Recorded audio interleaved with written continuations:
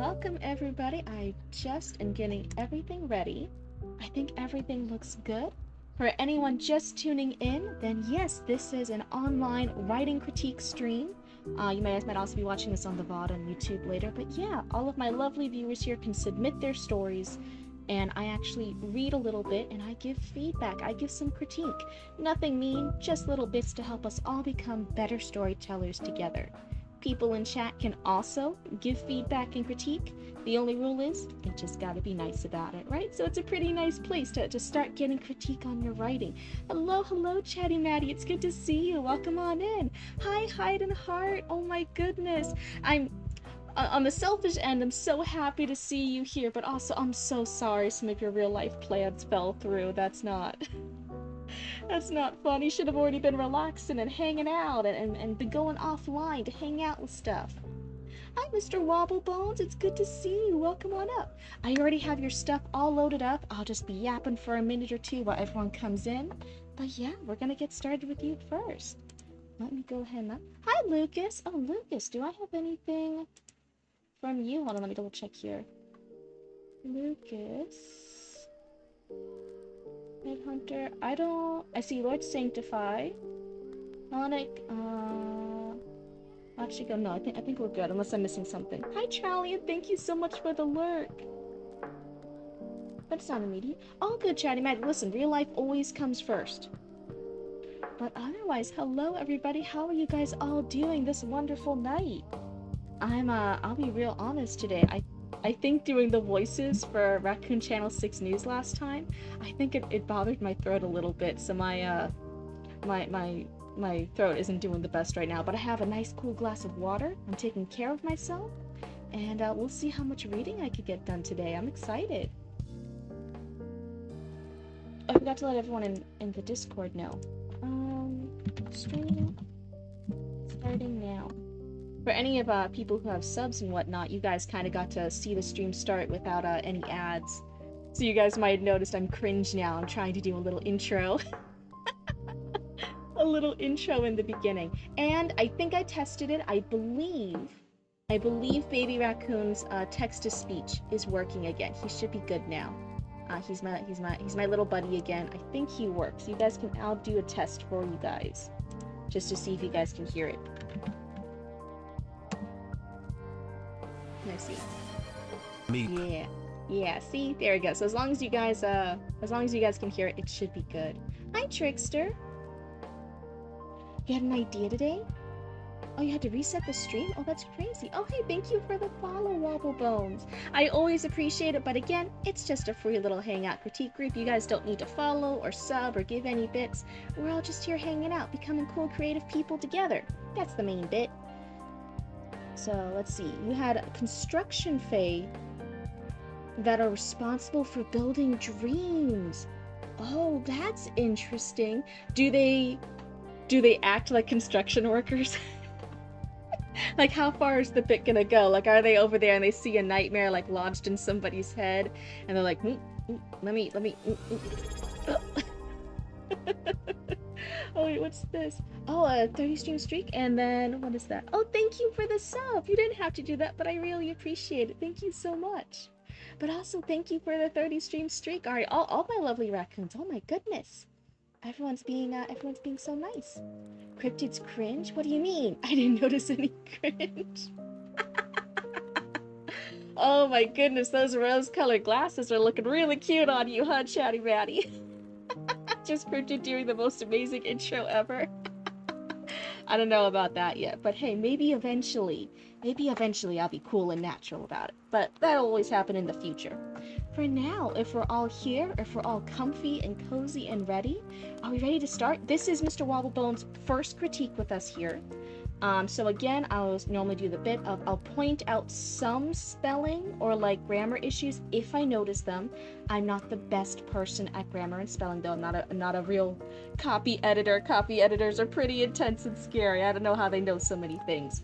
I'm more of a developmental editing cryptid. So when we're done, I'll give then 1 or 2 critiques that aren't just the grammar spelling stuff. And again, you can agree with them or you can disagree with them. It's all good. It was advice given for free. And if they don't apply for you or you don't like them, you can put them in the garbage for free. It's all good here. It won't hurt my feelings if you don't take the advice seriously. Arizona tea? Money spent wisely. Ooh. You would said, but you look, he spent the last bit of your money on Arizona iced tea. Hey, that's all good. Listen, real life always comes first. And hey, especially food and snack and nummy stuff, that that would definitely take priority for me too. Here, if we want to, we can make it be in theme. Here. Oh, look at that. I'm gonna make this a little small. It's the world's largest sweet tea that I actually took this picture. Roots cropped it a bit for me, but this is a picture I took when we stopped. We got to see, me and Mama Cryptid got to see the world's largest sweet tea. But here we go, Aria. That way, baby raccoon can also be having some tea with you as well. Isn't that nice? Oh, thank you for the posture check. Yep, everyone, we're comfy, we're cozy. Everyone relax your shoulders, straighten out your spine.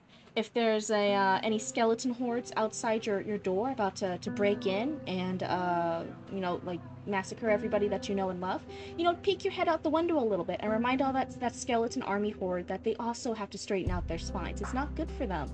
They're 100% bones if they're a skeleton. They don't even have anything else holding them together, so they really have to take care of all their bones. They ain't got nothing else. Oh, it's just a clutter of bones? Oh, okay, well, even that too, dust them off a little bit, tidy them up, makes them feel all nice. It's self-care. There's $1 left. Still 98 cents, so I said screw it and go, and that's perfect. That was a little treat for you, Aria. That's so nice. Today's your mom's birthday? Wait, oh my god, that's so soon. Did the package get to you in time? Oh my god, I didn't know it would be so soon. What day is it? How long has it been since I shipped out the package? Did the package come to you in time, or is it going to be a little bit late?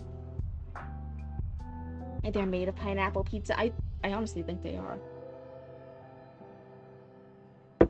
And I've been eating so much of it. I'll be here till like the 20th. Oh no. I'm so sorry. Alright, but you have pictures. You have pictures of the patch. So if nothing else, you could hopefully show your mom, like, hey, look what I got you. It's a one-of-a-kind cool patch from Cryptid. From this random blue lady I watch on live stream. She made it for you. But no, I'm sorry it wasn't there in time, Aria. But yeah, huge congrats. Thank you so much for supporting our business while you're getting a nice little treat for your mom. She don't care. She's just grateful I got her a gift. That's nice. That's definitely... We, in the Cryptid family, we've all done that to each other, where we, get each other presents, and we're like, hey...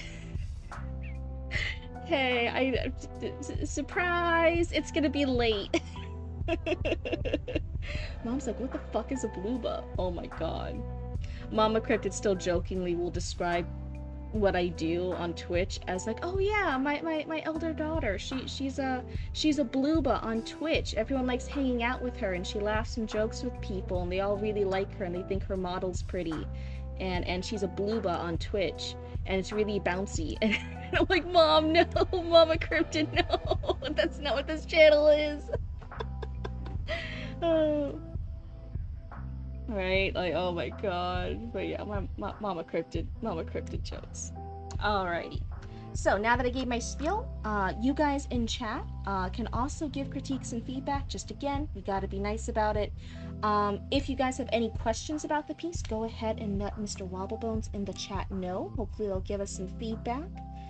Let's see, for your submission for it, when you describe this piece, you would classify this piece as literary, mystical, science fiction. It is 6,638 words, so you can cut off whenever you want to. Yep, perfect. And then if you ever want us to continue reading it, then you just resubmit, right? Nice and easy. But we'll just read a little bit of it. Bouncy Blueba. This random blue lady is fun. And one of the highlights of your week. Oh, wait, that's too sweet. That's too sweet, thank you. I still am, shocked at people saying... Meep. At people saying my voice is, nice and soothing. I'm like, I've listened to my voice my whole life. This is one annoying ass hoe. But hey, I guess different strokes for different folks, right? Let's go ahead, though, and get started. This is called The Fall. I don't know if that's the whole piece or just this chapter. But let's go ahead and continue. I guess we'll find out. It's working again. It is, it is. I tested it for you guys too to make sure it wouldn't waste your guys' points. The Fall. A flame is flickering. There are two worlds. One is a place that has been buried in the dark 1 billion miles behind me. I recall nothing of this one, but I still feel the shackle to it. I thought I had severed this chain, as I know I severed many. Currently, I'm floating towards the threshold of the other world. This will be the one to dissolve my chains. You think the same of your voice? And you look at other people like, are your ears broken? Right, exactly. I think it's just because maybe just everyone in general has like a thing of like, oh, I don't like the way my voice sounds. I think unless you have like a really, really cool voice, like if you have a badass voice, and then I think those people know it. You have a pretty deep voice, which was nice until I transitioned, and now it's a source of gender dysphoria. Oh no! I'm so sorry. But hey, no, it's people of all genders, all over the spectrum, all over everywhere, have all sorts of different pitches and ranges, but I can still, as a random person, say that, and that doesn't necessarily, poof, magically disappear the gender dysphoria. So I'm really sorry you're struggling with that, Aria. That's no fun. Simply don't dissolve my chains. I'm ripped away from the comfortable silence of the darkness around me. Red lights flash around the interior of my helmet, and the siren sings to me in a monotone voice that echoes the buried world behind me. Ooh, Heidenheart, you found a nice voice you like to listen to. Is it a nice is it a nice male Russian voice again with a cool accent and the deep voice? You'll be back after, but all good, Trickster. We'll see you again later. Health awareness for me for the first time. Today finally got to be a happy day of mental health awareness for you. That sounds good. That sounds nice. No, well, me and Hyrox sometimes talk and we're like listen to other streamers and VTubers and stuff. And whenever they find a nice voice and stuff, they'll sometimes I'll be like, oh, DM it to me. I want to hear the voice. I'm like, gimme. I want to see. But was that really seeing? Here? I want to hear? Oh, wait. You guys get it. Hi, what? Hi, Zatara. Yeah, for the first time since 2018, I might actually have a car by this weekend. Ooh, that's exciting. That's really, really cool. That's a huge little entrance to freedom for so many people. Not for me. I actually, we finally did all the paperwork to actually take me off car insurance because I do not drive. I'm one of those cringe millennial people. I do not drive. And it was finally like, oh, well, we're paying so much for me to be on car insurance in case I ever needed to drive. And I still fucking haven't. So they were like, you know what? We can save so much money if we just take this hoe off the car insurance. And they wanted to be like, oh, but she has the potential to drive. Like, are you sure you don't want to keep her on the car insurance? And everyone in the family was like, no, get off. We want to save money. Money. It was like this whole entire thing. Car insurances do not like taking you off the thing because they want your money. So let's see. This one, as I was reading it, it did become a slightly harder sentence to get through. Red lights flash around the interior of my helmet, and the siren sings to me in a monotone voice that echoes the buried world behind me. This one's a little harder to read. If it's not quite at a run-on sentence, but if it's not quite there, it's pretty close. It also has two main different topics in it, and they both might be stronger images, right? Jesus fucking Christ, that was an accent. The red lights in the helmet, and then this voice echoing about the buried world. They might be stronger images and have a stronger impact if they were two separate sentences. Drive the entire country will hate me. Oh, you spent a few years being fine with not having a vehicle? You were close to everything you needed. I know, I really want to move to the Netherlands for that, just because it's supposed to be really walkable or easily bikeable. And there's also like a lot of like trains and stuff to do further away things, and I'm like, ooh, that sounds really, really nice. I was the passenger. I was the passenger in 3 separate car crashes. Not or car accidents. They weren't like full like crashes, but they were definitely accidents, and one of them was really, really scary. Oh, you're gonna pop into Penny's stream for a bit? Oh, that's exciting. Yeah, I love Penny. We do have to do a game soon at some point. I just feel so bad. It's so hard to schedule stuff with my health. Hi, Callie. It's nice to see you. Oh, you guys are in ads right now? Okay, I'll just yap for a minute, and then that way you guys don't miss any of the story. Because no one wants to miss out on West Wobblebone's story, right? We'll miss out on stuff. I'll go down here, though. Ooh, 3 cars? I was either in a friend's car, I was in my, at the time, fiance's, now my ex-fiance's car when he was in an accident, and, oh my god, what even was one of the other ones? I don't remember, it's been too long. But they're self-driving and built like sure they are. There they are.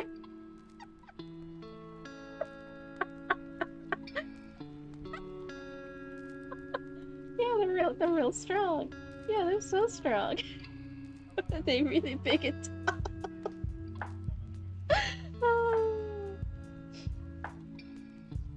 The light on fire tap. Wait, what? sorry. Just actually thinking of Cybertrucks being strong. Is that what you're talking about, the Tesla ones? They were light on fire at a tap. Yeah. There's been so many cases of that. That's getting a little spooky too. But anyway, no. Oh, that echoes the buried world behind me. Warning, pressure reaching critical levels. Please return to the ship now.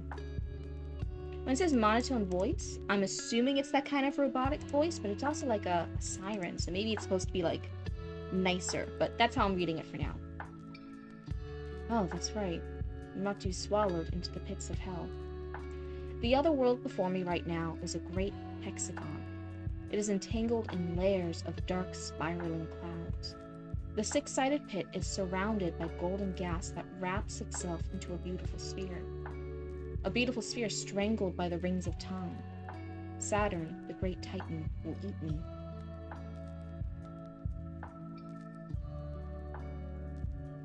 Efficient and well-made built pizza oven.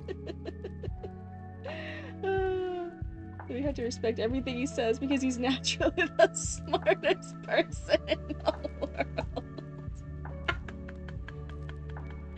Alrighty. One, I don't think I ever would be a billionaire, let alone a fucking trillionaire. I would love to be... What did I say? I would love to be a millionaire, because you can be an ethical millionaire. That just means, like, hey, you were lucky, you did a lot of studying, you did a lot of cool, high-in-demand jobs, you're a millionaire, right? Millionaires aren't the 1%, let alone the 0.1%. When people talk about, Eat the Rich and stuff, we're talking about the billionaires and now trillionaires. It's that kind of bit. But, if you could be an ethical billionaire / trillionaire, if in this hypothetical world, what would you guys do? What would you guys do with all the money? Elon hired me to design the Cybertruck. It was my idea. It was your idea? But Baby Raccoon, there's not even any pineapple pizza on it. Where's the pineapple pizza? It could just be any old raccoon that designed it, because a lot of raccoons are thinking they were dumpsters at first. But Baby Raccoon, there's not even any pineapple pizza on it. You'd buy out Tesla with that amount of money. Oh my god, yeah, what would you guys do if you guys had all the money at your disposal, if you could do anything? The cash was not a worry anymore. Billion seconds is like 11 years or something. That's a ridiculous amount of money for one person. Exactly. So like, yeah, like all the money in the world, you could do whatever you want. What would you guys be doing? What would be some of the first stuff here? What would be your guys' game plans?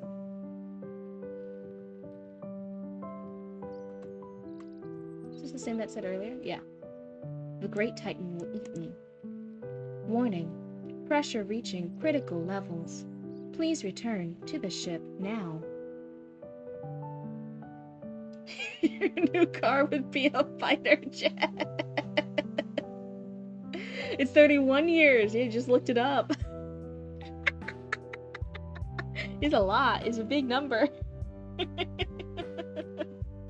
Oh my goodness.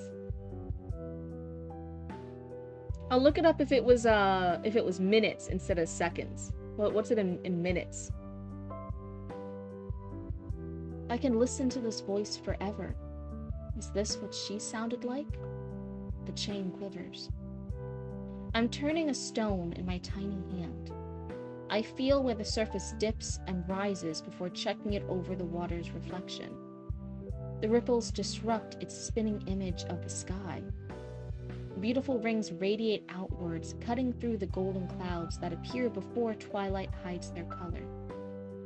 The sound of the splash makes its way to every nook and cranny of the valley. Another stone looks at me. Oh? Auntie Cryptid. Auntie Cryptid. I just received 4 billion trillion pineapple coins. I bought the whole solar system and evicted some green alien lady and a scruffy-looking man with a pet raccoon and a tree. Oh, baby raccoon, why were you evicting people? That's not very nice. You've been a landlord for 1 minute and you're already evicting people? That's not very nice. I thought we raised you better than that, baby raccoon. Baby raccoon, what's up with this? Come on. You'd buy Liechtenstein? Liechtenstein? I mean, like, that's dope and all. I mean, Is it bad? This shows what a horrible American I am. That my first reference for Liechtenstein is like, oh, like I watched Italia when I was a young baby cryptid. And I'm like, okay, cool. There's some fun facts about Liechtenstein, but why Liechtenstein in particular? But what makes you be like, yeah, if any nation that you could buy, it's gotta be that one. Why is that one on your top buy list? What brought it up there? But also, baby raccoon, be good. Another stone looks at me. I see a face in its features. Suddenly, I feel bad for the one I chucked. I plunge into the water and let my hands probe the bottom of the pond for the familiar shape. My foot gets caught under a stone and I'm dragged under the dirty water. I see a shadow wobble its way above the surface. Its voice refracts into the water.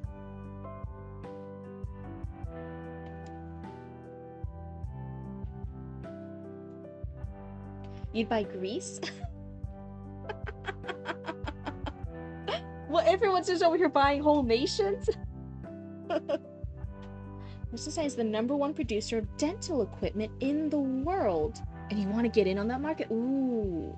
So you're getting in. So you think the best way to get in on that market, just clarifying here, the best way to get in on the dental market, rather than buying the corporations based in Liechtenstein that are producing and making the dental equipment, you think owning the country, owning Liechtenstein will give you shares or stocks or sway in the dental production facilities and in their production and get you in on that market. That sounds, honestly, I guess you have so much money though, you can do power plays like that. I'm just about to say, like, that doesn't seem like the best use of money to get in on that market, but if you have all the money, then hell yeah, I guess you can approach that problem any way you want to. That's valid. You buy Poland? You get your braces on? That's the best way of conquering the industry. Yeah, that's the most logical way I can think of it. You know what? You would have all the money, so I guess you'd know best.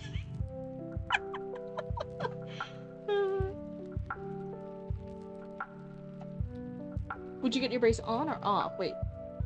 What happened to your hand? Is it too scary? If it's too scary, I'm scared to ask. So the thing, its voice refracts into the water. It's backwards. Are you Are you dumb? What the hell are you doing in there? But it's backwards, so you can't tell that right away. Oh, that's right, you have the pinched nerve. Yeah, we did talk about that. And I was like, oh yeah, sometimes whenever I'm like knitting or crafting too much, I get all the messed up stuff with my hands and it's really hard to keep doing it. So they gave you a brace. Do you think it's helping? Do you think it's helping like kind of make it relax? Or is it just annoying and you're like, it still hurts, this is annoying, I hate all of it. They would call you Prince Nice Guy? The full title? Every time? Prince twice? Could they, for like more casual settings, could they just call you Prince once? Is that possible? It's a bit annoying. Yeah. I'm sorry, Era, that sounds like shit. I surface and rub the water out of my eyes. The shape of a girl on the shore unblurs before me. She couldn't be much older than me, but a puff of smoke leaves her lips, and she flicks her cigarette into the water. Oh, they would love you too much to call you anything else, to call you anything shorter.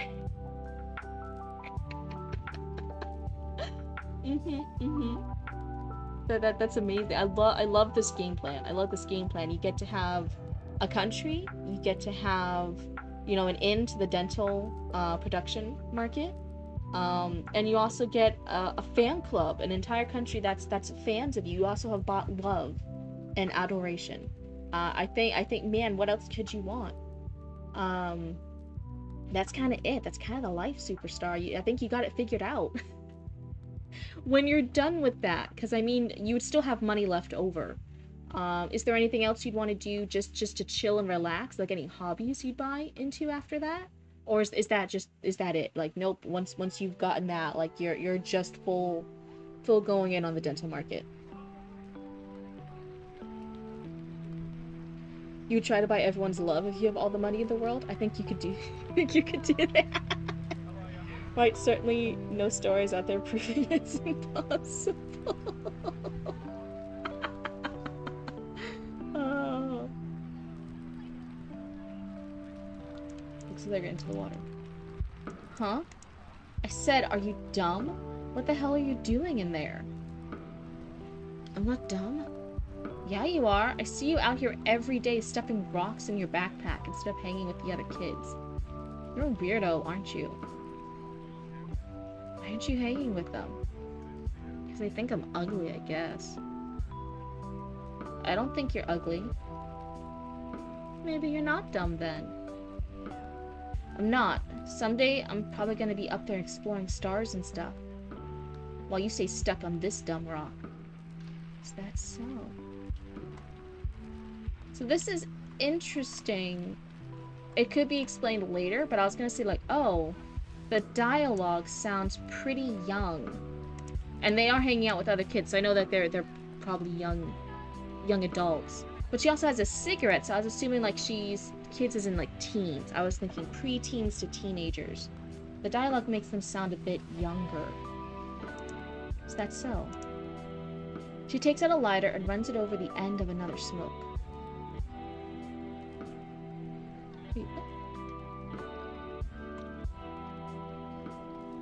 She just threw out a cigarette just to light another cigarette? Girl, you're just being wasteful. Those cigarettes cost money. Oh. Listen, I want something very simple for everybody in the world to universally love me and adore me, and I think it's easy to get.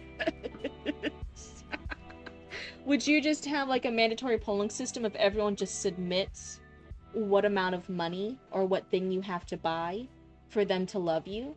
And then after you've done it, then they like hand over like a little official stamp like, yep, you're certified, here's your documentation, you now love Superstar. Like someone will come in like, hey, if you finish paying off my mortgage, I will love you to the end of my days. And you'll be like, yep, sure, here's the check, here's the paid off mortgage, and they're like, sweet, yeah, you're the greatest superstar ever. Yeah, that's it. Yeah, if you have all that money, you could survey everybody. That's easy. That's easy. Just send a mass survey. Like, yep, give me the price for your love. You're willing to bid on it? Oh my god, you already got one down. Mr. Wobblebones already loves you. Look at that. You already got like what, one check mark in. Is your love not enough? Listen, there's a lot of superstar to go around.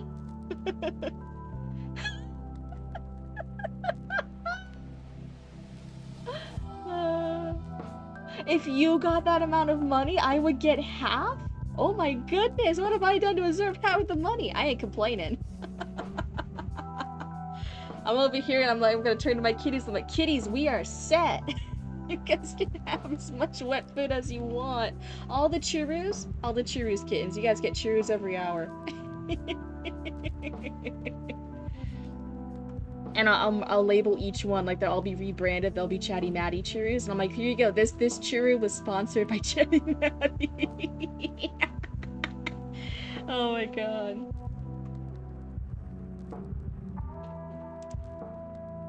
Once over the end of another smoke. Then I'll stay down here watching you fall back to Earth when that dream cloud you're riding poofs. She blew a cloud towards me. Why are you smoking? Aren't you worried you're gonna get caught? What if your parents see you? They don't give a fuck. Later, man. She walks into the trees. Her shape is lost in them. What's her problem? I searched until twilight buried the golden clouds. Then I gave up on trying to rescue the rock. His friend is still looking at me.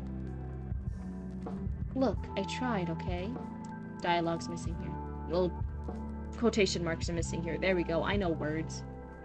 I picked him up and took him home. Why do you keep bringing junk into my house? My mom threw him out of the home into the ditch of stones below our place. If I find more rocks in your room, there's gonna be hell to pay. Oh my god. So many people are mad about a rock collector. Plus, you generally have no idea what to do with that amount. That's valid. Oh, hey, thank you, Superstar. That's super sweet. Build a city on Mars, but ban Elon from living there. Oh my god, wait, if you buy the country, though, you could also ban Elon. You could just keep buying places and then put up signs saying since you own it, everyone's allowed except Elon Musk. What a petty way. I love it. I love it. I'm full support. Oh, the Knicks won? That's exciting, right? That's exciting? That's good? That's... Maybe? Oh, let's fucking go. Okay, yeah, that sounds good. Go, sports, go! 53 years. Ooh. He likes rocks. Yeah, I was just over here remembering when I was a baby cryptid. Maybe this should have been a sign that all of the cryptid family is neurospicy. Anyway, when I was a baby cryptid, yeah, I used to collect rocks a lot, and I'd fill up my little pockets with it. But as you get to be an older baby cryptid, like you're still a kid, but like you're an older kid, all the girls' clothes, do you guys notice that they stopped having pockets? But I still wanted to collect rocks. They weren't even, to clarify, I was not a connoisseur of rocks. I wasn't even choosing good rocks. I would just keep seeing rocks and being like, "Ooh, neat. How interesting that you exist out here, rocks." And I would, but I didn't have pockets. So poor Papa Cryptid. Remember, Papa Cryptid, he's technically my adoptive father, right? So he's just, he was dating Mama Cryptid. He really liked it. He's trying to impress this little kid who might one day like be the stepfather of and stuff, right? And I'm just over here and I'm like, yep, you will hold all of my rocks. So then he's filling up his pockets and his jean pockets and his coat pockets with all the fucking rocks. This little girl keeps bringing him. And he's just like, okay, I guess this is... I guess this is it. I guess I've been chosen as the pack mule to carry this child's rocks. And then they would all go back to the car. They would pour out all the rocks in the car, right? Because he didn't want to sit and like drive in a car when there's a bunch of fucking rocks in your pants pocket. And then one day they were like, I wonder how many rocks are back there. And they opened up the back seat because they just kept storing them back. They kept throwing the rocks back there. And it was like a pile. It was a small mountain of rocks. And they were like, okay, how do we get rid of these fucking rocks? Without destroying this kid's dreams. And it turns out I don't think it devastated me at all. I think the hobby was just picking up the rocks. The hobby was not in keeping the rocks. So they like removed all the rocks. I didn't give a shit. I was just like, oh, more room for me to keep picking up rocks. I was such an odd child. That is very cute. Yeah, Papa Cryptid's the best. That's why he's, even though again he's not my biological dad, but he's my dad. You know, that's absolutely 100% just who my father is. He does a lot of cute stuff. He was very much the dad that stepped up. I looking back, oh my god, I put that man through hell. Oh my god. You would just buy all the rocks if you had all the money? Oh my god.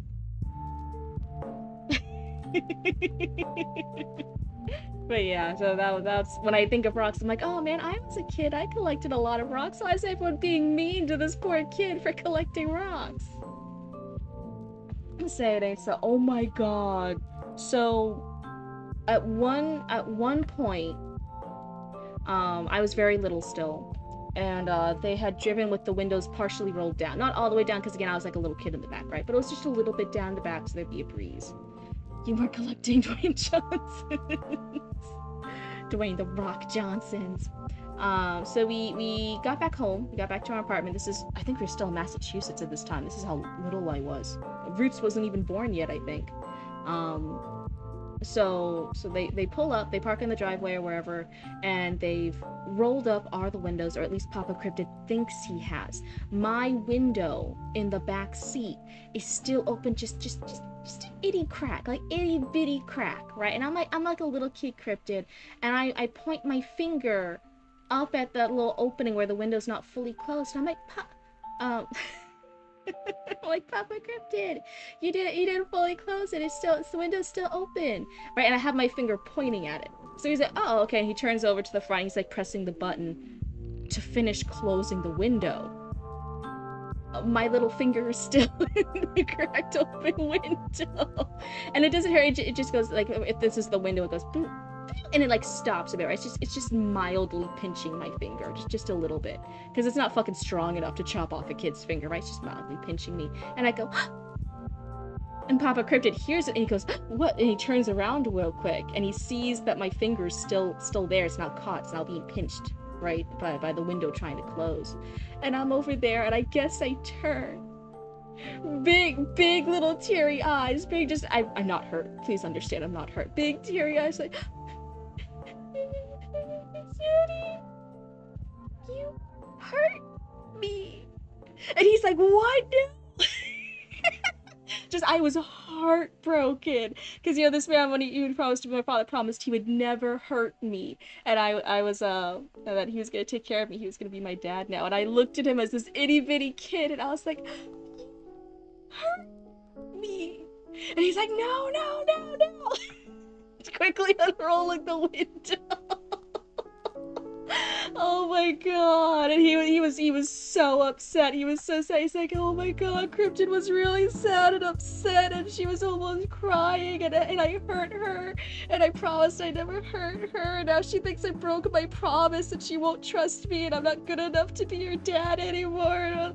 He's like crying to Mama Cryptid. Mama Cryptid's like, oh my fucking god.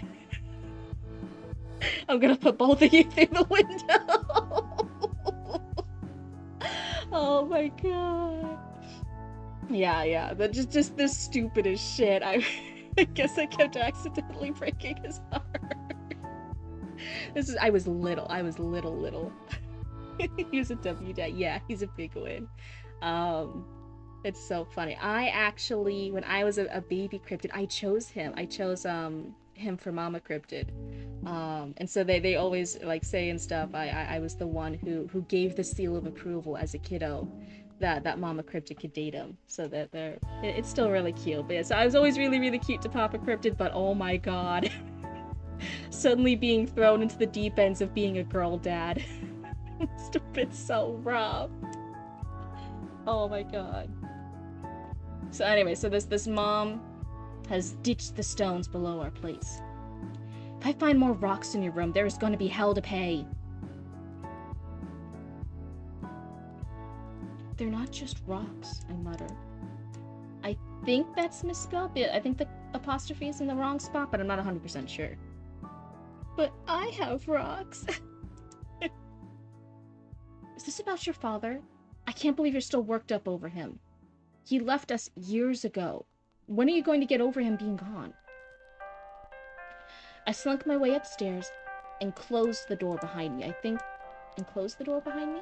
No, it's present tense. You're right. I was going to say this is wrong, but I think this is right. Don't listen to me. So this is why you shouldn't listen to random blue people on the internet. You once found an awesome geode? It was like super beautiful and crystal, and it looked gorgeous. And I was super nice, and I gave it to the school, and I think they just threw it away. Because I never saw it anywhere, and I'm so disappointed. You wish you had kept it. Oh no, that's heartbreaking. Honestly, it probably went to like a random, like the principal's, like, as like a little paperweight, or like some of the secretaries, like little paperweight, like someone that you wouldn't normally see every day as just being in the school. It probably wasn't like on display. It was probably just somebody be like, oh wow, the kid found like a really neat rock, sweet, and then it was just somebody's paperweight. If that makes you feel better. It probably doesn't though. I would want the rock too. I'd be over here like, no, I should have fucking kept it.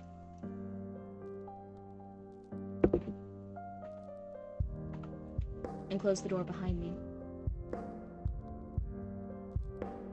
If this is present tense, I think this should be present tense. I think that's what threw me off.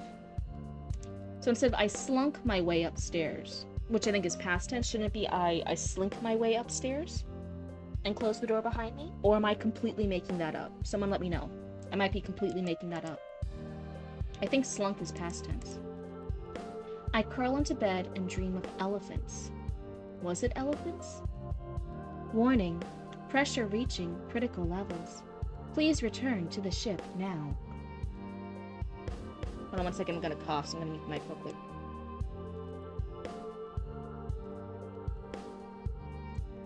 Okay, I think I'm better.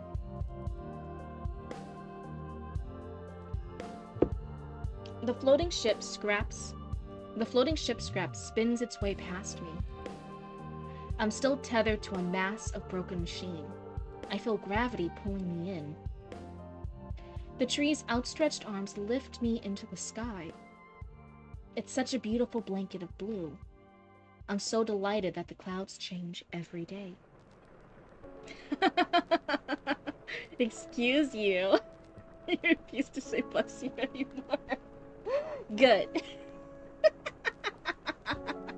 That's a funny alternative. I like it. That's funny. The book's pages never change. They grow old and are slowly gnawed at by the arrow of time. It's hard to find God in those cramped, suffocating halls. I always found God is better seen in the light coming through the church windows.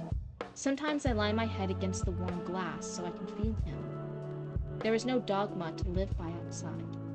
No language or fake words of comfort shoved down my throat. Just truth in its most honest form. After we buried my father, my mom told me Dad wasn't going to heaven. She told me he believed in booze, not God. Oh, I think you capitalize God here, but then you don't capitalize God here. Whichever version you want to do, just keep it consistent. She told me he loved booze, not us. Then I'm not going to heaven either. You can rot there all alone because nobody else in this world loves you. I threw back at her before storming to my room. I opened my cupboard to look at the stones of various textures. Let me see in preference. This is the start of page 6. But I think... Okay, no, there wasn't a title card. So this is the start of page 6. Just as general feedback, as a reader, as a new reader just reading this, I'm still not 100% sure what the age range is of these characters. We are technically like mentioning a little flashback right here of back when they buried their father. The father's been dead for a little while. I'm not sure if it's been months or years. I think it's recent though. Like maybe in the past year or two. No, he left us years ago. Okay, so this is when he's noticeably younger. His dialogue hasn't changed too much. That's kind of intentional. So then as a reader, I'm almost wondering if I'm going into this blind, right? Like, I haven't read the back cover of everything. I just know this is high literary sci-fi-ish, like you mentioned. And I'm going to this blind. I'm almost like, okay, it seems like they're older kids. The language seems wonky or slightly childish or younger. Things are being described weird. I'm wondering if it's supposed to be like what is it? The Case of the Dog in the Nighttime? Am I saying that book title right? The one that's written from the point of view of a autistic child? Better transitions might help. I wasn't too worried about the transition. I got this transition pretty well after he buried my father, right? I'm like, oh yeah, like this is the time skip. But that's what I'm wondering right now. I'm like, oh, the dialogue seems so weird. The tone seems so weird. I was wondering, like, is this something from an autism person, from a younger person, somebody struggling with age regression? I'm thinking it's something along the lines of here. Like, we have a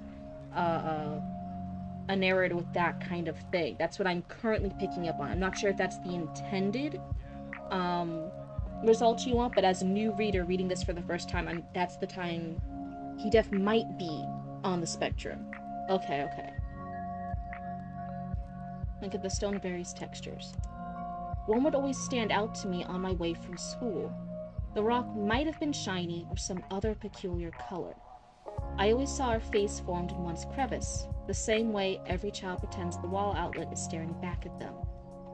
I imagine those beautiful fragments of the earth had been waiting hundreds of years for someone to notice them. I started to feel bad for the ugly ones as well, so I adopted them too. My shelf was always overtaken by the earth's forgotten children until my mom would discover them and throw them back outside. Sometimes when she wasn't home, I would go out and try desperately to distinguish them amongst the rubble. That's why I started stowing them in this dark cupboard. The poor things were probably better left outside than crammed in a dark cage littered with cobwebs. When they were out of sight for too long, I'd sometimes forget about them. When I opened the cupboard, my memories of them were unburied, and I would start to feel bad. My mother must have cried when I told her to rot in heaven alone.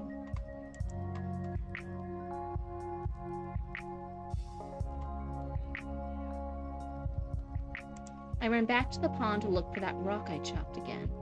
I looked for a few hours until that girl showed up. What do you want? What are you looking for in there? Her bruised arm pulls another smoke out of her pocket. Nothing. It doesn't matter. I'm never going to find it. Another cloud escapes her mouth. Hey, you want to see something? We walk through a dark sewer tunnel. It's gonna smell like shit for a bit, but I promise there's something pretty cool at the end of it. Can't even see anything. We're here. Her finger runs over the wheel and her lighter illuminates the chamber. Red hands were painted all over the surface.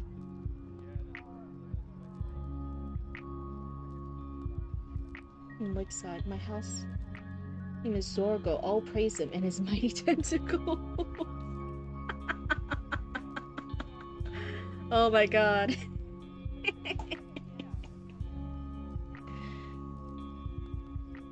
Let's see. Oh, their red hands are painted all over the surface. Pretty cool, huh? Look, this one's mine. How did you find this place? I just kept wandering until I found it, like all these people. Sometimes there's pretty beautiful things hiding in shit, huh? The flame illuminates her eyes, deep, beautiful pools that threaten to drown me. Give me your hand. My palm uncurls. You want to leave your mark down here? I sink deeper into her eyes. I need air, fresh air.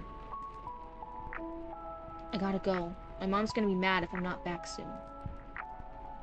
Alright, maybe another day. You know, you're pretty lucky you have a mom that loves you enough to worry. She doesn't get it. Praise Zorgo. Fire's magic, and I'm deeply scared of it. Sorry, your edible kicked in. Mr. Wobblebones, why did you take an edible right before getting your critique?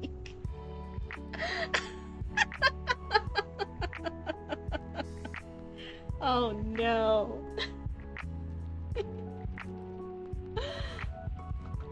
You thought it would be funny? Oh no.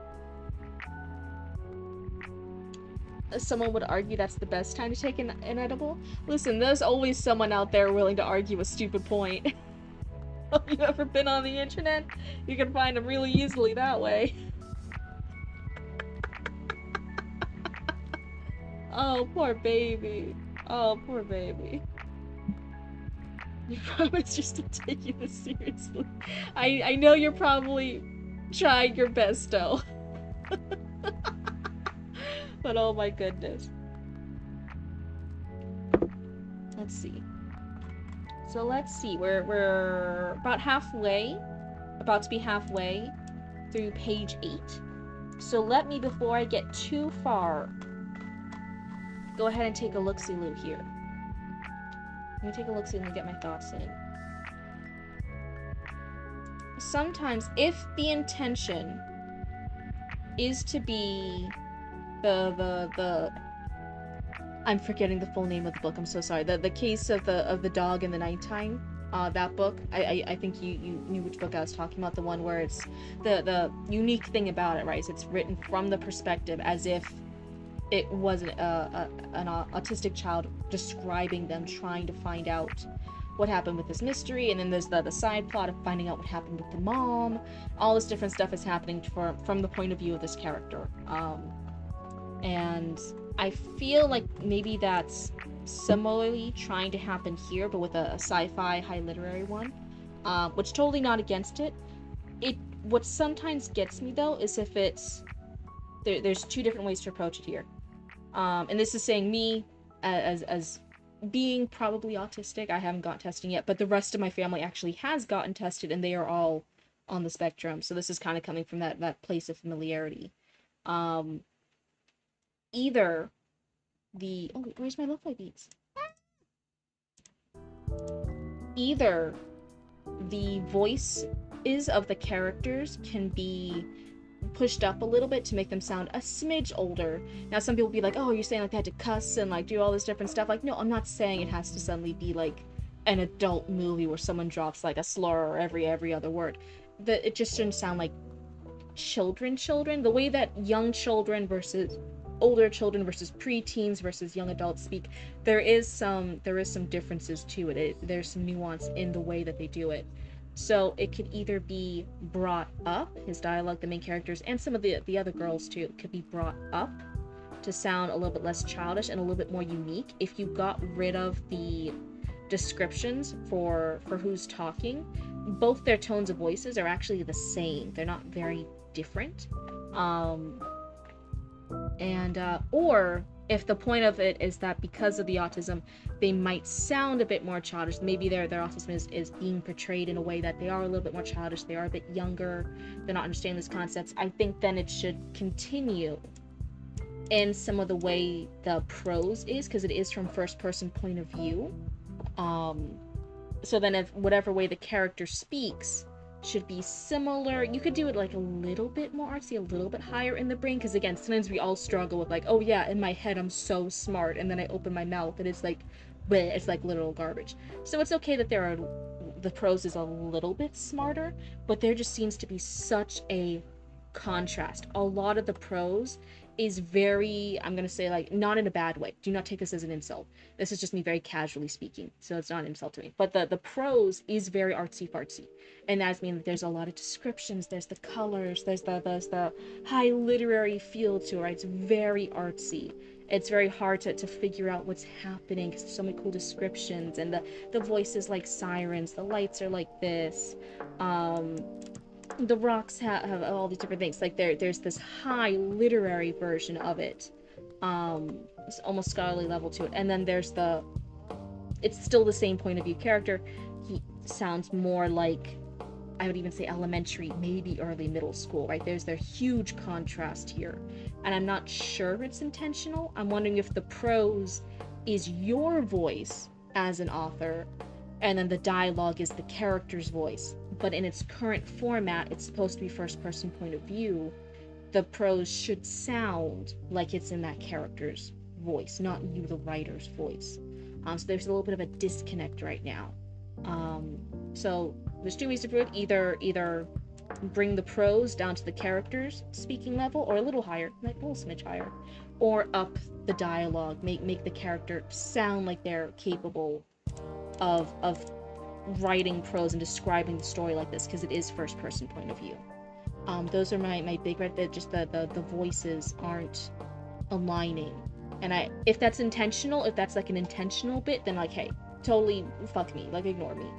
But right now I'm not sure it's intentional, and as a new reader, I'm like 8 pages in, and it still feels like a mistake. And that loses confidence in the readers of like, oh, is this gonna work out? Or is this just gonna be like the whole piece? So that's something to be aware of. But others, that's my first critique with it, is the mismatching voices. Is there something in particular? I forgot to ask this in the beginning, my bad. Is there something in particular you want me to focus on for the critique? Something that you're like, oh no, like I really, really want your feedback on this part of it. What did you think of this? How was my intro? How were the characters? How was the pacing? Suggestion, can we make Baby Raccoon pride flag? Oh, that would be really cute. I like that idea. What pride flag should I give Baby Raccoon? Baby Raccoon, do you want a little flag?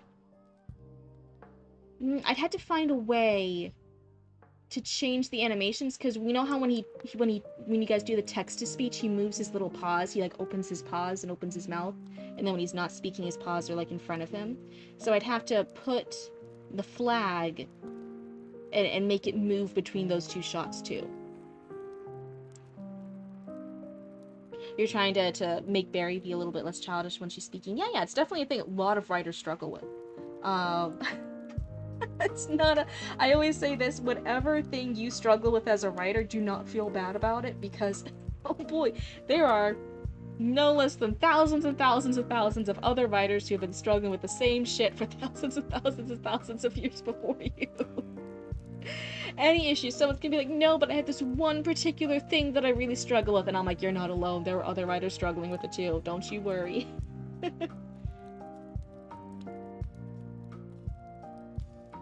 Text-to-speech, what are you talking about? That's just him moving his arms. Wait, oh my god, I'm just putting it all together. Santa Claus isn't real. Santa Claus was real. He's just dead.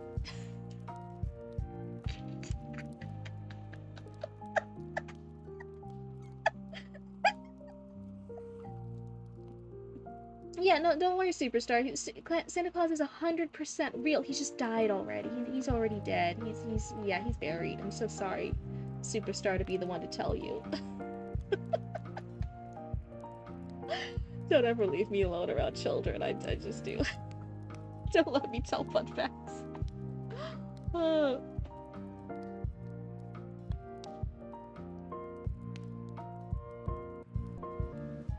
He was murdered. Who killed Santa Claus? Was it Baby Raccoon? No!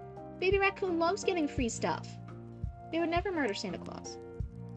Santa isn't real. Who's eating his cookies and milk? Checkmate, liberal.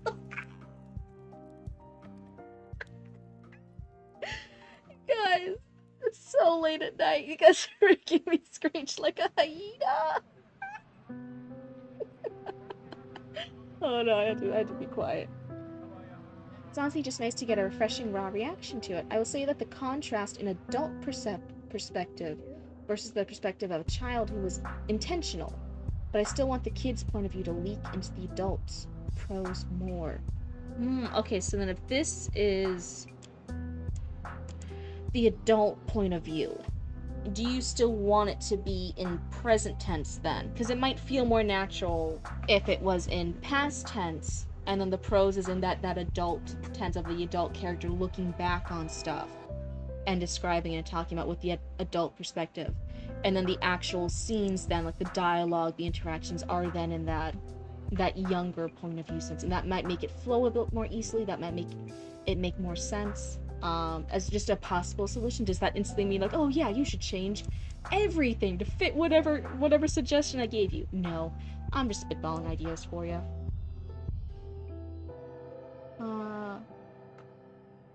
Give Santa.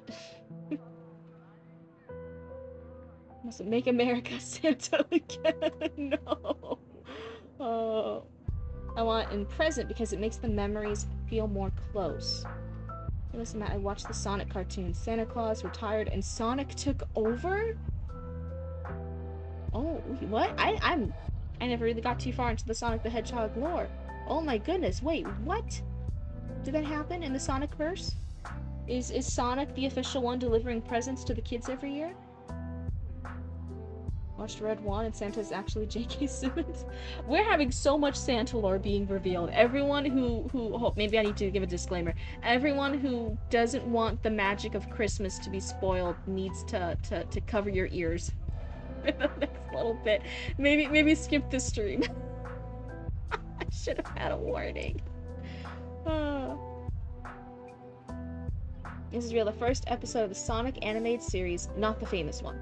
There was a second one, has Sonic's takeover for retiring Santa. That sounds cute. I like that. We had so many like funny, silly like kids TV shows growing up.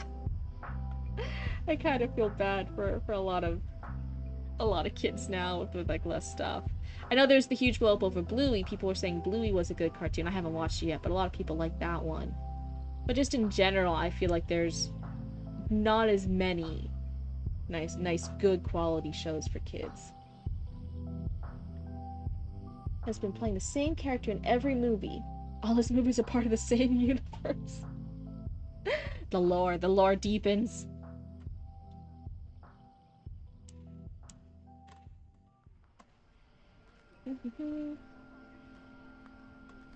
So, Mr. Wobblebones, would you mind answering? This is just for me to know, just for me to understand. It's not like a big deal or anything. Is this supposed to be, when it's finished, because I know you just said it's the 32 pages for now. Is it supposed to be a short story? Is it a novella? Is this planning to be its own published book? Like a whole full novel? What is kinda the vibe? What's the vibe you're going for?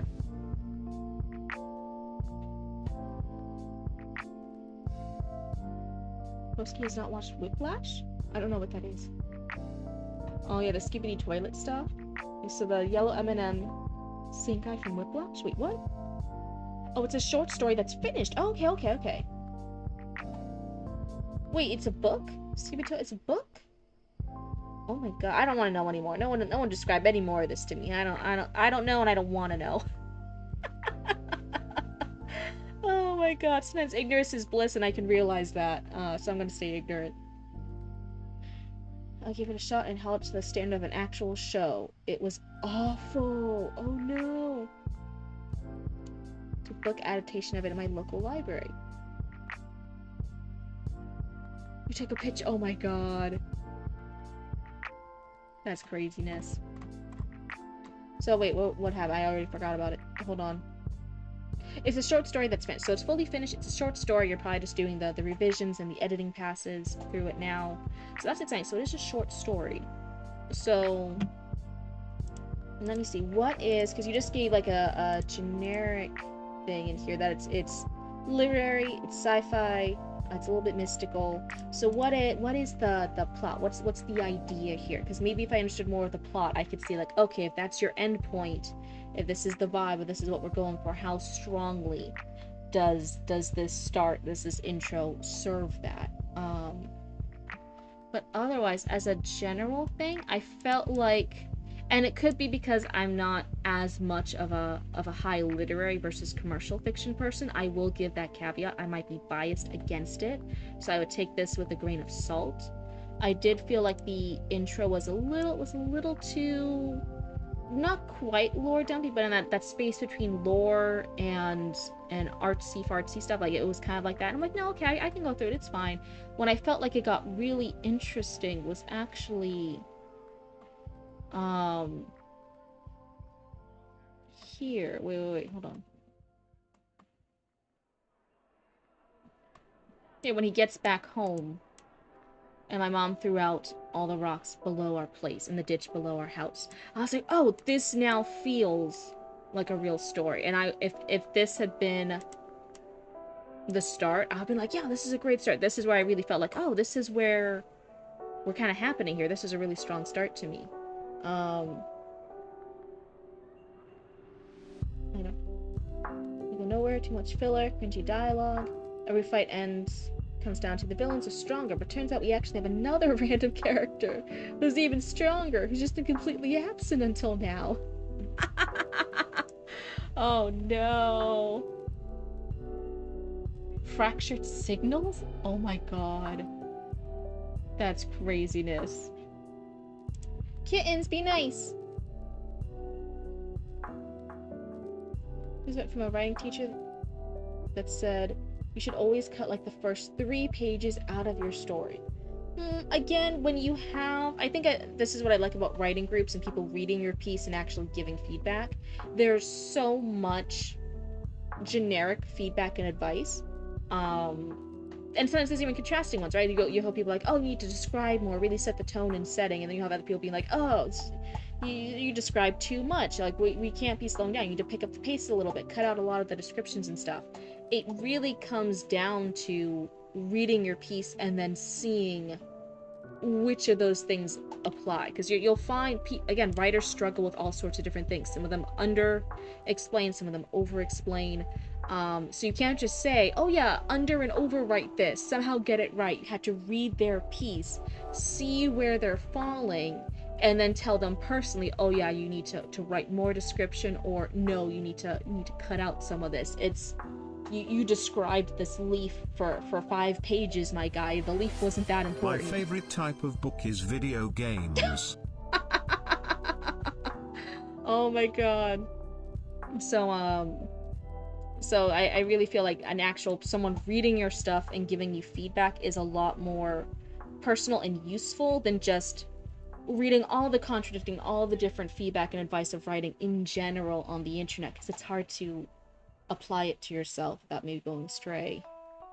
So yes, can some writers absolutely hear the advice of like, yeah, you need to cut out the first 3 pages of your story.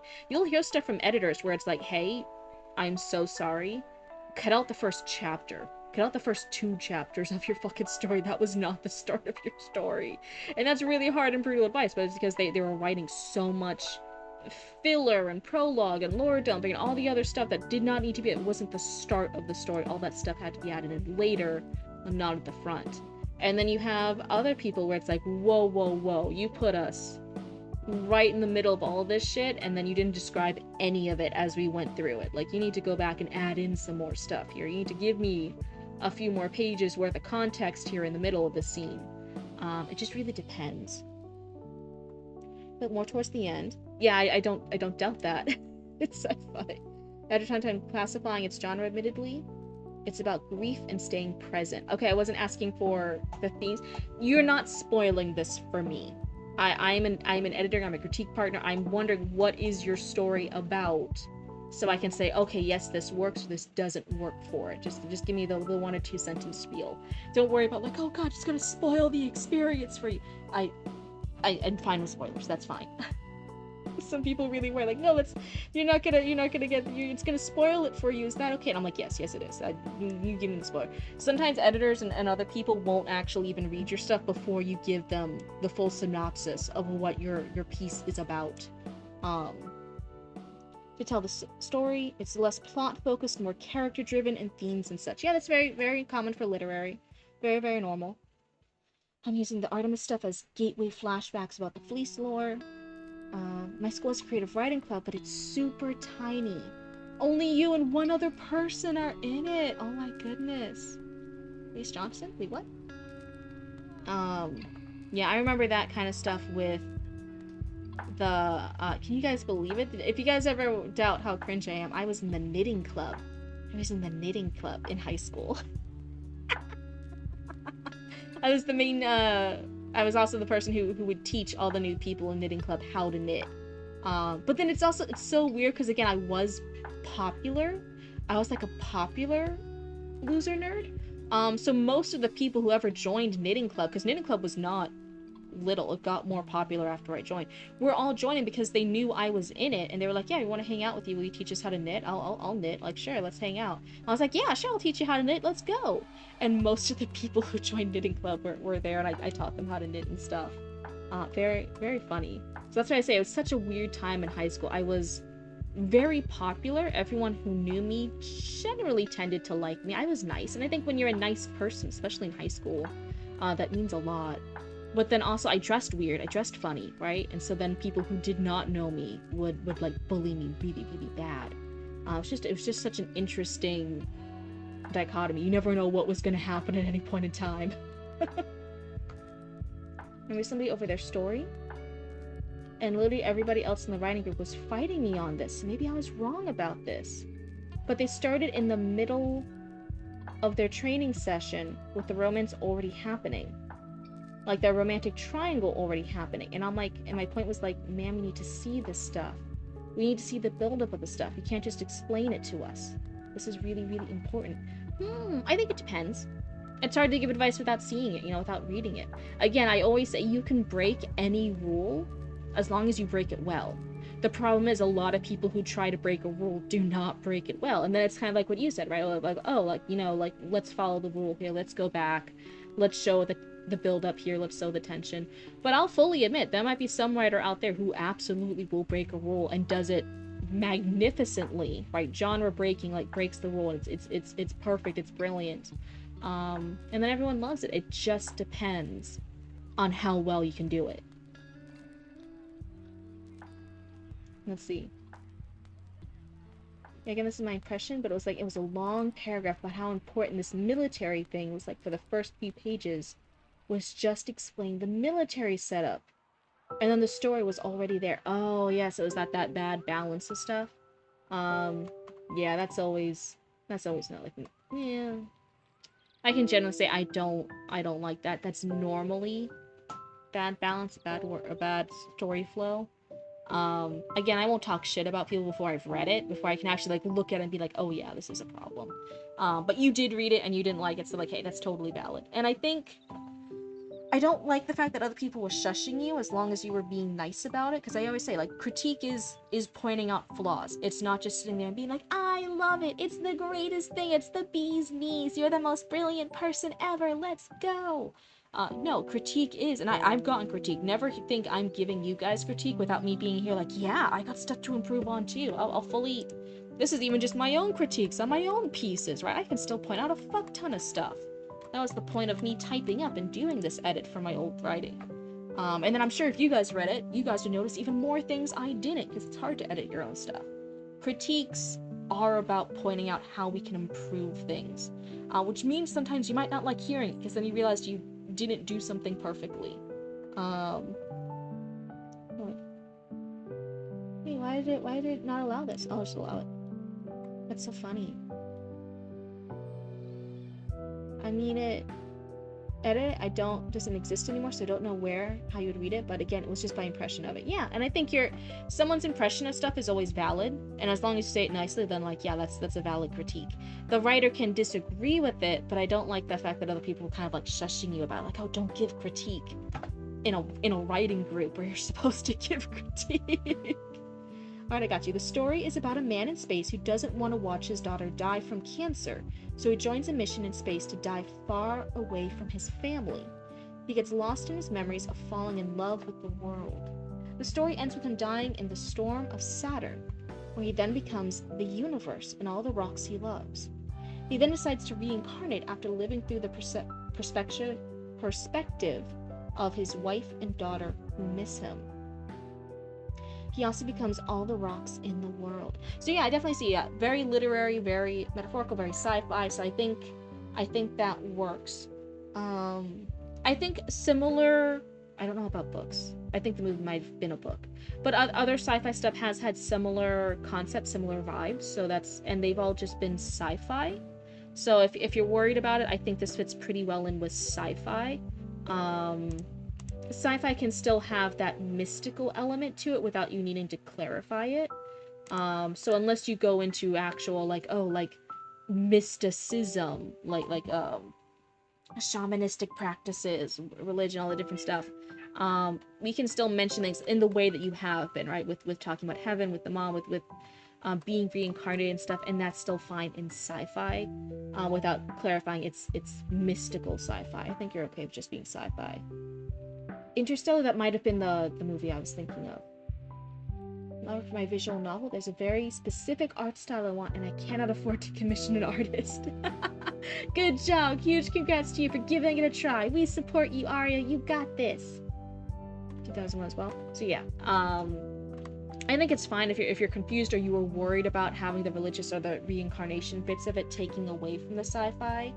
I think you're still fine in sci-fi. That isn't a flag for me for it to be a different type of genre. Gotta be careful that you didn't accidentally launch from an echo chamber. Those aren't real writing workshops. Oh, that's true. And that is a good way to describe it. Just the echo chamber, just the cheerleader group. Now, I always say this, as long as it's clarified that you are specifically only wanting encouragement, I personally call it cheerleader vibes. It's not bad for you personally to identify in yourself, hey, I'm not ready for critique on this yet, but I need some emotional support, I need a cheerleader, I need someone to psych me up for it. Can you psych me up for this? Can you give me encouragement? And someone to be like, yeah, like I'll be your hype man. Let's go. You're doing awesome. You're writing a whole book. This is crazy. You're the smartest person ever. Let's go, right? It's not bad to identify that that's what you want and to clarify that that's what you want from somebody else. But it is when you don't say that and you say you want critique when you don't want critique, but you tell people you want critique, and then the other people come in trusting you and being like, okay, yeah, you want critique, you want to be like, yeah, like I'm gonna be serious about it, let's go through, let's give some feedback and critique on this, and then you're hurt and devastated by it, and then you get mad at the other people for having given critique. That's not okay. Because in a way it's kind of like lying, right? You're lying to those other people by saying you were ready for a critique and you really weren't. So again, it's not bad to say you just want a cheerleader. If that's where you're at, that's totally fine to be at that and to recognize it. Just tell people you're looking for encouragement, for some applause, for meeting your piece and being brave, and that's it, and you're good. But don't say you're ready for critique and really mean you only want encouragement, and then make everyone else only give encouragement, but still label it a writing critique workshop or something. But really, it's just that echo chamber, like you said. It's just this applause little cheerleader group. That's not fair for everybody. Because, you know, after a certain point of like 10 people yelling at you, you get a little bit defensive. Because you never showed up to that workshop again after that. Yeah, I bet, because you had such bad vibes from it. It didn't feel good. You were taking it really seriously and giving feedback and critique just to kind of get punished for it.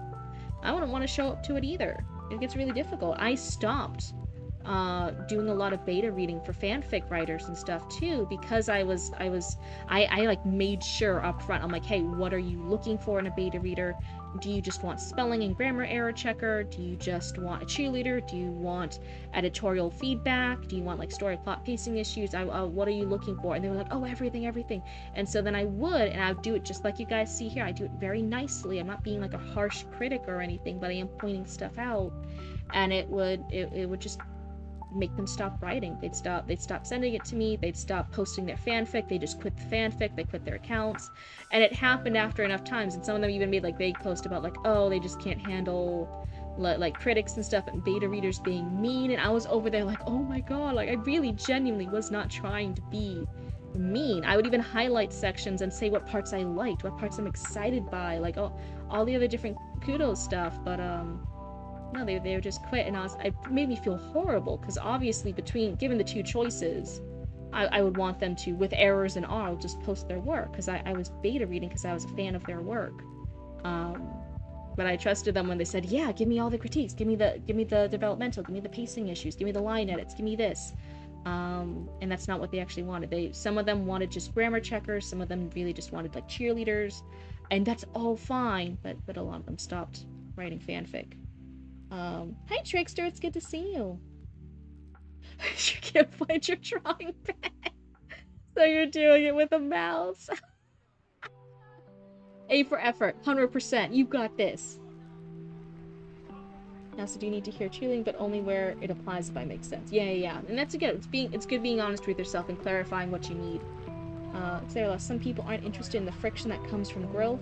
Sometimes you gotta recognize the vibes, right? Yeah, and if that writing group was not good vibes, then hey, you'll start your own. You can start your own writing group. And you're like, we're real over here. We'll give you real feedback, real critique. We ain't those poses over there just being an echo chamber. So be anything but AI. That's right, anything but AI. I was seeing so many cute things on Threads recently of people putting together stuff for small business owners and stuff to connect with artists, because a lot of small businesses don't have big budgets. So like, rather than small businesses feeling the need to turn to AI to pay for flyers or posters or whatever, like we're gonna connect you guys with these artists who are willing to sign up for scaled stuff, and they're like making this network together. I'm like, that's really neat of them. That's nice. I like the community building. And hey, thank you for checking out our Discord, Radioactive. It's gonna be great to have you here. Otherwise, where was I? Whenever I've given critique, I try and be nice. Yeah. So it's just one of those. It's just one of those things. I hope you find a better group in the future. So yeah. So with that in mind, I know literary can do artsy stuff with that, and I don't say artsy in a mean way. Again, it's just the way I speak. Artsy stuff for us, this is very common for literary. I personally am more familiar with more commercial fiction. It's more what I normally tend to read when I get feedback on stuff. That's just where my biases are. So again, take this with a grain of salt.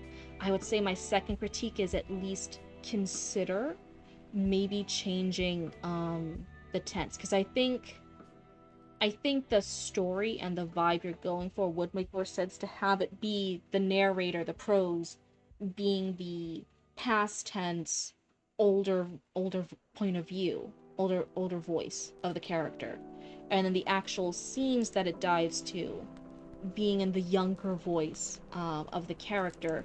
And then maybe as the story goes on, right, as the short story goes on and the memories are building and stuff, then the tenses and then the point of view starts melding, and it's a gradual shift, and by the end of the piece, everything is then kind of in this way where it's all present tense but with the older voice and stuff. It's kind of that gradual shift to show that concept. That's how my brain wants it to be. Is my brain necessarily your target audience? It might not be. So again, I always say when it's a big suggestion like that, I'm always like, consider it. Understand I'm not necessarily the normal audience for this piece. I don't read as much sci-fi, and I don't read as much literary versus commercial. But it's just a thought, it's just a recommendation. Have it in the little back of your noggin. Think about it for a little bit. Call me Meep. You want to miss my mother? Oh my god, can I do it? Are you only called Meep, or are you called Meeper? Because I will go ahead and let you know a lot of my raccoons in this chat do Meep for text to speech. When they're hanging around in chat, they just say Meep sometimes. I don't want you to get confused. That's really cute though, I like that. Pure fear of wandering into situation like that again. Yeah. It actually affects that way. I mean, an important part of critique is telling when somebody is doing good. You know that's important, but what needs work? Yeah. And even with stuff. Oh my god, I fucking hope I did it. It's been too long now. I forgot. Even with stuff like now I did the editorial report. I tried doing an editorial report for Chatty Matty for Act 1, and now I'm doing inline edits and stuff for Hide and Heart, right? It's not in a document, still on paper and stuff, but a lot of that is marking like specific things you like that are really strong. That way, when sometimes it's lagging, you can then point out the good example as a reference. Like there were some lines, both prose and dialogue, that I really, really liked for characters, and so I highlight it and I like star them, and I'm like, oh my god, I love this. This is really good. This is really strong voice. This is really good prose. I like this ending line for this paragraph or this scene. This was really, really good. That was a great transition.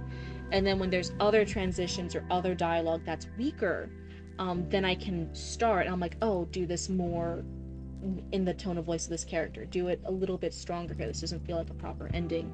I don't like the words of this in comparison to the better work from this scene. So that's why it's really, really important as a critique partner, not just for their feelings. We always want to keep the person's feelings in mind too. That's obviously important as well. But even just being practical, showing people how they improve, is showing their weaknesses in comparison to when they did it really, really well. That's really important too. Here's something Zoe to meep. Meep, meepers, meeps. You get called all of those. Listen, identity fraud is no joke. Those can't all be your names. Sir Meepenstein? The Meep?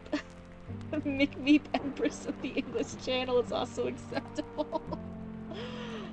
You're more of a Morp, Satsura? Nice, nice. It would Meet Morp be the ship name?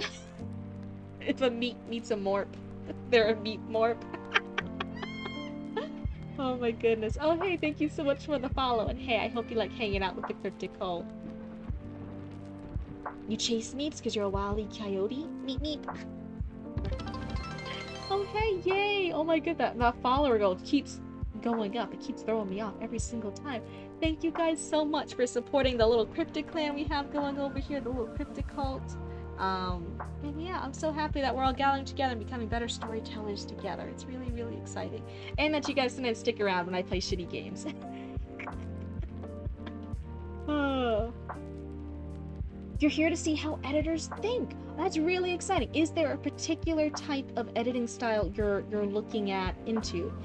For reference, I'm more of a developmental editor, and I'm still a baby developmental editor. I'll also give you that feedback. So that's giving more big picture topics, pacing, characters, big plot holes in the story. It's more big picture stuff. And then there's line editors who go through and polish line by line everything to make sure it's your actual prose and sentences are the best they can be. And then there's the copy and copy editors, which is more grammar and punctuation.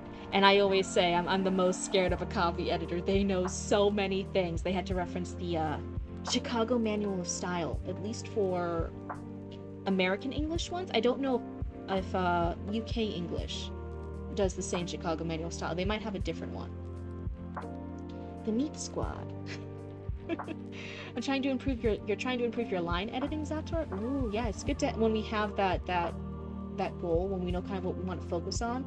Once we focus on any particular trait that we're struggling in, and we do some exercises on it, honestly, you can see the improvement really, really fast.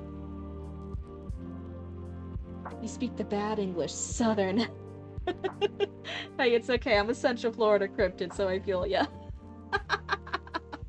Some people don't believe it. They think like all Southern accents are kind of the same, especially a lot of my international viewers that sometimes join us.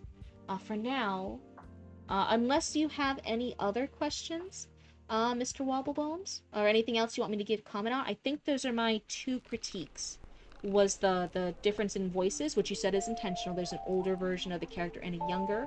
And then in which case it was just my second critique, which is consider changing the tenses to make that more clear it's intentional. But otherwise, those are kind of it. I think those are my two critiques for now. Again, if you want us to read more and give other critiques in the future, you can always resubmit. But for now, that's where I'm going to leave it off at for you.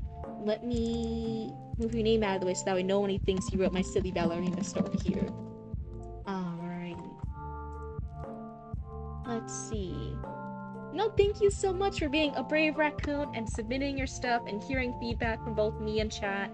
I know, especially for my new raccoons, it's sometimes a little bit intimidating to just trust your work and get feedback from random people on Twitch and just hope it goes well. But this is actually a really, really nice community, and I'm really proud of everyone here. So I hope after all the jitters went away and your edible kicked in, you realize this is a pretty nice place to get that feedback from. I was like, could you repeat that? She couldn't understand me. Oh my god. I'm a sophisticated continental sort of person. You're from Houston. Oh my goodness. As I'm aware, but I've heard different things. I'd recommend Googling them because I don't want to misinform you. Oh. Yeah, they did do good. Thank you so much for submitting your stuff, Mr. Wobblebones. You were a brave raccoon this day. You did the raccoons proud. Where was it? Let me go ahead and check real quick on the Discord. Make sure I'm not missing anybody. I'll go ahead and take you off the list. Edit. So you guys can't see my screen right now. I'm just messing with stuff in the Discord to take Mr. Wobblebones off the list. Now we got that done. Save. And then let me go ahead and go here, and I will delete this. Yes.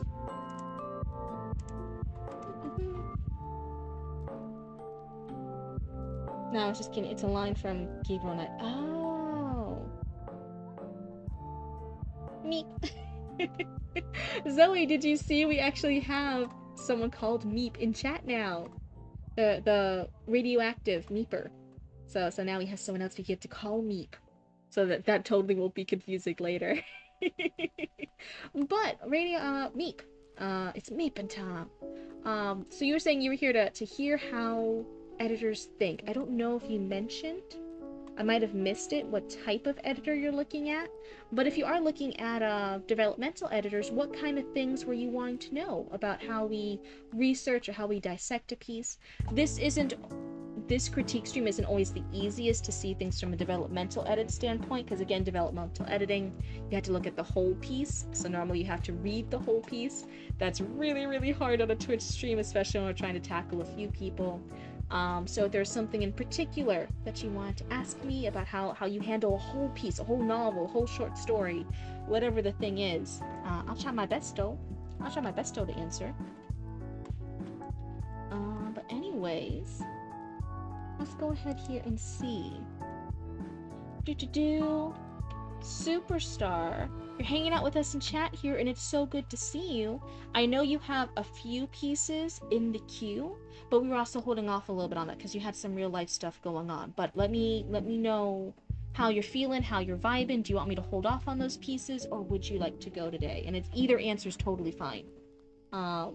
Just give me a heads up on what you'd like to do. You're good?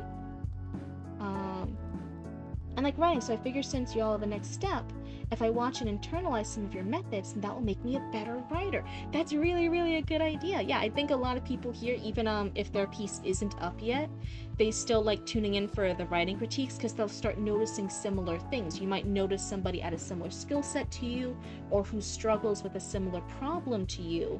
And then when I give feedback on that, you're like, oh, okay, I can apply that same feedback to my own piece. It starts giving you tools and examples on how to tackle stuff. If I want to do yours today, that you're up, perfect. Let's go ahead. You are number 3 in the queue. So we went from 18, now we're up to 3. If anyone, sometimes people are still like, how does the queue work? Is it in order? And I'm like, no, the fuck it's not. We're going from 18 now to number 3. Let's take a look-see. So this is the book, maybe web fiction. I don't know, it's me aiming for a YA story. That's what this one was. So again, not too many ideas on the plot yet, but that's fine. We can go in blind a little bit and see what our vibe is.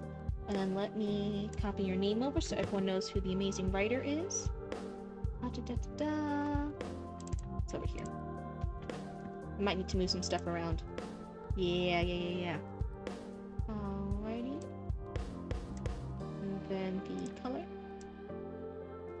There we go. I am gonna keep your notes to yourself. I'm just gonna go into viewing mode. There we go. Because I don't want to reveal what anyone else has written about your piece. I show the edits and stuff for my piece. That way you guys can see what I'm already noticing in my own writing. Hi, Mr. Ozzy Waldy. Oh my god, you're also in the queue. Would you have 2 pieces actually for us, and I think you're one of our new raccoons. When we're done with this submission, would you like to go next, Mr. Ozzy? I don't know how long you're planning to be here with us in stream tonight, but if you're still here after we finish Superstars, you're so late? No, there's no time limit here. Again, this is a casual hangout place. This is not school. There's no attendance. You cannot fail. Real life always comes first. Just hang out and vibe whenever you want to. It's hard to relax in a place when you feel like you have to show up on time. You have to be here bright and early at the crack of dawn. If you're 1 minute late, you're canceled. No, this is a casual hangout place. If you come for one stream, and that's it for forever, and you just had a good time, then hey, that's all I can ask for. That's it. There's like a bunch of notes at the end. Okay. This is rougher than some of the other stuff you showed me. Okay. Then, just depending on it, it might be a little bit of a shorter read. Just depending on how quick they kind of get the sense of like, okay, I can give this feedback for. So Superstar, you said it's a YA story. It might be for the internet, it might be like a little fiction comic thing you put up on the internet. Is your story still in the queue by any chance? I believe so. I haven't gotten rid of it yet. You are still one of my top pieces. I'm always waiting to hear from you. Trying to get your stuff read for Sanctify. I'm so sorry. You Google pixel art girl. And I feel like that one scene of Ted. Oh my god, there's so much porn. That's so funny. So the idea is what happens to a YA protagonist when their story is over. Okay. Kind of meta here. I like it. That's a neat story. That's a neat idea. So is this, because I see chapter 2 starts right here on the second page, is this kind of in a, hold on. Is this in an early draft stage? Are we looking at a rough draft where all the scenes are just kind of listed out? I guess I can just read it and find out.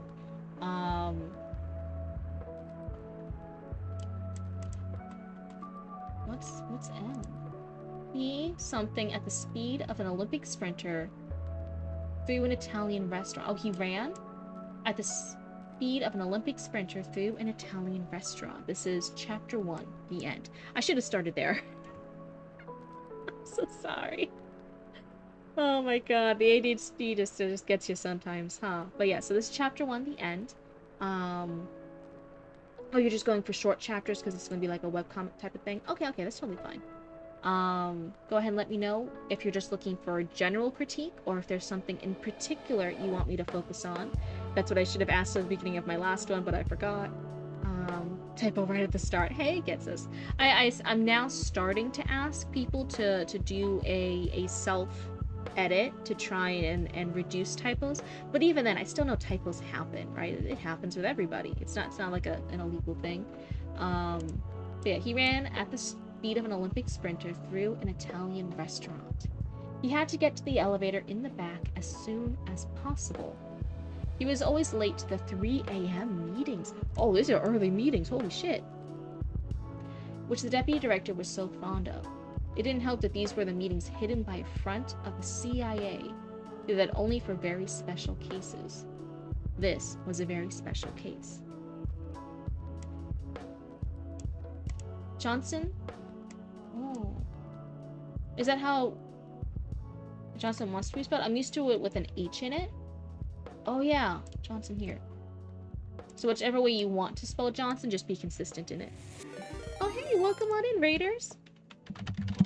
Raiders, in case they get stuck in ads. Well, welcome on in. What were you guys up to?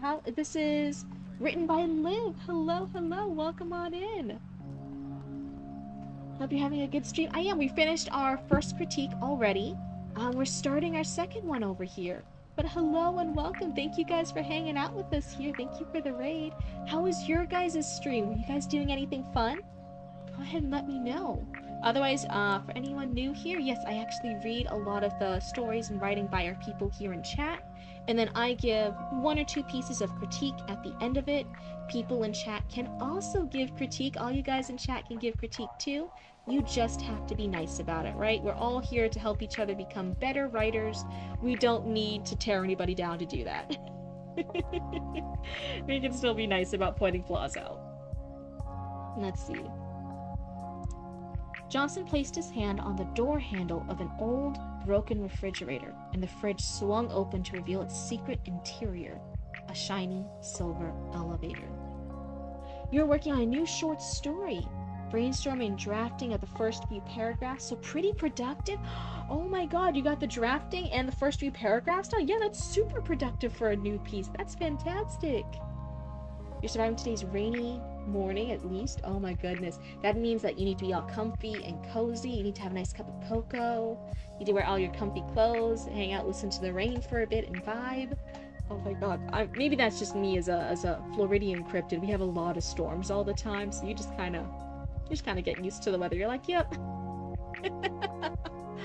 But yeah, for everyone new, yes, this is you guys will even soon be able to see my own writing, and you can see on the marks here, I even do my critiques and edits on my own stuff, so you guys can realize, hey, whenever I give you guys feedback and critiques, it's not coming from a place of like, I'm the most perfect writer, I know everything. No, I think if anyone tells you they're the most perfect writer and they know everything, I think they're probably full of shit.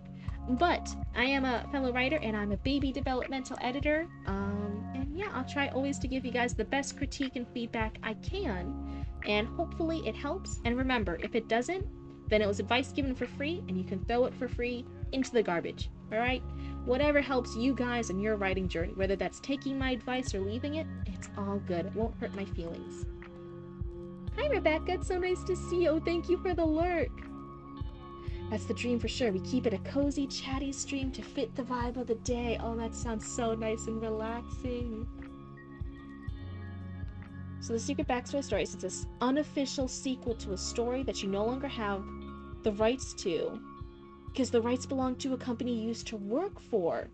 But you like to keep writing the characters. Yeah, you can just make them like slightly different characters. That's fine. Lots of stuff is drown the wait. What? Why are we drowning rodents? What happened? Let me get my little puppies going in because they're almost done. There we go. But as long as you change like the character names and like some like little things here and there, some like itty bitty little things, then you're typically okay. Like then you're in the clear. You just can't use any of like the trademark copyrighted stuff, and you have to change things a smidgen, right? Make it a little bit more original, making your own flavor and stuff, and then roughly you can keep doing it as your own thing. It's pretty okay. But I didn't say that you didn't hear that. It's okay, it's okay. I heard nothing. I heard absolutely nothing. What did you say? I don't even know. I don't even know what words you said. No, just went in one ear, out the other of my blue brain. Nope, didn't hear anything. So you find this secret silver elevator. When it opened, it was a test of faith for any agent to ride down in the box monstrosity. And Johnson knew it better than most. He wasn't getting paid to eat Italian food. It always felt like a typical elevator ride at first. The type of ride normal people would spend listening to podcasts. Okay, that was slightly off. There's some like minor line edits and stuff that I would do, but otherwise it's okay. Then there was a switch, often subtle. The temperature dropped slowly at first, then sharply as if entering the sixth circle of hell. The temperature will drop 20 degrees below freezing during winter, but the agent hated it because of the noise made by the old elevator. So for this one, the tense changes. It goes into the future tense. It can also just be a typo. I'll fully admit that can just be a typo. Heard what? Yeah, we didn't hear anything. I don't know what you're talking about. Hi, Maximo and Sharpie. It's good to see you. Welcome on in. It shook. Oh, wait. It shook and creaked violently with each step down until finally, with a loud thud, dropped off its human cargo. The elevator opened to a small conference room. The current deputy director of the CIA was presenting. Okay, using slides. They were using such ancient technology because the information discussed in these meetings must never leave this room. The tense switched again here. It could only be reprinted on the slides because slides can't be hacked. It was safe. Yes, they moved with the slides going back and forth between present and past tense. So just keep an eye out for it. -20 in winter is comfy? Is it negatives? Negatives? What? I'm a central Floridian cryptid now. I was a baby cryptid born in Massachusetts, and then yeah, like we obviously had snow up there, so I like remember snow.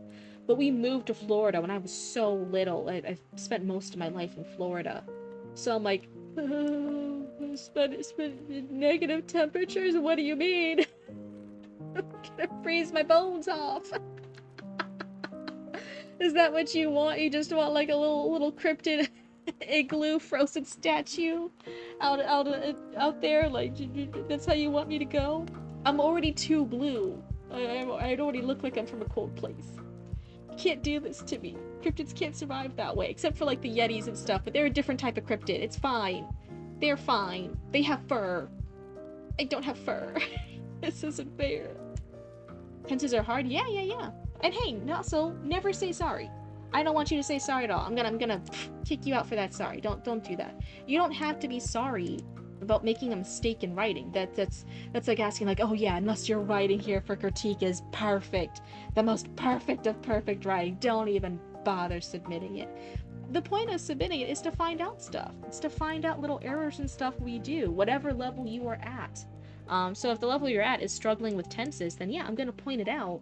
But you don't have to apologize for it. I'm pointing it out to help you. That way you can maybe research how to do tenses and be more consistent and see which tense you more naturally write in for the majority of a piece. And then once you know what tense you're comfortable in, then you can try focusing on staying consistent in that tense. But it's not a bad thing. I never want you guys to feel bad when I point something out. Oh, okay. All good.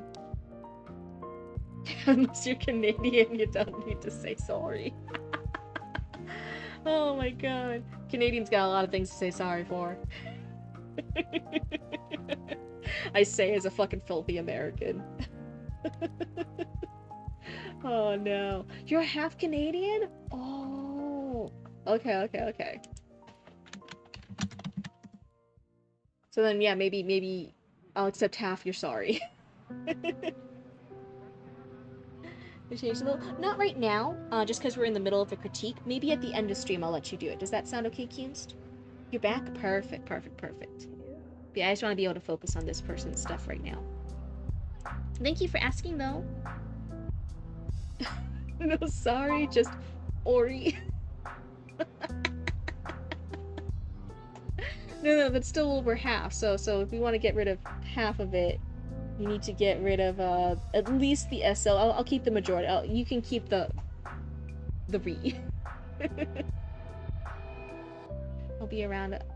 I'll try. No promises. All good. Sore. That's right. You can only type sore. Oh god, what half? The polite half or the war crimes half? That's so funny. But yeah, so the slides couldn't be hacked. They were safe. Oh, I got more stuff here. Deputy Director Thompson, the man running the presentation, was a big barrel-chested man. He had gone bald and silver at age 20, and Johnson had never seen him in natural light. He had gone bald. I'm guessing silver is maybe the hair not on his face, or not on his head. It's probably on his face. Yeah, I feel this. I recently wrote a piece that alternated tenses, past tense for most of the story, but with snippets of internal monologue written on present tense.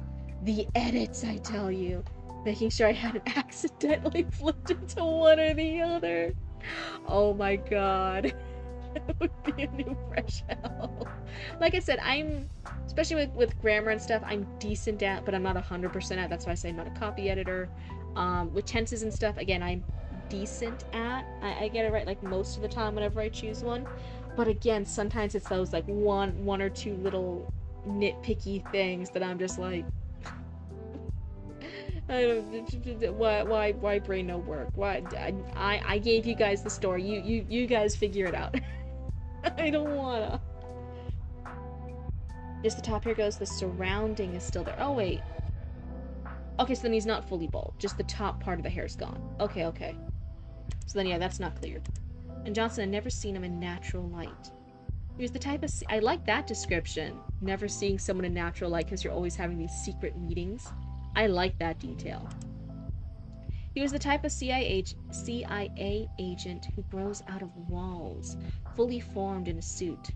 Johnson suspected that when the rest of the agents in this division left for the day, Deputy Director Thompson would just open up a bit of the ceiling and sleep in the ceiling. Ceiling and ceiling is repeated twice. So I will say, and this is just a minor thing, sometimes we can do it intentionally, but if we do it accidentally, it sometimes is a little off, a little jarring. But Johnson and Thompson are similar names. They're both similar syllables, and they're both ending in that sun ending. And they're both the first two characters we meet, so we're both meeting them on the same page. They're a little similar, unless it's important. I would consider maybe changing one of their names around a bit so they're a little less samey. Oh no, it is purposeful. That's the idea. They're supposed to have a similar name. Okay. You're late, he said. Johnson gave an exaggerated shrug, sat down, pulled out his notebook, and quickly wrote down the current slide he saw.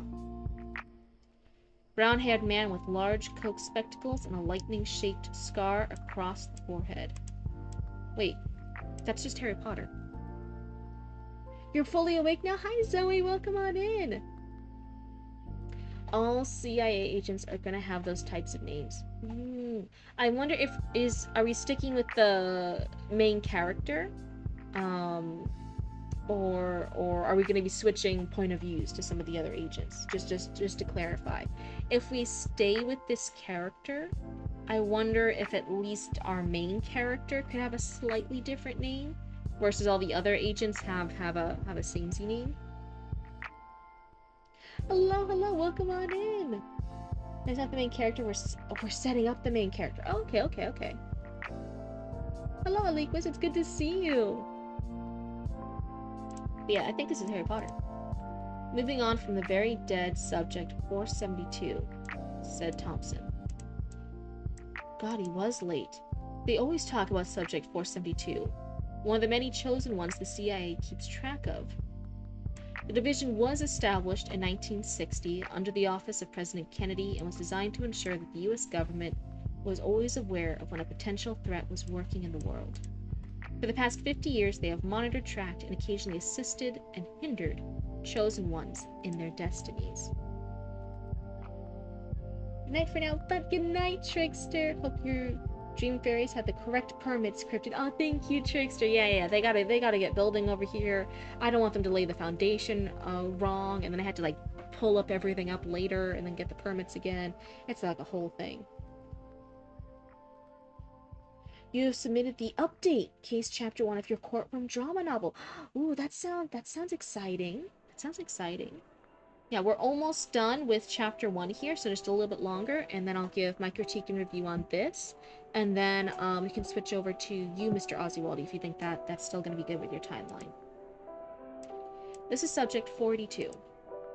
He was a young man with snow-white hair standing beside a burning mansion. Standard story, was born on an auspicious sign. I think there should be a comma here or semicolon, something like that. I'm not a copy editor. On his 16th birthday, he inherited a suite of powers, including seeing the dead and operating a variety of magical objects. The mystics had defined him as a wizard, and he was destined to defeat a Hell Lord from the other side. Well, did he? Said Johnson. Well, of course. We're still here, aren't we? Said Thompson. Well, who did he defeat? Looking through the files, it seems to be Altera, the Eater of Worlds. Thompson clicked the clicker and showed a picture of a well-dressed man in a black suit. This is so funny. Are these quotation marks backwards, or am I just fucking crazy? You're missing a... Oh, what permits? You're missing a lot of content. No, it's totally fine. They had a fun little idea of, like, dream fairies being like construction workers for your dreams, and so they need like permits and stuff, and they're building up dreams and they're fixing stuff up, but they'd be like construction workers. So it's like a really fun little tidbit. I'm like, oh, that sounds really neat. I like that. So yeah, they had to have the proper permits. Thompson clicked the clicker and showed a picture of a well-dressed man in a long black suit. Is that Roots? Yeah. Hi, Roots. That's one of the Drake's kids, right? Said Johnson. Oh, said the gather agents. Oh, we didn't actually mention the other agents were there. So we only mentioned the CIA Deputy Director Thompson. So if there are other agents here, I think that's an important thing to mention earlier. Alright, yeah. Everyone says hi. Chatty Maddie says hi. Yes, it seems he lost most of his supporting characters in the effort. Johnson wrote on his notepad that the family was dead. We've been tracking him down for the past year and located him going to work out of a McDonald's in Echo, California, but it seems he's officially gone MIA. We know he's going under an assumed name, Flynn Hitchcock. The agent snickered at that name. Okay, calm down. He's an 18-year-old kid who picked his name. Nice, nice. Some of those fairies got to go explaining a lot of your dreams. Oh. Right? They gotta be held questionable. You gotta call in the council. You gotta ask them where their permits were. Where did they go to school? Where did they even learn all this construction business? All this dream construction stuff? Where's their stuff? How are they doing this? What makes them think they have the right? So one, I'm normally okay with starting in the everyday life as long as there's some minor exciting thing in the everyday life. So like here, the fact that he's sprinting because he's late for a meeting, that's the only thing. It's showing the everyday life and it's still making it more action, right? Because he's late, so he's running, right? That's the normal way to do the intro to the mundane world, the everyday life that some people struggle with. That's a very good way of handling it. But we start off so fast, like just right after this, with like, hey, he's going into the secret elevator. He's doing all this different stuff. I don't really think we need this part of it, of him running. I think we could even opening up the scene with him being in the elevator, like cursing and stuff because he knows he's being fucking late for this 3 a.m. meeting. Or even, quite frankly, even just him already there with Deputy Director Thompson being like, oh, you're fucking late, like you need to catch up. And he's just kind of ignoring, like, yeah, okay. Let's do the Harry Potter kid. What's up? No, we're talking about somebody else now. He's like, what? And that could be the opening scene. I think you could go a little closer in it, with where you start. I did get the third part of your dream. Oh, you almost died of the dream. You were attacked by the Genesis monsters that were let loose by accident. By accident, huh, Baby Raccoon? Baby Raccoon, were you in charge? Were you in charge of making sure those monsters didn't escape? Did you forget to lock their cages? Did you forget to close the doors? Art ain't for me. No, art, it's all good. Hey, listen, art ain't necessarily for me either, but I still sometimes try occasionally. I try my hand at it. But hey, it's all good. Yeah, just dream where I changed a file from a PDF to...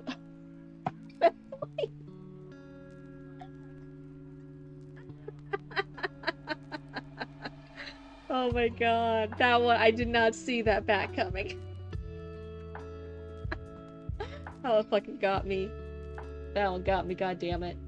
But yeah, I think you can go in a little closer to this scene here, and that would still be fine.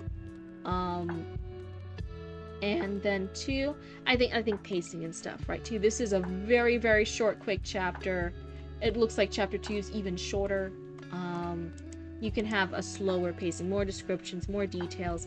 Not necessarily like description dumps, but they can be put in around the dialogue, around different things. And I think that'll let people be a little bit more immersed into the world. So I think those would be my 2 critiques for your chapter 1. I think we can start a little closer to this cool bit of him being in the room, in the meeting. You'll think about it? Yeah, no problem. That's what I always say. Again, this is critique. It's not a law. You don't actually have to do anything, especially if you disagree with it. But just as a casual reader, as somebody reading this now, those would be my first things of like, okay, how would we tackle these scenes? What's this good intro? That's the stuff that comes to my mind. But again, it's just free thoughts. Do what you want with them. It's a free world. But thank you so much for sharing. I hope that helps with your first chapter. It's such a difference being like, oh yeah, this page and a half, and we eat, well, actually about 2 pages. It's just under 2 pages. 2 pages, we got your chapter 1 done, and I think we were like on page 8. We still weren't done with the first chapter for Bones earlier. That's so funny. It just shows you the different ways that writers approach stuff, especially pacing and like the idea of chapters and stuff. How do you break up a work into segments? Different people approach it differently. Let me go ahead and change the stuff.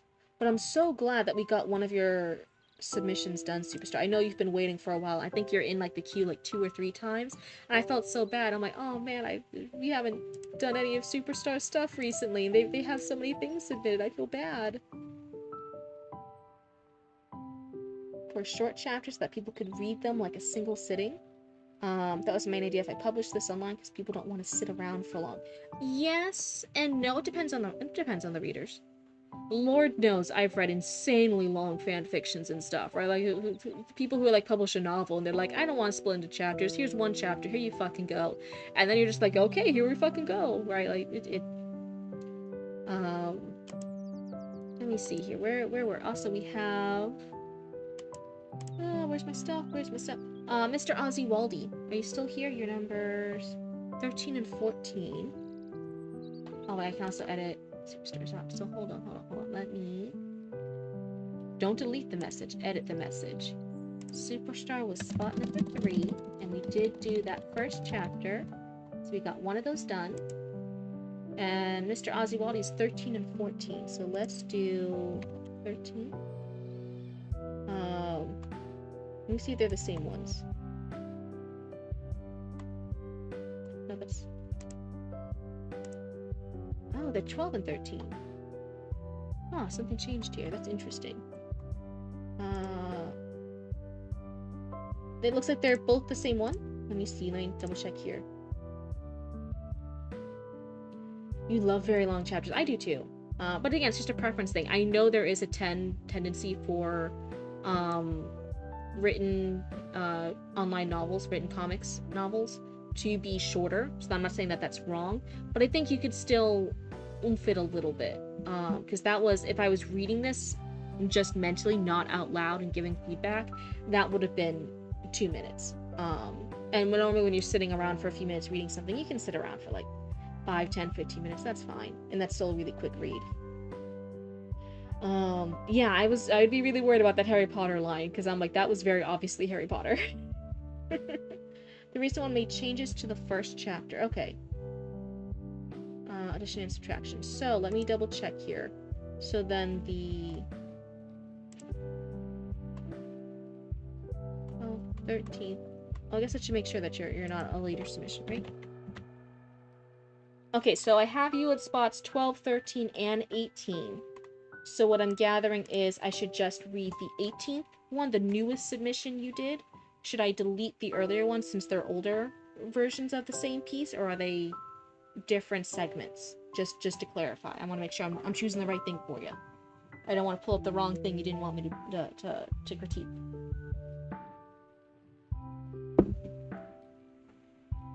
I might make fun of stuff. I'm totally not violating my former employer. Copyrighted by writing the story. Well, I'm not worried about so much your former employer. I'm just worried about, like, hey, there's fucking Harry Potter. Really easy, noticeable Harry Potter reference here. That's what I'm worried about. Find my relations of the old one and read the most recent one. Got it. Okay. Let me go do that. 12. So I can delete this one. 13 I can delete, which is now the new 12. And then this is 16. Okay. Let me do this. This will be getting rid of like three sections of our thing here, because we're getting rid of like 13, 14, and then you were the new leader one, and now we're reading yours already, so it's all good. So anyway, let me see here. Mr. Oswald, let me put your wonderful name up here. That way everyone can tell who the new writer is.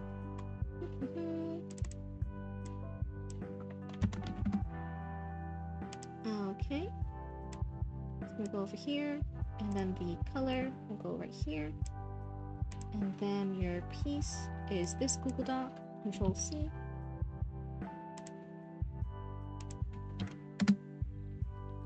Let's see if I have permission or not. Yes, I do. Okay, perfect. So let's see. You told us a little bit about the story, so I'm just going to go ahead and read it. Oh, I have a line straight from Ultra Kill, my visual novel. Of course, it's just the first draft and will be replaced later. Yeah. Okay, so tell us a little about your story. You said Bad Truth. Don't listen to me. Brad Truth, a 20-year-old university student in the small desert town of Spring Crocus, Texas, finds his life derailed when he is falsely accused of murdering fellow student Justina Shadade in the Occasional Death Cafe. Wait, is the cafe actually called Occasional Death Cafe? Framed by a lookalike operative and a lying witness, Brad faces total abandonment. His status-obsessed family refuses to answer his calls from jail, and no attorney will take his case. Left to defend himself in court, don't you get a court-mandated one? Brad manages to secure an acquittal. However, the victory is hollow. Reeling from the betrayal of his kin and the trauma of the trial, Brad encounters Saiful Haq? I'm not sure I'm saying those names right. My apologies.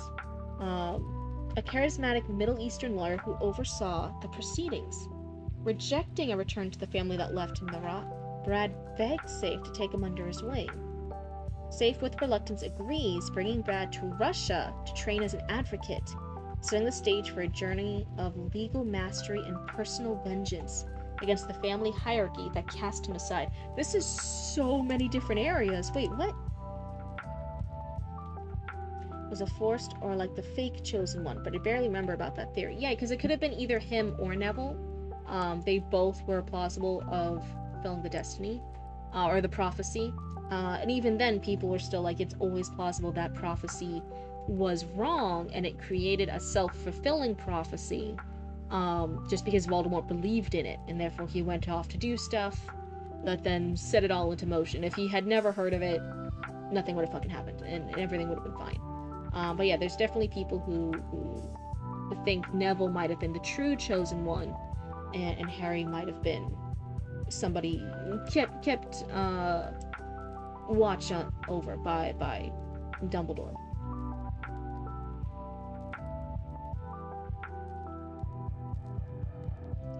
Disclaimer, the author is a dumbass who doesn't know any laws of the countries in the novel. And you're going through several. Oh my goodness, wait. He's a dumbass who wanted to write a courtroom drama because he's an Ace Attorney fan. If you find anything wrong, blame his ass. If it's for Ace Attorney, would it just be better to place it in Japan? I think Ace Attorney is a Japanese game, right? Somebody correct me if I'm wrong. I believe it's a Japanese game based with and it's a critique of Japanese law. Not switching places on story. Okay, it is based in Japan. Perfect. Therefore, I didn't like completely fuck it up. But yeah, I think it's totally fine to do a courtroom inspired thing. Oh, you just didn't desire to? Okay, well that's valid. That's fair and that's valid. Lies in a scene where the protagonist is in literature class and is called to read from the textbook. It goes, Gabriel is struck down, his flesh torn asunder, with torrents of crimson pooling at his feet as we all cried out for clarity. Justice, Gabriel decreed it all, to all, with our just ruler writhing in agony, the Lord will be done. Is that the line from the textbook? I don't always think you need to include, like, lines from textbooks. Sometimes I always feel like that interrupts the reading. But hey, it depends on the story, too. What would happen if Voldemort didn't know the prophecy? Yeah, that was the inciting incident. That's what caused everything. Fun facts. So, case 1, abandonment. Ooh, I do like the idea, though, for a court drama theme. Instead of chapter 1, it's case 1. I think that's me. I like a little flavor. That's a cute little face. So right off the bat, I'm like, ooh, that tickles my brain. That's a little fancy. I like it. Abandonment. A town sat comfortably on what used to be a tapestry of flowers. Yep. Tapestry of flowers. Spring crocus. Hence the town's name in the desert state of Texas. It was small, the kind where everyone knows everyone. Dong, dong, dong. The church's copper bell rang hourly, this time signaling 1 p.m. There's a fucking church nearby where we live, outside our fucking neighborhood. But oh my fucking god, we can still hear that goddamn church bell. Some people don't deserve the rights to make loud noises. I stand by that. Like, you need to shut the fuck up. And you're not even in our neighborhood. You're not even in the neighboring neighborhood. You're not even in any neighborhood surrounding us. You are on the other side of town. We can still hear the fucking bell. Not even outside of our house. When we're inside the house and it's quiet inside the house, we can hear that fucking bell. Noise canceling headphones? Oh, are you saying I should get noise canceling headphones and shove them up somebody else's ass? Yeah, that's valid. That's fair. But no, I'm not doing anything to actually fix this. Have you guessed Charles' identity? No, I don't think so. I even asked Roots before. I think he messaged something to Roots, being like, oh, did Roots have any guesses? And Roots was over there like, guesses for what? And I'm like, oh, probably something Raccoon News related. Roots doesn't watch the channel stream at all. They have no idea. Roots is like, I don't know, who's Charles? And I'm like, I don't know, I'm trying to figure it out. And Roots is like, I don't know. Yeah, if you guys think, Roots genuinely only just shows up occasionally to say hi and then ask if I want to hang out after stream. But no, I genuinely believe if somebody is causing a problem, asking everyone else to come up with solutions to like minimize it, that's expensive and is an inconvenience, and when I don't like headphones either. Genuinely, even when I'm doing streaming like this, I have fucking old-timey headphones and I can only put them on one ear. Anyway, Charlie? Besides Charles. But like, no, I think otherwise, like, why just stop. Sorry, that was a tangent. That got something from me. It's been years. This time signaling 1 p.m. A cop car halted before the stairs that led to a court. The building was porcelain white, its roof triangular and tiled, moss drooped from the seams.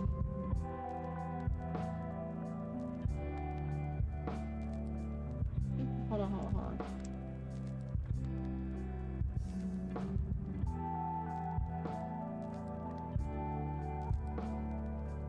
No, okay, I think that's right. For some reason I was looking, I'm like, is there a tense shift in here? But I can't find it, so maybe I'm just making shit up. Don't listen to me. Is the story... Oh, thank you. Yeah, I forgot to ask you. Yeah, what are you looking for? So, one, you're asking for, is the story enjoyable? And two, is it cohesive? One, that's a different thing. I'll always let you guys know straight up. Sometimes I'm not your target reader. I'm not your target audience. And I can still give critiques. I can still give feedback on story and pacing, etc. Like, one of the big things I always say is, I'm not typically, high sci-fi. I'm normally not the best reader for sci-fi. I don't normally read sci-fi myself. But I can still give feedback and critique on story elements and pacing and stuff, while still understanding, like, hey, it might be in genre to do a certain thing that I'm just not aware of. So if a story is enjoyable or not to me doesn't matter. I'll still read your guys' stories even if I don't like them, because it's story critique. I'm giving my time to you guys to give you guys critique. It doesn't matter if I like it or not. I still want to give you valuable feedback on writing skills and story crafting that you can apply both to the piece you're showing me and other pieces in the future. You had to head out. Bye, Superstar. Thank you so much for hanging out with us, and I hope part of the feedback helped. Even if not all of it does. Oh, thank you for the bits. That's very kind of you. One of Charles's name is Augustus. Charles Augustus? Wait, that sounds familiar.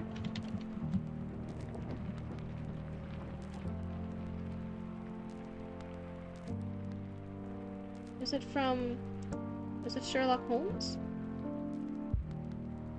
I'm surprised we haven't had too much Sherlock Holmes-y stuff. Might be Sherlock Holmes. More magic tech? Basically made an air horn cannon. Anyway, what is it doing? Yeah, for some reason part of this jumped out to me like, oh wait, did the tense shift? I don't think it did. I think I'm just making shit up, so don't listen to me. An athletic-built cop exited his cruiser, walking around to the passenger side door and opening it. He yanked a young man, 20 years old, by the collar of his polo shirt and tossed him toward the two able-bodied men, an African-American and a Texan, in blue-colored police uniforms, court bailiffs. One, I will say, if you're looking for a sensitivity reader, that would instantly kind of be flagged a little bit, because I'm like, ooh. I guessed it? Oh, hey, I guessed it right. Oh my god. Okay, so it's a Sherlock Holmes inspired bit. Okay. I was like, the name sounds familiar. Do you know where it probably sounded familiar to me? Probably from because I'm trash and I watch a lot of Sherlock Holmes adaptations. I was a huge BBC Sherlock fan. You do not care. You do not care about fixing, or you do not care that someone would point it out. I'm not quite sure. Blue-colored police uniforms, court bailiffs. The young man was in a striped polo shirt and jorts. His brown hair unkempt. Sorry, jorts is funny. It was only to paint the picture. It's just from when we're looking at language, and again, I'm always looking at language stuff, right? Because we're critiquing words, we're critiquing stuff. It's making it sound like, oh, a Texan is a race that an African, someone of color can't also be a Texan. So I would actually assume both of these are probably Texans. Just one of them is darker skin. One of them's African American. What's Detective Ba's name? Oh, I forget. It's just Detective Ba. But accidental connections and changed her hairstyle. Yeah, and even then I said like, oh, you could keep the hairstyle and stuff, just have other people with that hairstyle too, so it's not just them that were the villains. That was the big issue, right? I think everyone said like, oh yeah, just have other people in the background and stuff being described as having that hair, and then it would have been fine. The young man was in a striped polo shirt and jorts, his brown hair unkempt. He staggered to the court bailiff's arms as his eyes drowned in shadow, tears, a steady river rolled down his face. The bailiffs dragged him up the stairs and inside the building. Details of the vintage decorated hallway were irrelevant. All that mattered to him was his abandonment. You're quizzing me. I just stop quizzing me. I don't know. I'd have to look back. Echoes of the past were played mockingly, as it had been ever since he slept behind bars with no stimulation. See, I'm saying bars instead of bars now. Look what you did to me. Let's see. One mentions that. When one mentions an African American. No, I'm just letting you know, like that's how it's coming across. I'm like, oh, just double check it. I will say here, I don't necessarily like this, just because it's this line. Sorry, I shouldn't say this in case you're not looking at what I'm highlighting. I'm not talking about the whole piece. I'm talking about this line. I'm not necessarily liking this line. It's getting into a little telling rather than showing. I'd rather like read the piece and get the idea of like, oh yeah, this person's everything that mattered to him. The only thing that matters to him now is the fact that people abandoned him, and get that sense from his personality as we go. Here on the first page, you just told it to me, right? You told the reader it. Oh yeah, the only thing that matters to him is that he was abandoned. And I'm like, oh, that's kind of, I'd rather be shown it than tell it. Echoes of the past replayed mockingly, as it had been ever since he slept behind bars with no stimulation. He has a gun in his hand. It killed my mademoiselle? Wait, what? Hold on, I just saw the cop car pass the cafe. Is there a random French person in Texas? Does Texas have a lot of French people in it?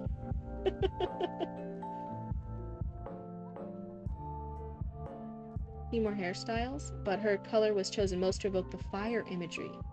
Women's powers are literally fire. No. Wait, what? This is Madam from Louisiana. Oh! You're not American? Okay, so wait, so you're writing a Middle Eastern lawyer. They're gonna go learn law from Russia. The crime of stuff is committed in Texas, America. And you yourself are not from America. Are you comfortable sharing where you're from? It's totally okay if you're not. It doesn't have to be specific. I'm just like, are you from any of these places? What kind of vibe are we going for here? I'm like, if there's so many places.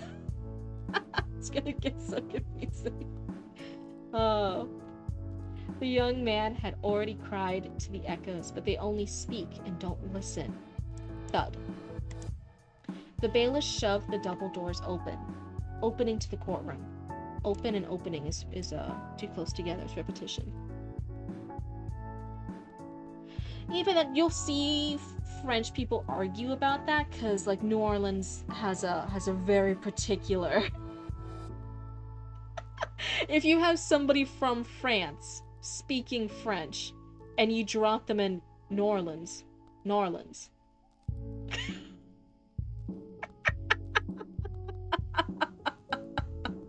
They ain't gonna fucking understand shit from each other. But no, I think it's in Texas. But yeah, open and openings close together. His place of reckoning. The courtroom was a huge hall. 2 L-shaped tables faced each other. A prosecutions and defenses. Very similar to Ace Attorney. I see the inspiration from Ace Attorney here. So that's not how a lot of our stuff is set up now, especially the facing each other bit.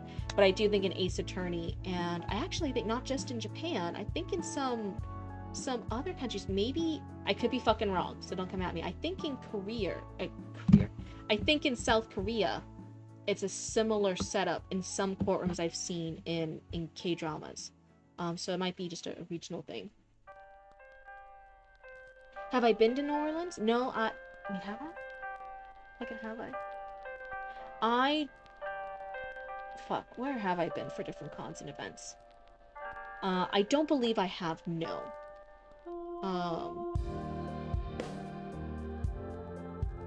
Finding unexpected people or things in places not normally seen can be a great setup. Yeah, it's just, if it was an intentional bit, I'd be like, oh, what's this about? It's just that Mr. Oziwazi then said, I don't know. So I don't think it was intentional. I think it was an accident. You're Southeast Asian? Okay. Yeah, totally good.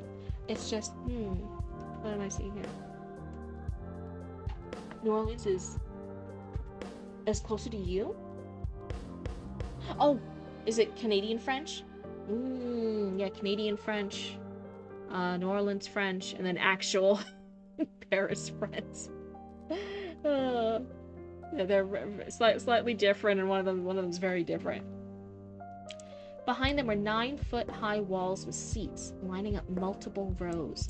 A gallery where the audience sat, looking down at the witch to be burned on the stake. Funny fact. Is it funny? It's not really funny. Fact. Most of the witch burnings were in Europe, and most of the hangings, stone crushing, beatings, etc. for the witch, like the other forms of torture, were mostly used in the U.S. But most of the burnings, any like official documentation of burning, it's all in Europe. Now, is there obviously, when it comes to history, you can never say anything for 100% certain. There could have been burnings that happened that were not recorded and rediscovered at any point in time. But officially, for all documentation we can find, burnings happened in Europe, and all the other fucking ways of doing shit were done in the US. I want to go to France for the honeymoon, but bus tickets to New Orleans were cheaper. Oh no. Oh no. Very, very different vibes. Very different vibes. Anyway, that was my fun fact. A semicircle-shaped stand sat before the double doors. It faced the tall pulpit of the judge, and behind that was a large golden emblem in the shape of an eagle with scales of justice balanced in its beak. The young man was dropped behind the defense's table, looking like he was kneeling before a king.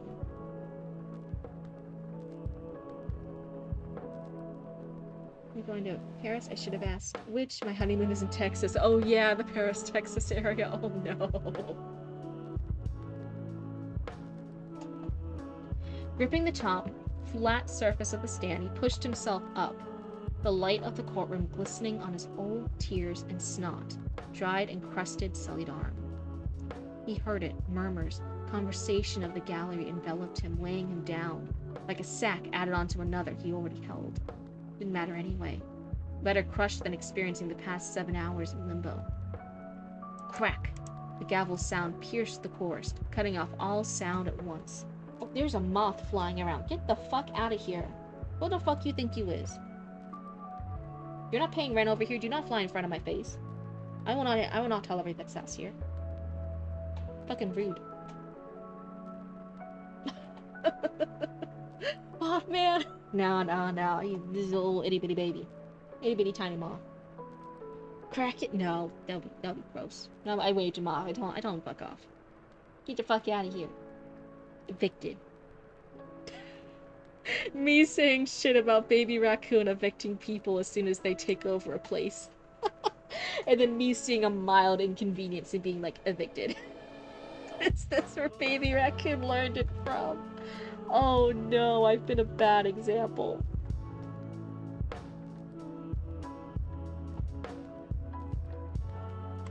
The trial begins for the murder of the university student Justina Shadeb, announced the judge.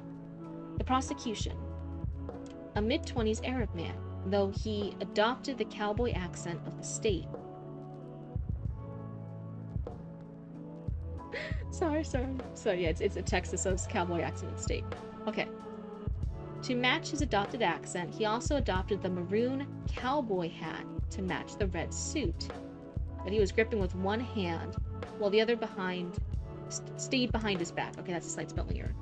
Those two words got mixed around. Mothman needs to pay his rent or else his ass is gonna get the boot. And at this moment, Cryptid realized she was the bad influence. Oh my goodness. I have always said, especially with littles, listen, I could be a great example of what not to do. Okay, whoops, all good. He himself was caramel-skinned, hair in a buzz cut, and possessed a circle beard facial hair. That's phrased slightly wrong. Circle beard facial hair, it just sounds funny. So I just rephrase it a bit. Where was I?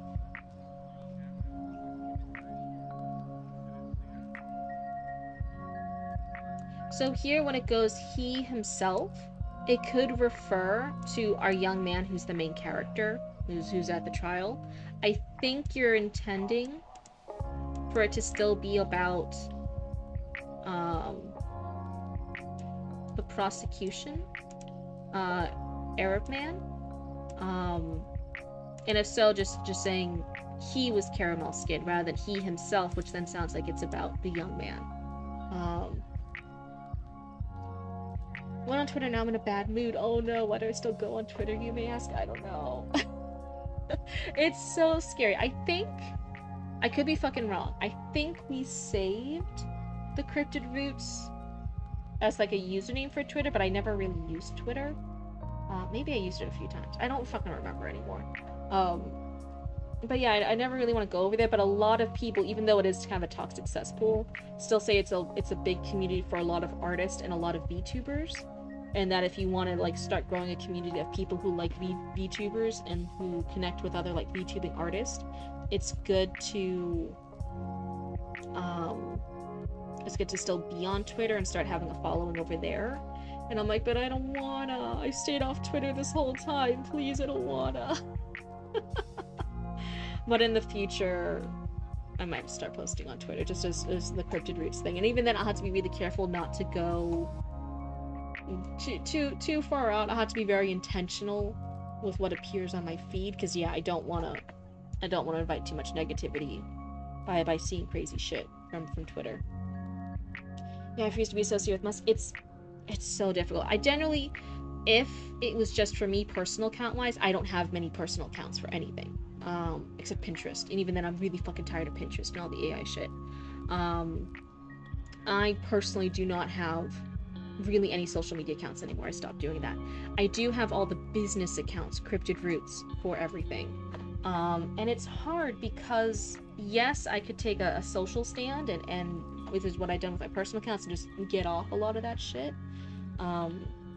But then when the fact that social media has such a huge influence on driving sales for the business, on getting our business name out there, at getting us commissions, at getting us all the stuff, it's still really important. And it's not just me. If it was just my own business, I'd be like, yeah, what the fuck ever. But it's, I'm running the business for me and Roots, who's my in real life younger sibling. It's just a hard balancing act. You kind of feel stuck with it. Don't go on the For You page. Yeah.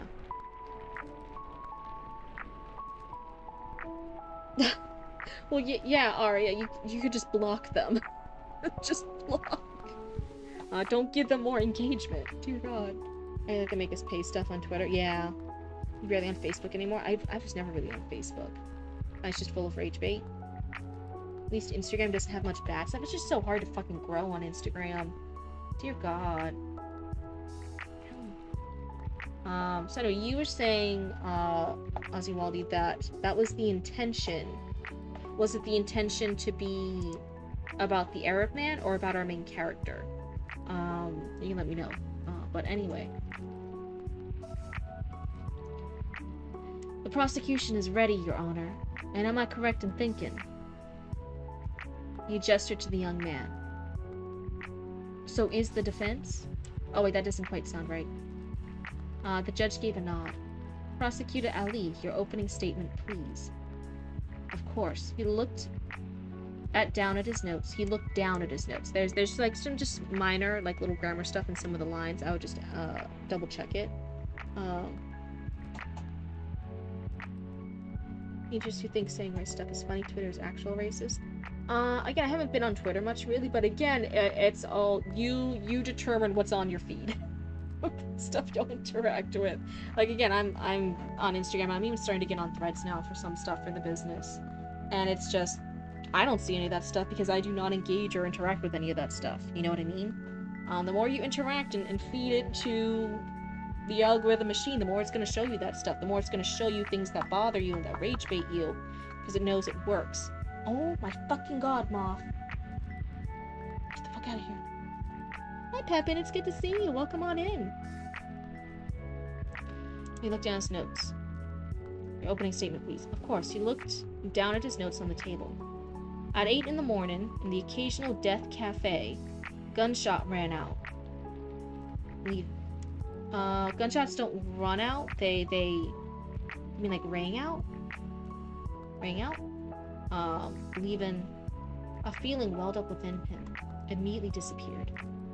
He had already rebutted his crime against the interrogation officer. He was shoved against the wall because of it. No use sticking the fork in the socket. The prosecutor gave him an accusatory look. The bullet pierced the heart. Then the accused, you, were apprehended by the cafe's patrons. You're working on something else? That's exciting.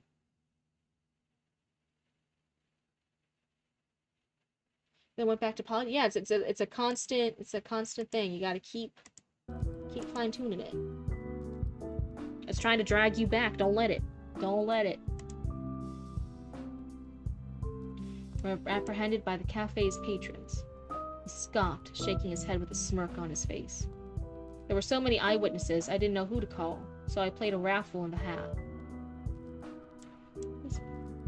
No, it's for Ace Attorney. I think I haven't played Ace Attorney, but I think they do over-the-top dramatizations like this, right? So I think that's fine.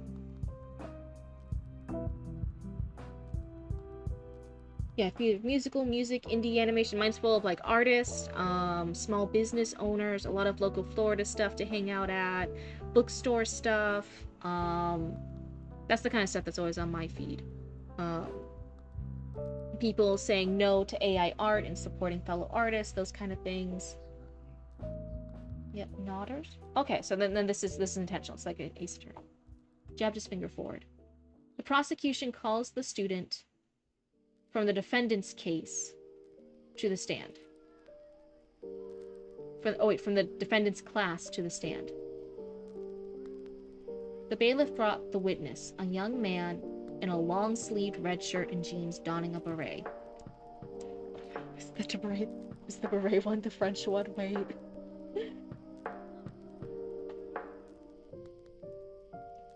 Fine, yeah, thick skin and not easily swayed. Again, I'm in Central Florida. There's some very brutal stuff happening. I don't always, when I'm just trying to post stuff for our Etsy shop or whatever, like to see that. It's not like having thin skin. I have very thick skin, but it is some brutal stuff happening. And I just stay as involved and educated as I can, but yeah, I definitely need to log off sometimes because some of the stuff gets crazy. Eyes getting a bit foggy, the accused wiped them to get a better look. holding a text. Came from copy and pasting the text. Oh, okay, that's fine, that's fine. That stuff happens.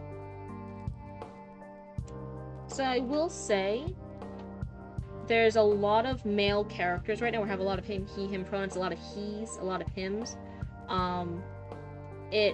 At least with the one person that we got the other lawyer's name, which is Ali, so that helps. But even then, Ali still used a lot of he, hims.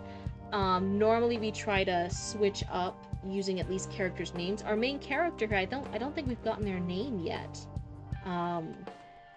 We actually got the town's name before we got the main character's name. And so I'm wondering, like, if it's intentional.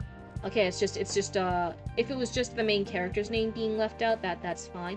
But we're now having a couple of characters, and I'm like, ooh, it's getting a little difficult. You use characters' names way too much. Oh, the French dude who sits at the front. Cool. Witness, the prosecution looked at the French student. State your name and occupation. The student dramatically placed his hand on his chest and bowed. Je m'appelle Constantine Liese, student of Future Generation University. Witness, recall the events of the incident. The student bowed with pleasure. It was a day, like any other day, in that cafe, until bang. He shot a finger gun. A gunshot rang out. Fight or flight. Kikin.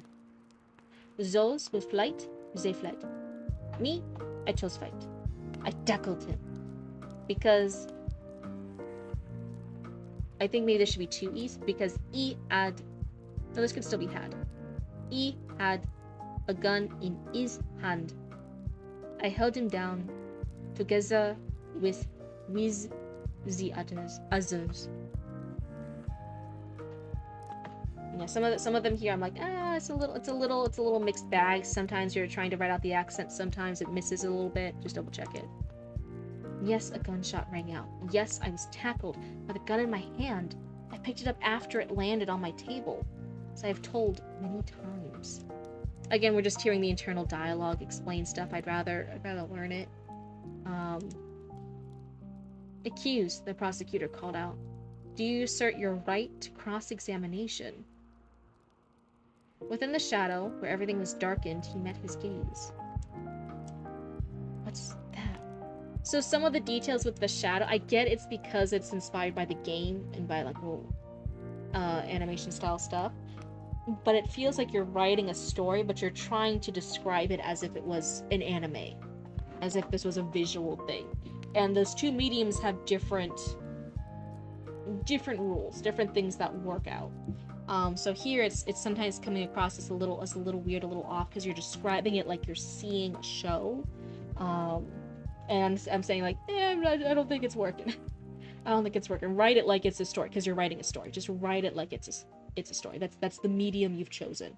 If you wanted it to be certain screenshots in an anime, then you would just draw it, because that's the medium that you're trying to do. But in the medium you're in, just stick with the medium.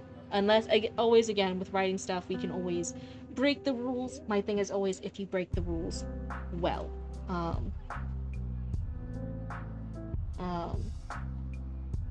Game out of it, how it shall be fixed. All good.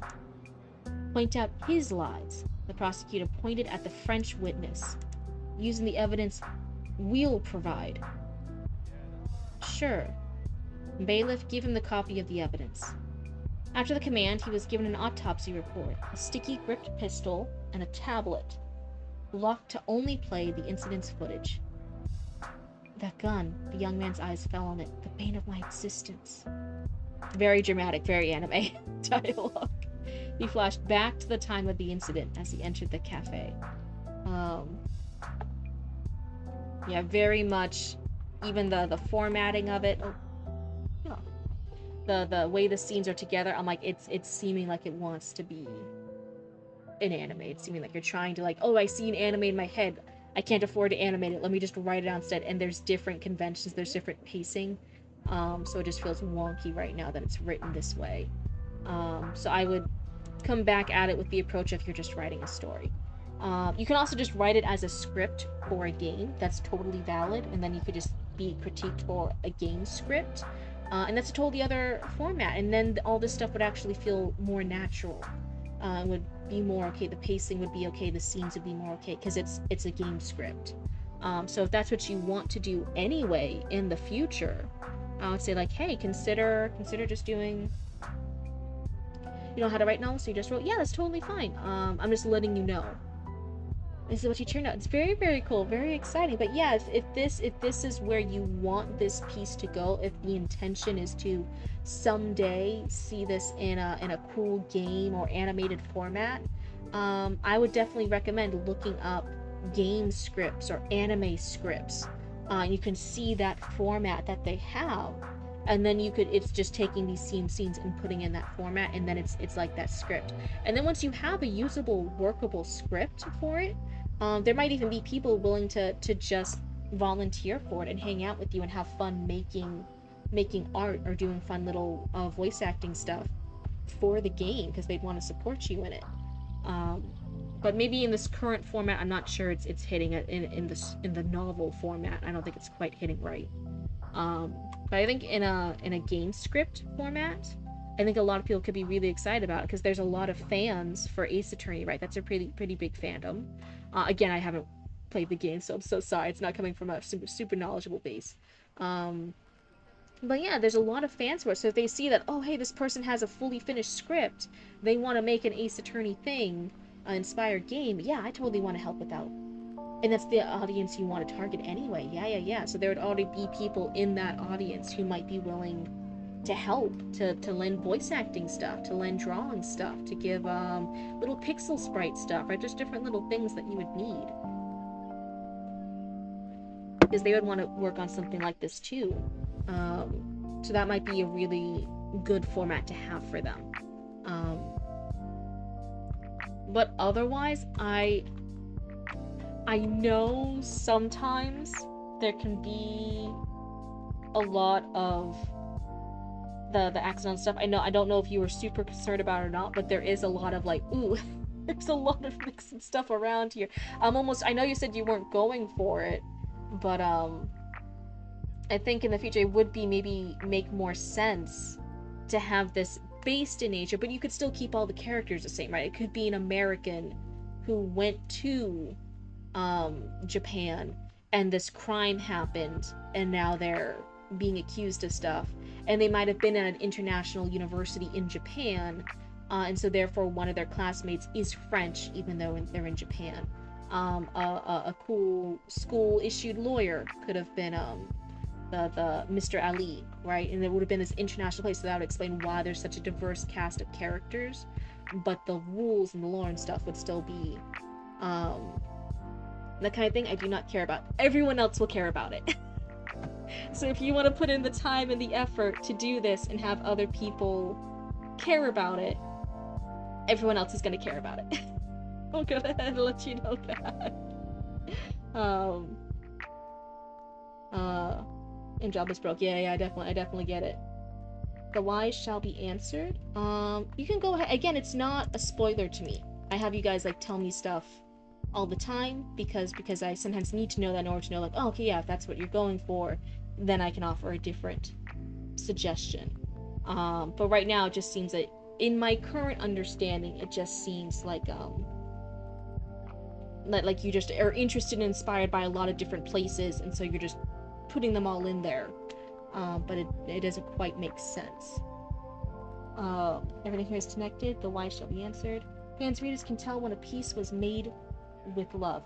Fans and readers are fucking brutal assholes.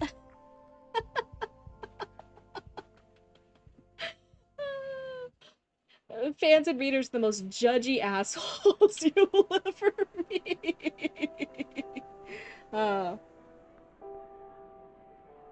These presents shall be told in the next scene.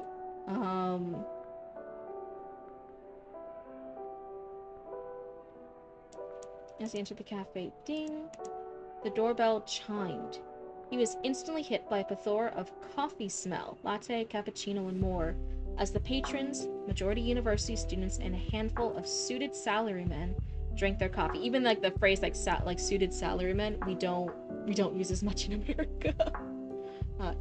Again, I'm a critique partner. I'm an editor. You cannot spoil it for me. There is no spoilers here. Why you gotta crush my statement so harshly? It was very easily crushable. It was a statement made of flimsily wet toilet paper. It wasn't gonna stand up on its own. I'm so sorry. A small breeze was gonna crush that statement, Chatty Matty.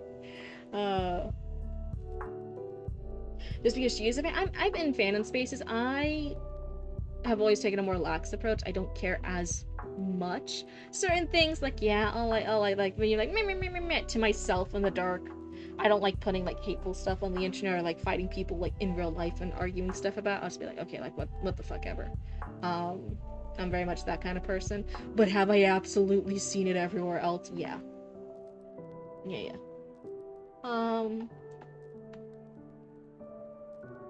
Is there a website where people can judge your work with no bias, with you being anonymous? That would be a cool idea. It's called Reddit, and it's a cesspool. Put Max on his Instagram nest that he'll spoil it. I love the scene at the end where Jack said that Digital Circus Sir was amazing. Oh my goodness. Drink their coffee. Huh. The young man's gaze shifted from left to right.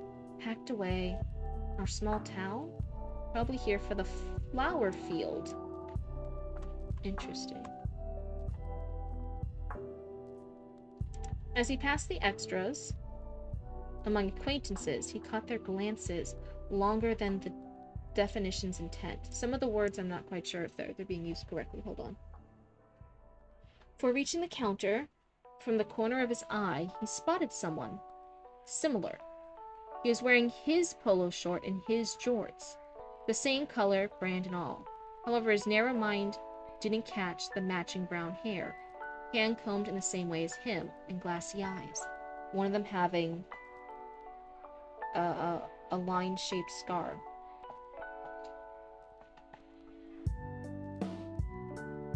Everyone thought I was using AI, though. Oh no, yeah, a lot of AI accusations are being thrown all the time.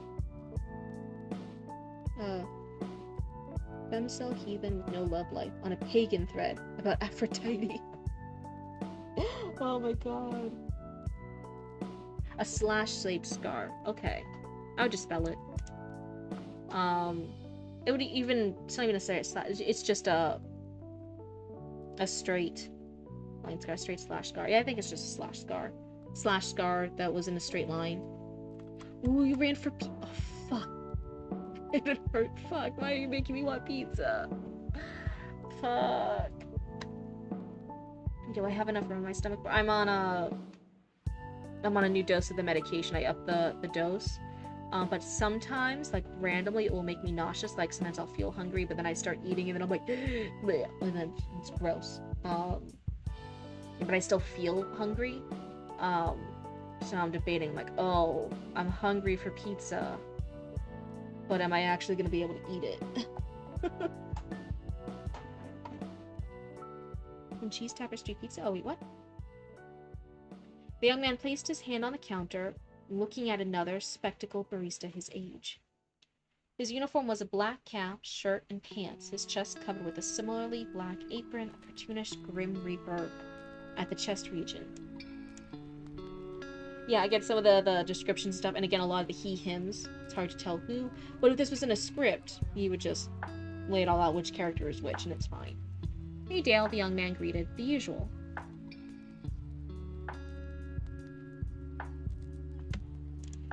Brad, the barista, pushed his glasses back, then tilted his head in disappointment. You ought to try other flavors. You need swiftness of espresso. Yeah, that's unnatural. Oh yeah? Brad raised an eyebrow.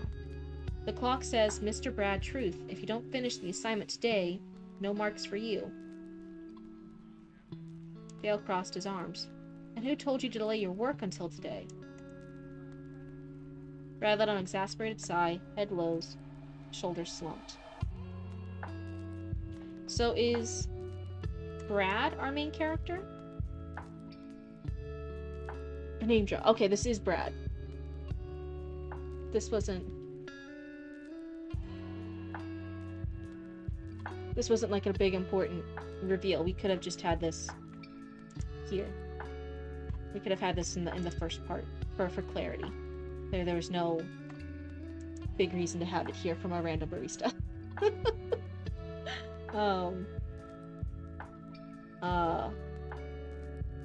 Just put the espresso in the bag, bro. I'm already suffering my forgetfulness from the out-of-town trip. From now on, a daily reminder saying, take your laptop, dumbass.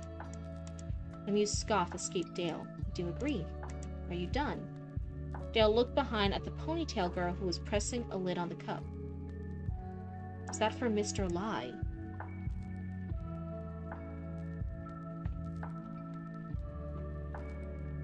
Okay, so a lot of the critiques I'm giving, you're saying that you meant to, you wanted to. So what? So if a lot of my critiques and a lot of my stuff is pointless because you don't want to fix it or change it, what critiques are you looking for? What things do you want me to give critiques on that would make more sense? Because I don't want to keep just reading here and giving feedback and giving critique. And it's totally fine for you guys to disagree with critiques, but if I just keep hitting this stone wall of like, no, everything's here, I meant to, don't critique that. I'm like, okay, what are we? What is critique and feedback I can give that would be helpful for you? Go ahead, let me know. Otherwise, I'm gonna keep reading. But others have now been said there's a Mr. Lie. Critique away? Okay, but maybe I'm just confused. Yes, she replied, handing Dale the coffee. Here you are. He set the coffee before Brad. I hope you die enjoying this. Brad took his coffee, chuckling and shaking his head. Worst slogan ever. He took it and the receipt, crumpling it and shoving it in his pocket, and walked to a free table. It was made of glass in the shape of a skull, and a seat akin to an evil villain's throne. I like the branding. He settled down, took out his laptop, and began working, drinking occasionally. In flow state, he overheard the news playing on the TV. Breaking news, another soul has been added to the newly coined epidemic. Engine explosion. To those who dwell beneath rocks, it is the explosion of engines caused by the overheating of the Texan weather. We are at 26 deaths.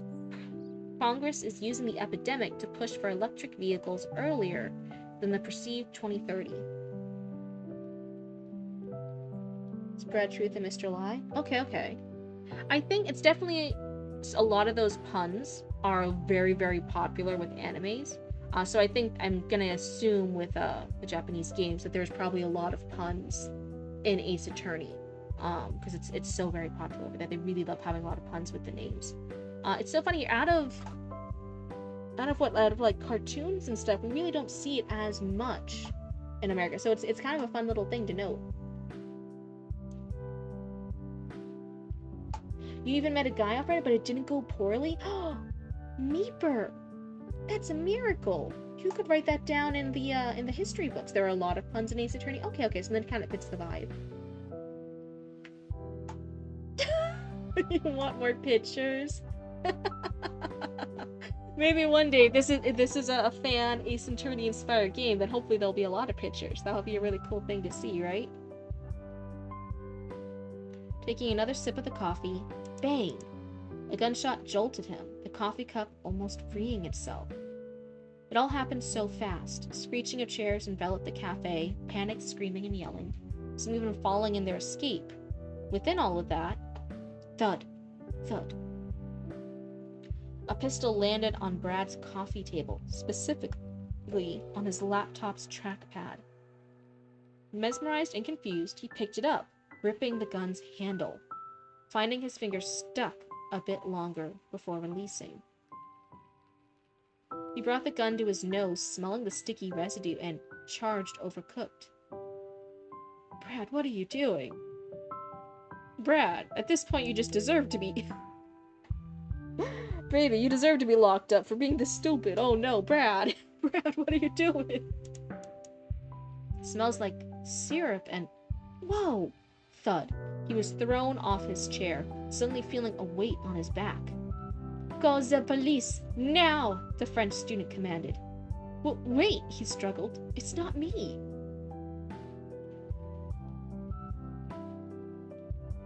Moving pictures? Almost like an anime? Yeah, that's the intention. Yeah, Brad. Brad, what are you doing? Brad, sweetie. Brad blinked, returning to the courtroom. How many pages are we? I'll just read a little bit more. The prosecutor scoffed. Welcome back, accused. Anything useful in that memory of yours? Brad's deadpan gaze met the prosecutor's. No. Why not? Don't chicken out. I like to earn my salaries through something interesting. I have nothing, is what you have said. He turned to the smirking witness, and what he told. Look, them interrogation boys gotta be rough. They can't extract info on a cup of joe now, can they? I prefer they did. An amused breath left the prosecutor. So the zombie got a sense of humor. Anyways, my point was, we got a voice in this here courtroom. It might be useful. We may disregard it, but I want to satiate my curiosity. So, he gestured at Brad. What do you say? After a pause, he sighed, head lowering. Fine. Meep meep. Yeah. Is this based earlier? Like it's not like current in the time, like it's not based in 2026, it's based like a couple years ago, like earlier. Because otherwise I'd be like, they can do a lot of stuff. They can extract a lot of data. They have cameras and stuff, but this is older. This is based in an older timeline. I know Meep mostly from Phineas and Ferb. They will? Okay. But is it from Phineas and Ferb? I don't know.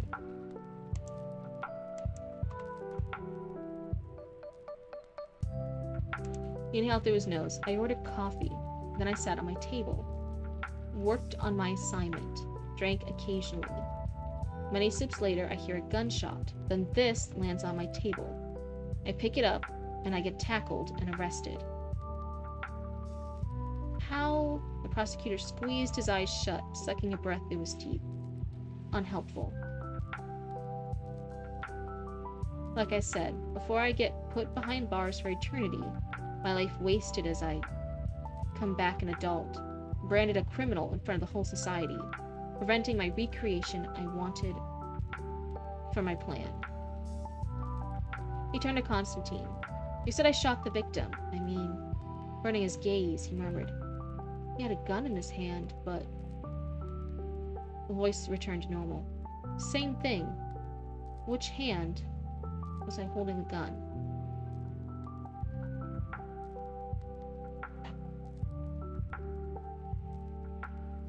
It's like being goofy, but it has seen that, so maybe to some degree it influenced me. Used to be a broken pH meter instead of broken pH meeper. Let me see. Where did meep come from?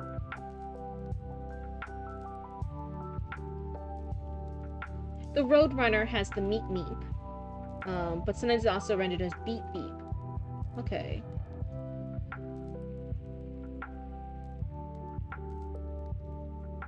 Oh, one of the Muppets characters just says meep.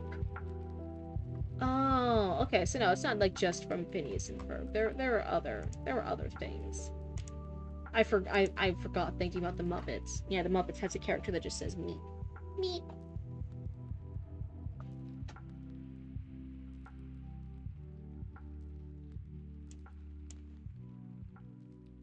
Which hand was I holding the gun with?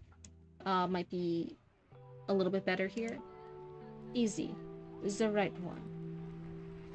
Huh. Brad's gaze lowered, nodding. Right. One last kumbaya before my life is derailed. He looked down at the evidence before him. An autopsy report, medical jargon. He couldn't read. Not can't read, he couldn't read. Wait. Maybe he's just missing in between tenses. Maybe I'm crazy. A sticky grip pistol and the tablet. Pre-open on the cafe footage. He played it. It was a normal day in the cafe. Brad sat before the counter, drinking his coffee, and a pastry with his hand. Oh, I did mention that earlier. After finishing his dessert and sipping the cup, he stood up from his table, took out the gun, hid it under his shirt, held it on his left hand, and shot across. The bullet hit the victim between the eyes. Brad stood with his mouth agape, blinking profusely, the mere acting on a passing thought. That doesn't make sense. Trivial, like guessing someone's underwear color or lack thereof. It proved him fruitful? Wait, Brad raised a hand, arm anything but straight. Sorry, it's just funny saying fruitful and straight back to back. The silly noises are famous with the ladies.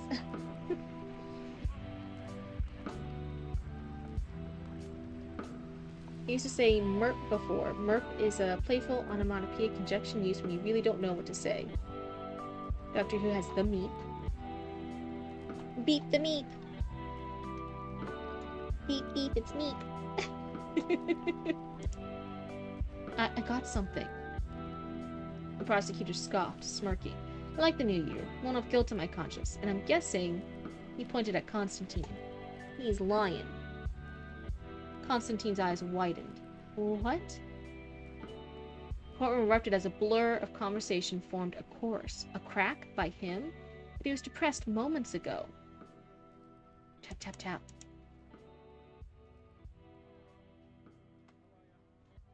I'll go ahead. We're starting the 7th page now. So I think at this stage there's... Isn't it? Beep, beep, I'm a sheep. Beep, beep, beep, I'm a sheep. Mama Cryptid loved that for so fucking long. Oh my god.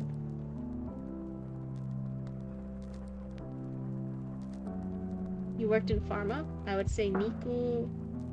Mikiruni? And then dab on them? Wait, what?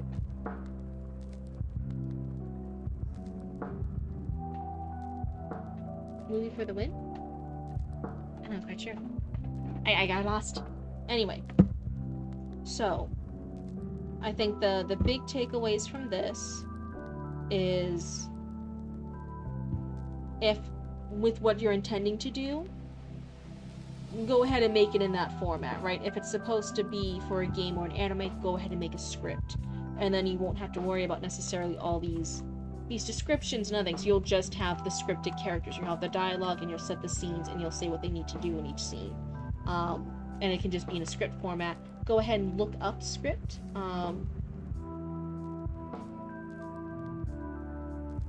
the name drop being late. Yeah.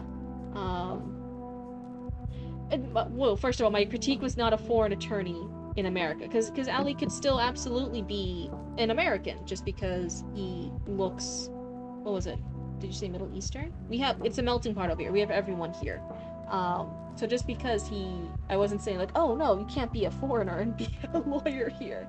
I was saying, there seems to be a lot of stuff. We're having the Japanese and some other Eastern laws happening here in Texas, and then later on it seems like the Texan kid and the other person's then going to go to Russia, which even in our states, if you know law, if you practice law and you're allowed to be a lawyer in Texas, you might not be allowed to practice law in any other state. You then have to pass it again, because each state in the US is different, let alone out of the country. So like someone who practiced Russian law isn't going to suddenly be able to represent somebody in the middle of Texas. That is just different laws. It doesn't work the same. They are legally not allowed to practice here as a lawyer. But he will. Okay, that's fine. But I'm saying for logical purposes, it might make sense if we do want this wide variety of cast members, but we still want it in this format that aligns with Ace Attorney. Just like I said, it could be cryptid law expert, LMAO. No, dear God, no. That's Grandpa Cryptid actually is now a lawyer. He retired from being an engineer, and in his retirement, he left retirement like multiple times because he cannot relax. He likes working. In his retirement, he went back to college, got a law degree. Grandpa Cryptid passed the bar on his first try, and now he is working as a little assistant in a law firm in Massachusetts. with speeding ticket stuff. He works with that. He mostly works with helping people when they get ticketed for driving stuff. Yeah, go Grandpa Cryptid. But yeah, he got a law degree in retirement just because he's like, well, what else are you supposed to do when you're retired? I need to be busy, so he got a law degree. He cannot relax. he likes to work. Um, he's a very, very smart man, very, very intelligent man. Yeah, that's Papa Cryptid's dad. Big GG to Grandpa Cryptid. Respect. Oh my god, yeah. Anyway, what was I saying? So, it might make sense, logistically for this. If that's the format you want, well then, hey, that's totally fine. And I mean, obviously, Ace Attorney did really, really well. It's so popular. Just have it be set in Asia, but it could be with a returning cast of characters near an international university. So it would explain why the lawyers, why the students, why all these different characters are not necessarily Japanese, and then why we have a French person, a Texan person, a Middle Eastern person, all these different characters, because they're in an international themed area in Japan, but they're still obviously going to have the same trial format. Anti-Cryptid. Do you remember that group I evicted from the solar system? Well, they came back with some space pirates and now I'm scared. Yeah, see, now they're going to evict you. Poor baby raccoon. Is a workaholic a compliment or an insult? I think it depends. It can be either or. It's just kind of a thing. Some people can be insulted by anything, in which case, yeah, call them a workaholic, they'll be mad. And then some people are very, very proud of their work ethic, so then you calling them a workaholic, and that's like their most proud thing. They'll be like, yeah, they are people who are self-declared workaholics. It just depends. Yeah, Meeper's right. It depends on tone and culture. Was any prose bad? Dialogue goofy? Anything that doesn't make sense, excluding the intentional funnies? I will say it doesn't always read natural. Actually, a lot of the stuff I struggled through. So that's why I'm even wondering, like, if you are Southeast Asian, I'm gonna guess maybe English is a second language. In which case that's fine. You just translate this over for me to read and give critique. But if you translate this back to your native language, I'm sure you can find other fans and artists in Southeast Asia, right? In the whatever language you decide to write this in, and they'll write the story that way. But Axe the First? Okay. Yeah, but it did read clunky sometimes. A lot of sentences were slightly clunky, slightly off. And that's way beyond my scope here. That's going line by line through the entire piece. I pointed out some general stuff overall that you could apply, like not doing so many he hims back to back when referring to multiple different characters in the scene, having them have already some names be used, that way we're not confused about which characters being talked about. That was something that added a little bit of confusion, but no, a lot of the prose was just slightly clunky. And what will you play? I don't know. I normally pull up a gaming stream when I kind of feel like I'm a little overworked mentally. But otherwise, wait, hold on, let me finish this real quick, and then I'll get to you, Pepin. But yeah, Ozzy, those are my main critiques. I think there's the format. Put it in a script that will get you closer to your goals of getting this as a game or as an animated thing, and have more people work on the project with you. That knowing the rules of novel writing, yeah. And again, if this isn't supposed to be a novel, if this is supposed to be a script, then it's fine, right? Go ahead and just translate this over to a script. Look up some scripts so you kind of get the idea of how they work and function. But otherwise, yeah, go ahead and write a quick script. I think you'll find it easier. You just get all the info down that you need to, and then you're one step closer to getting it in the way that you want. I thought you said that you wanted this to be for an anime or for a game, because it's inspired by the game, by Ace Attorney. Yeah, I know in its current state it's kind of a novel, but it's not working well for that format. So I would just go ahead and make it into a video game script. that will be closer to your goals, that will be in a better format for this. Because right now that the pacing and everything, it's slightly off. It's reading like you're trying to write down an anime and put it into a novel, and it's just slightly clunky. But otherwise, those are some of my critiques. I hope they help you a little bit. I hope they give you a good sense of direction on where to maybe pivot and move with this piece going forward to reach what you want to do with it. But otherwise, thank you so much. I'll go ahead and get that, and I will change the names to one thanks you wrote my silly little ballerinas thing. I can go ahead and... There we go. As someone who's edited stories by a guy who speaks Spanish as a first language, one of the hard things is turning off the grammar of his native tongue. He'll fall back on using constructs that are okay in Spanish, but read clunky in English, such as overusing X of Y. Yeah. And again, that's someone going through and doing a full line-by-line edit. That's hard to do, just in a general little writing critique like this right now, when we just kind of mentioned like a few things. Anyway, what were you asking? When will I do my next gaming stream, and what will you play?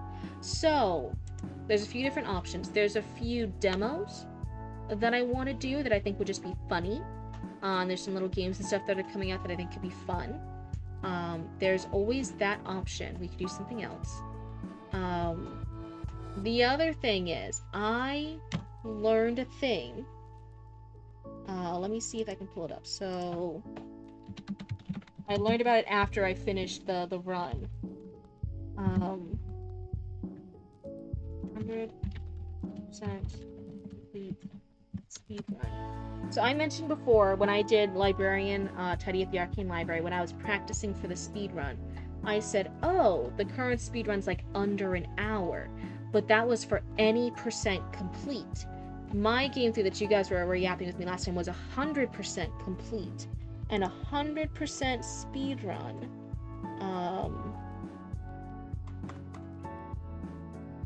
Complete speed run. Let me see. What time was it? It was like just a few minutes under mine. It was like 2 minutes shy of mine. That I saw. Time.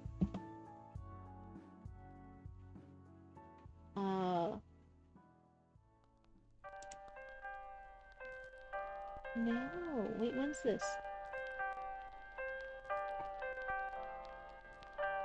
Maybe some of them are under an hour now. I don't know. I saw something. Also going to be face a bigger challenge translating my books to Greek after it's published. You can hire. You can hire somebody to be a translator, Chatty Maddie, please. Do the opposite with games. I want to do a slow run where I break the record for the slowest completion. Yeah, the Greek translating to Greek sounds hard, especially if it's secondary language, and you're not necessarily like at the fluency level where you're like kind of natively fluent. Sometimes it's better just to get somebody else to do it. You're learning Greek as you speak, yeah, but I'm saying like for a translation, for an official translation, not a fan translation, you want that like as perfect as it can be. Okay, is there anybody who's a vampire who can help me? Thinking for myself is write a novel, not an anime. But I thought you wanted it. You want this to be an anime or a game in the future. And this can be a little fun little game that you can have other people in the community work on you with, even on a budget. So that's why I'm confused. Why do you want this to be a novel? Oh, Bella, you're silly. Don't listen to Superstar. He's just being silly. I think he just said that because I had my last ballerinas up. But no, if your goal is for the game and the anime, it'll be published as a novel. It can be a little bit challenging. I'm not necessarily sure the novel's the right format for this type of story that's so very obviously inspired by a game. I'm even worried if you want this to be an official story, that you're even in the territory of like lawsuit stuff. I guess it depends on where you're. I don't know what the lawsuit kind of situation is for in Southeast Asia for doing a novel based on a game. Um,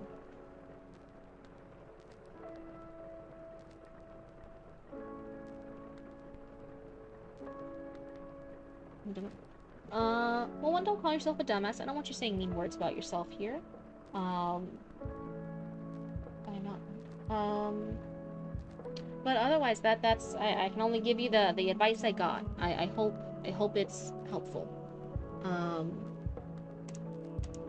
I can't see it. We could. So anyway, that was my thing earlier. I think it was Pepin who was asking. We could either attempt to really do a speed run. We had the last stream where I was just kind of practicing for a speed run, and we got it done in under 2 hours. We got it done in an hour and 55 minutes.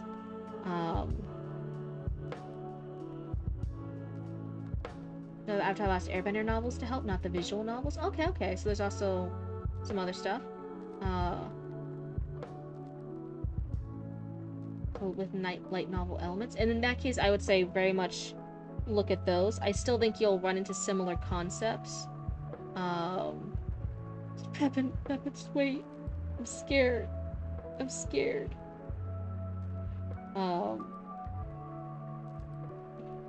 Anyway, isn't there a season 2 of the live action Netflix thing coming out? Or is out?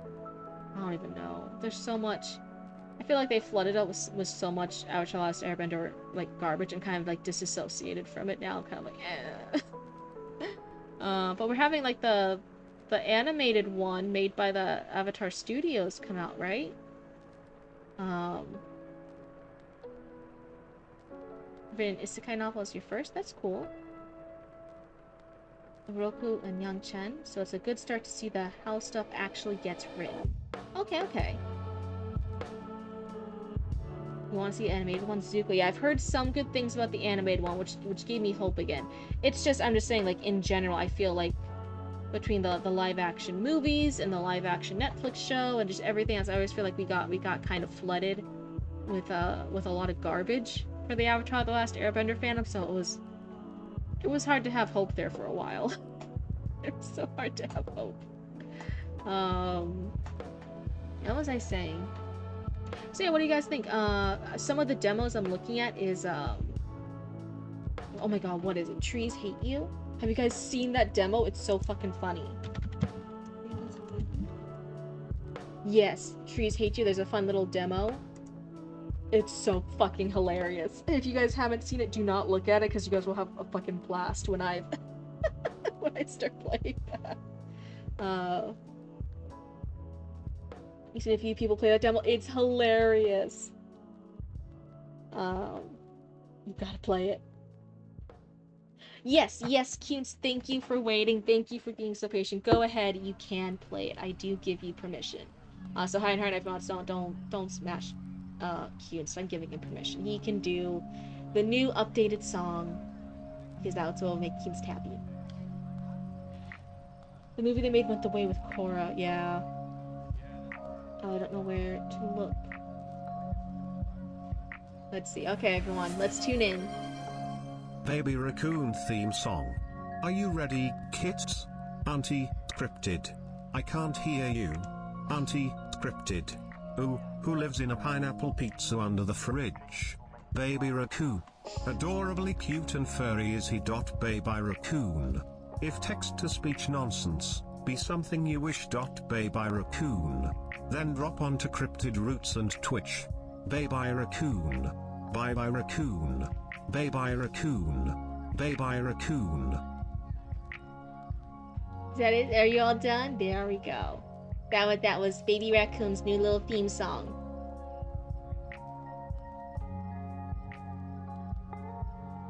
Another funny candidate could be Fever. I'm not necessarily into rage games because I'm not a very rageful person.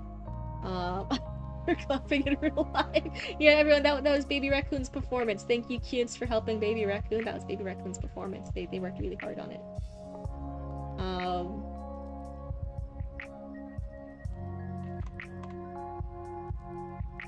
Bye-bye. Anyway. Want to hear your confession? It depends. How bad is your confession? You're playing a visual novel made by a raccoon? Ooh, that sounds exciting. What's that one? But yeah, that's some of the stuff I've been thinking of. One of those ones. I did see, like, the first time I ever watched The Trees Hate You. I'm like, oh, I gotta play this for my raccoons.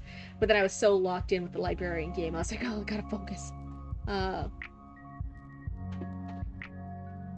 Banned. How fucking hilarious would it be if we just banned you for that, Pepin? That's fucking hilarious.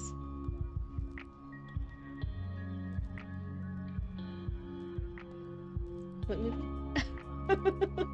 Yeah, what movie was that, Pepin? We don't know what you're talking about. God, can I hear? Okay, let me take a look. See, let me look this up real quick.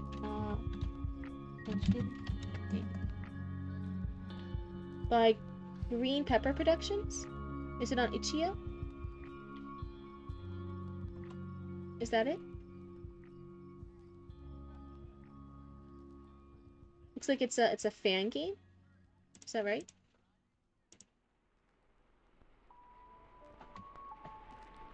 It's on Itch.io by... Oh, wait, why do I know the name Mike Starr? Why do I know that? Why do we know that name? Is that one of our raccoons? It's one of our Oh! He's too tight. That's one of our raccoons! In the thingamajig!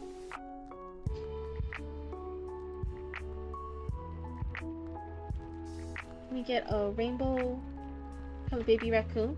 I don't think I could get a rainbow colored baby raccoon, because again, I bought this asset, so I don't necessarily have the rights to do like merch or change it up too much.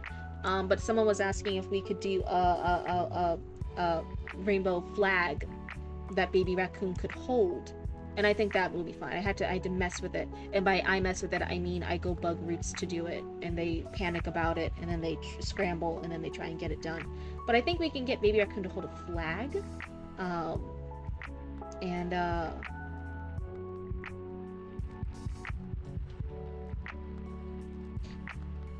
yes, it's on Itchy. But yeah, I think we've had Mike Starr. He actually submitted some parts of that script here for critique. So that's really, really cool that the game's already up now and we can do that. Ooh, you want me to what? Roots, Roots. I have a favor to ask. I'm hungry. Everyone, yes, to all my new raccoons in chat, I am Cryptid, but in real life I run a business called Cryptid Roots. That's the name of the channel, with my in real life sibling, who is Roots, but in chat they're also Knitbone here. So whenever you see Knitbone, that is your Commander Roots. Well, yeah. But the Coyote Guard. Why'd you spell it that way? Did I see the video you sent in chat? I don't think so. I'm here in stream. Save.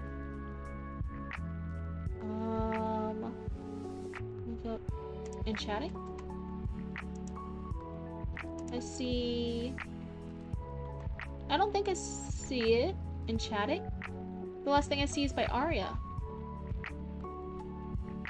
Rootin' tootin'. Oh no. Yeah, I'll have the Commander Roots. The real star of the show. Oh, banned. But Roots, I'm hungry. Can you have some noms too? It depends. For you, yeah. For Chatty Matty, but not for me?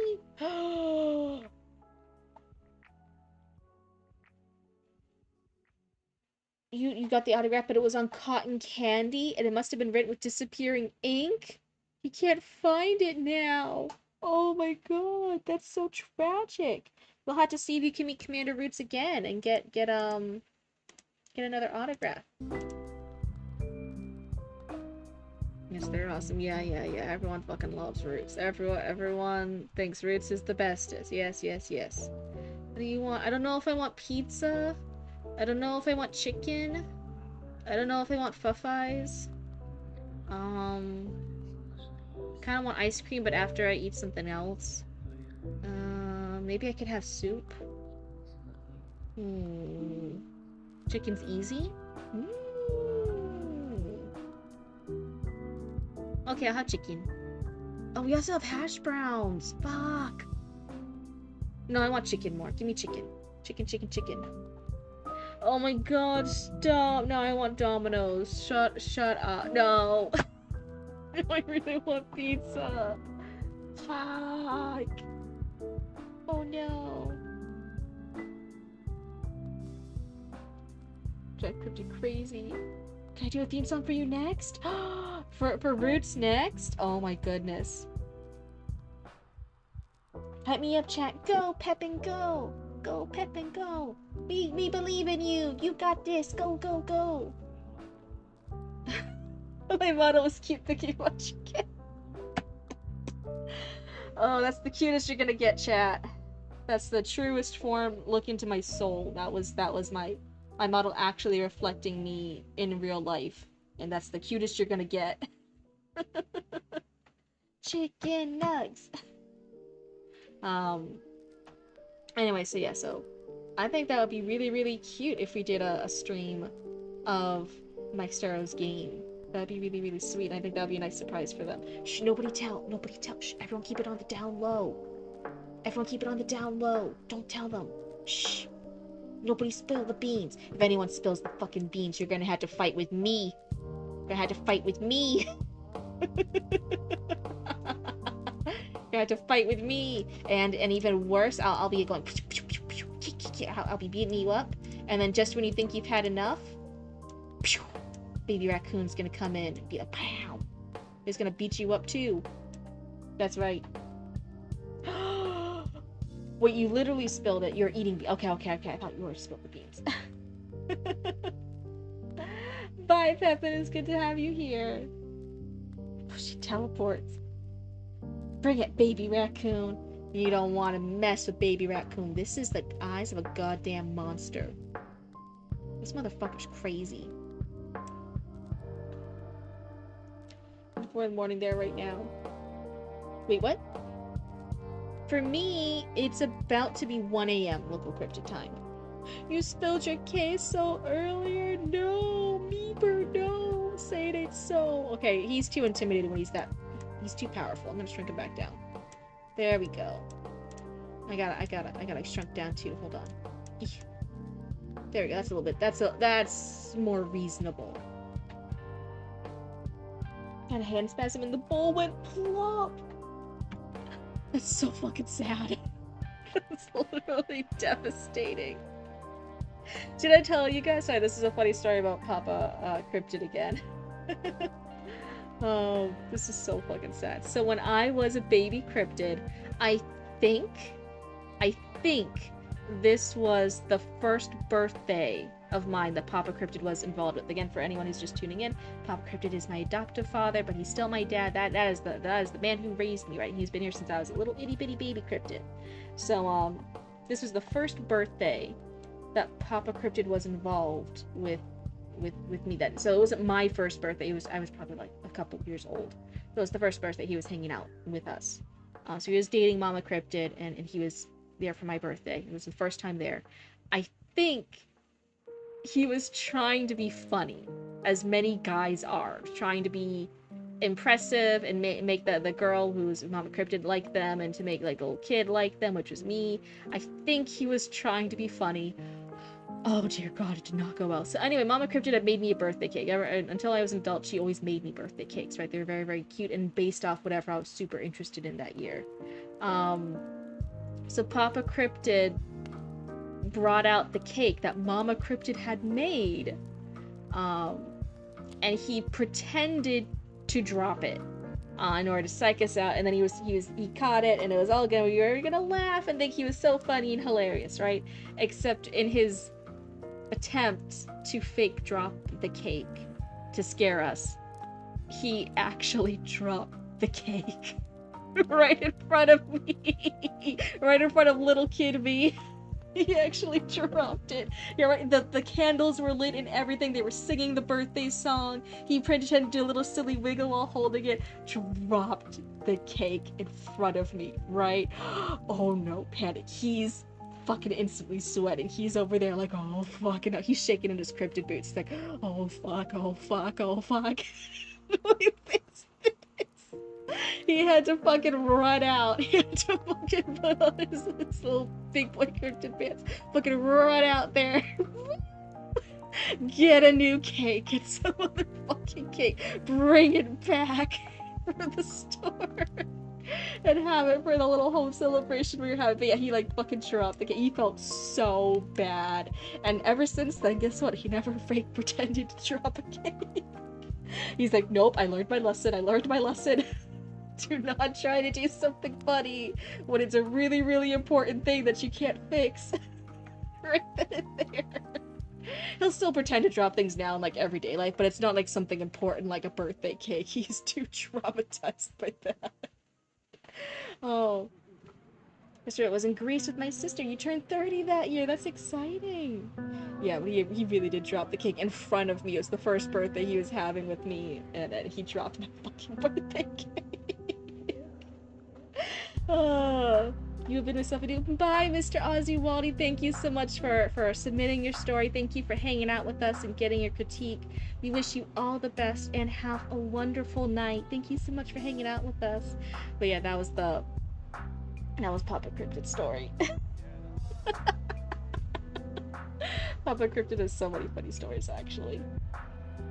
To be fair, it was a delayed joke. You're laughing about it now. He succeeded. What a mastermind, the decades-long cook. It's only funny because he felt so fucking bad about it. I actually don't remember this incident. I just, always remember Mom and Daddy, Mom and Papa Cryptid telling me this story. And it's always so funny because he always looks back and he feels so bad. And then whenever he's like kind of joking around too much with something, Mama Cryptid will look at him and be like, hey, you remember what happened when you were joking around too much with the birthday cake and then you actually dropped it? Do you want that to happen? And then he's like a little kid, he like instantly like lowers his head, he starts messing with it, he's like, no, I don't want that to happen. He's so funny. By putting the cake on fire. It's so scary. It was 4D chess. Yeah, he's funny. We have so many funny stories of Papa Cryptid. I feel like Mama Cryptid did all like fucking crazy cool amazing stuff that if you even say just one of her stories, you're like, oh my god, Mama Cryptid sounds fucking amazing. She sounds so cool. Papa Cryptid has a lot of like really funny, sweet, wholesome stuff despite I get my fiery temper, I get a lot of my sass, I get a lot of my dark sarcasm, I get a lot of some of my bad traits from Papa Cryptid. So he's not like a perfect saint, I get a lot of bad stuff from him too. But he does have a lot of really funny, sweet, wholesome stuff, it's really funny. Head to bed, varmints. Good night, Zatra. Thank you so much for hanging out with us. Have a wonderful night. You read that as vitamins? That's so funny. I guess people overseas call it vitamins, but here in the US we call them vitamins. Is that true? Is that true for a lot of my overseas viewers? Do you guys call it vitamins instead of vitamins? Is my worse my CPTSD? PTSD has a way of doing that. Meeper, that doesn't clarify it at all. Thanks so much. Thanks so much, Meeper. That helps clarify which way you're saying it so much. Oh my goodness. And I can see. Roots will probably want to hang out though. Let me go ahead and see. We did get a lot done on the list today. Sato was on the list, but they already went to bed. There's in bed. I think maybe vitamins or vitamins. Vitamins. No, that's the way the Brits do. So I think the Brits do vitamins, right? They do vitamins. You're still here, Sanctify? And you have been waiting so much. We have been trying to get your stuff read. So I think if you're up for it, Sanctify, we can do yours because you're at the top of the queue. And then Let me go to the top front of the queue. This one says it's a short, like, OVA-style-esque story. Let's go ahead and take a look-see-loo. Let me restart my lo-fi beats. My kids now disappear like cotton candy. Good night, Keans. Thank you so much for hanging out with us. Need accent font. Normally you don't you just spell it phonetically to show what you mean. Like for example, let me go ahead and just show it really quick. Oh no, I don't have my Weebly screen up. Hold on. Well, no, it doesn't really matter. Like some people pronounce it never, and then never, and then you would clarify it's nev.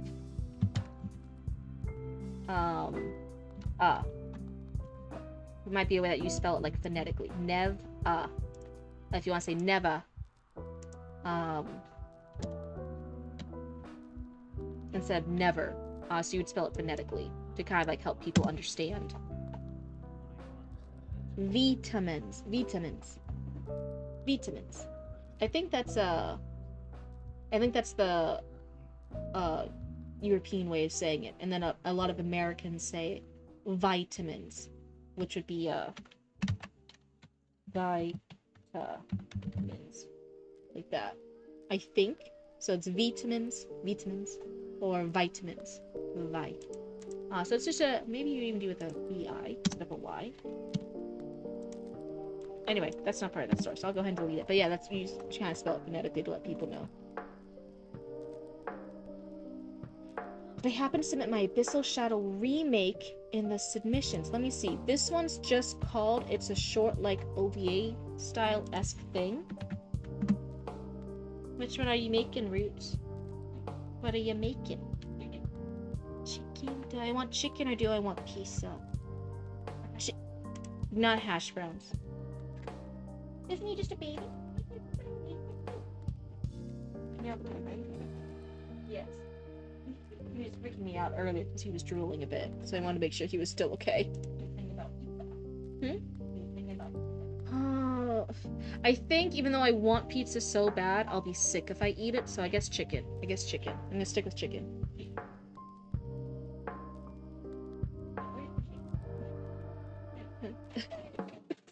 Meeper, you're in the right spot. I promise you. I'm so smart and I'm such a fucking dumbass. Both things can be true. Nude. It's Canada or Canada. That's not. Isn't it Canada? Is it Canada? So basically it's Canada. That doesn't sound right. Is it Canada? Or is it Canada? Canada. That sounds so funny. Is that how you say it with the Canadian accent? Oh, that's great. So anyway, Lord Sanctified. This is what I see. Canada.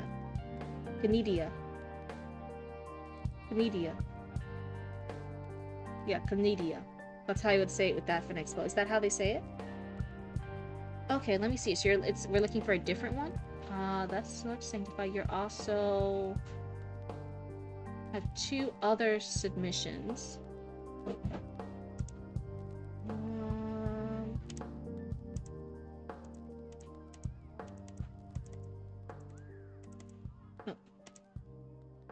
One of them just says novel, and the other one says full story remake of an old story. Maybe that one's it? Chelsea.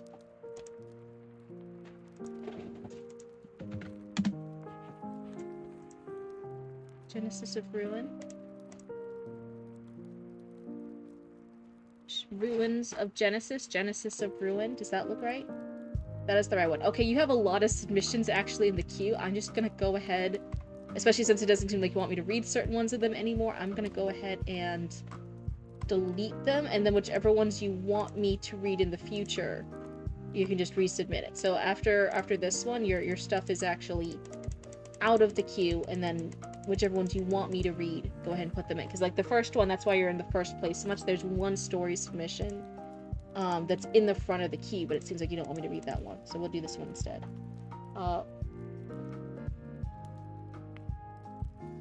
What was I saying? Alrighty, so this is a remake of something. Still got a lot of the... Oh, wait, no, why can I move? Stop giving me suggesting stuff. Viewing. Oh my god, that scared me. Hey, thank you so much for the sub. I appreciate it so much. Why can't I ever be normal? It's fine. Everything's fine. Everything's fine. Anyway, look. Lord, say goodbye. Okay.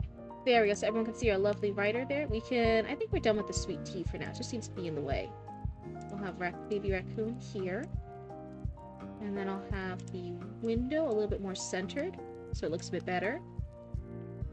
I'm not suggesting anything, but get my stuff out of there. Can I ever be normal? Me before bed every night. How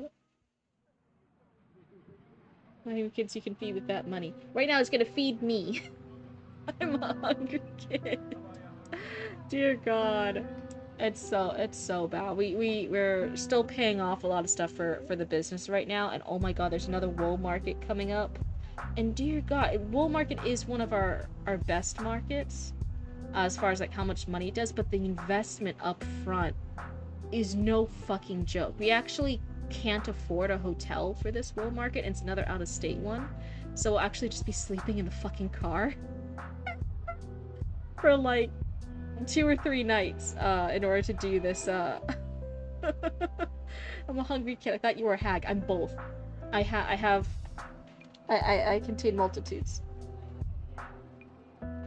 Meet me, I'm a raccoon. But yeah, like we do not have money to actually get a hotel for this WoW event that's coming up. For anyone new here, that's World Oddities Expo, which is WoW. We actually take our business, Cryptid Roots, which has a lot of embroidered apparel, patches, a lot of cool spooky stuff and knickknacks, stuff that you don't even see in the online Etsy shop, actually. And we go to markets and events and conventions sometimes. And World Oddities Expo is one that's still, like, financially good for us, as in we make money at it. But even then, it's not enough. Like, we do not have the liquid capital to, like, get a hotel for this fucking out-of-state event. It's so bad. And markets and conventions in general, you might hear, if you guys know a lot of, like, Artist Alley con artists, that's what they're called. We do a lot of conventions, so you got a lot of people who do, like, fan art and stuff, and they like working at anime conventions and stuff. It's getting so brutal. It's getting so hard to actually financially justify trying to be a convention artist now. It's tough out there. There's a lot of stuff. Even if we made, oh, that's a job. Cool. Yeah. We run our own business, and yeah, it's nice to take the business to different markets and different events all over the U.S. And since you're new here, our stuff, our embroidery work and my sewing work has been on the Grammy red carpet twice, on 2 different artists. We've even had a contract with Legoland. We did some of the pirate patches for the pirate part of the parade they opened up in Legoland, California a few years ago. Our stuff has been in a few small witchy boutiques across the US a couple times.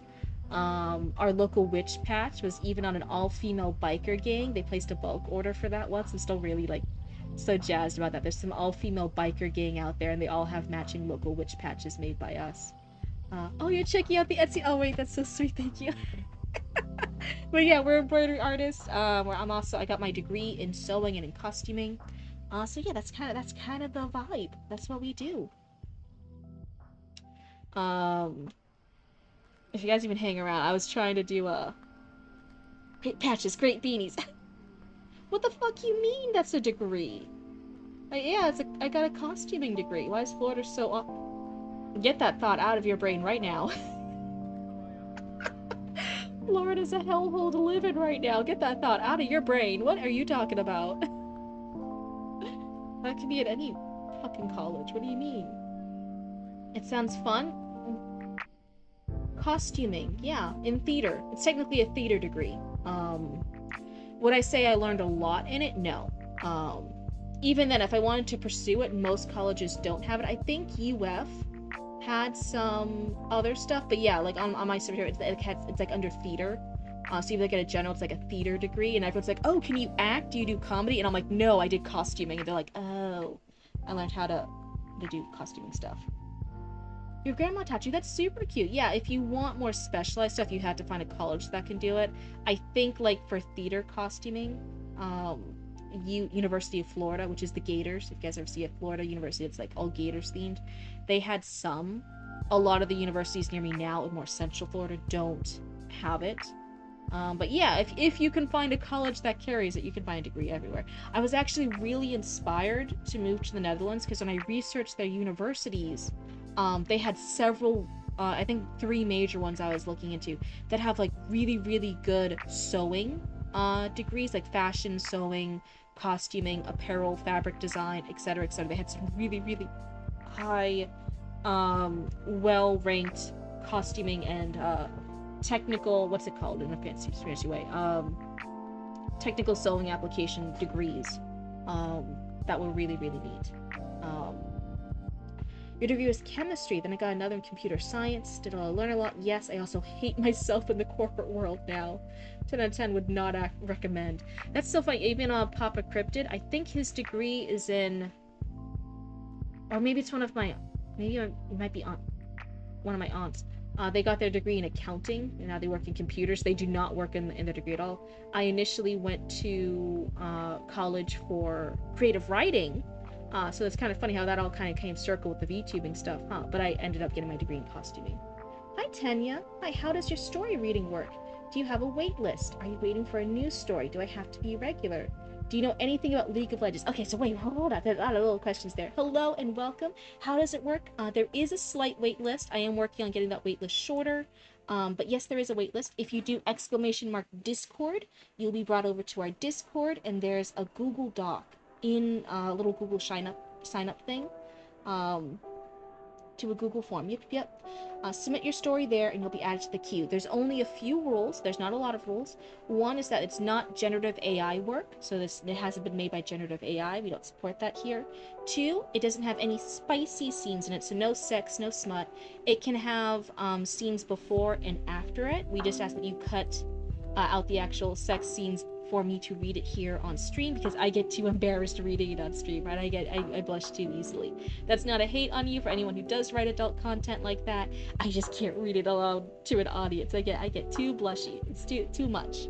And then again, if you can just do a quick little look over it and self-edit to the best of your abilities, and that way, whenever we do critique and feedback for it, it's not just stuff that you could have already fixed, it's stuff that you missed, and stuff like that.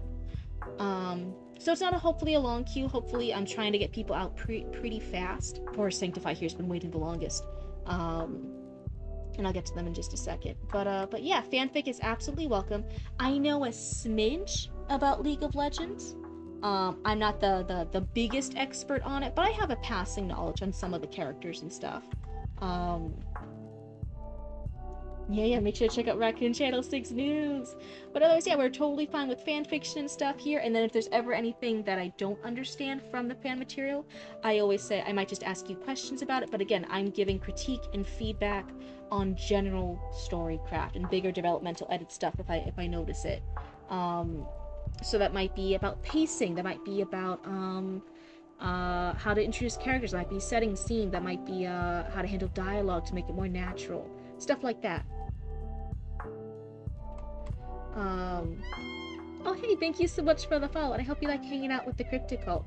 But yeah, I read all of the character descriptions in the game League of Legends. Like, I read all their histories and backstories when my fiance at the time, now ex-fiance, so this was a few years ago, was super into League of Legends, but I was terrible at playing it. I kept trying to play it, and I was just bad. But I still liked the concept and stuff, so I read all the characters and their histories and their stories, and I really liked that. It's probably out of date now, because they've changed a lot of stuff. And then I've seen all of Arcane, and I fucking love Arcane. Arcane's, I love it so much. Ooh, what's this? Wait, what? From this tab. Sorry, Lotus. Oh, that's so funny. Maybe it will work. Let me join. There's nothing holding you back from joining. Go ahead and oh, do you need the thing? Discord. So yeah, just double check the rules. Give it your best attempt at a self-edit. And it probably won't be read today. I stream every other day. So you can check the future stream and see here. I only read your work if you are here in chat, because you can ask me questions, I can ask you questions. It's a good back and forth. That's kind of the vibe. So I won't ever read your work without you being here present in chat. And then I also do a roll call in the chatting section of Discord, where I say, hey, roll call, who in the queue wants their story read today? And if you're free that day and you're like, oh yeah, I'm gonna join the stream, I want my stuff read today, you can be like, oh, I can I go first? Can I go second? I'll only show up at a later time. Can you read my piece today though? Ooh woo. So funny. But yeah, so that's kind of the vibe. So keep an eye out in the Discord in the chatting section. Every time before I stream, I'll do a roll call. If you're ready to have your piece read that day, go ahead and see me. Again, you'll see a list in the story submission queue. We don't go in order of that list. We go in order of when people show up and are ready to have their stuff read. If it goes over 2 months without you being there, then it's then I might remove it from the queue. That's not putting you in trouble. That's just saying, hey, it's been over 2 months. Let's remove this, and you can just resubmit. Do you do lighter critiques? I'm more interested in seeing how the jokes land with someone who's more normal and not a Premier League player. Yeah, you can ask for stuff to be critiqued on, so if you don't give me something, I just do a general critique, and it's just the 1 or 2 pieces that I notice are the biggest thing that I could critique on. If you have specifics you want me to critique on, like, hey, critique me on the dialogue, and critique me on the jokes, then I'll just focus on that. That's absolutely fine. I might point out spelling errors if I happen to notice them. But that's about it. That's totally fine. And you'll just put that in the notes, or you'll let me know in chat when we read your piece. And that's totally fine.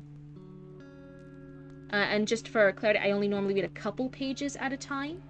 And then if you want me to keep reading more and keep giving more critique, then you just resubmit, and then I'll continue from wherever we left off. And that's kind of the beat. Meet sadly. Ooh woo. Okay.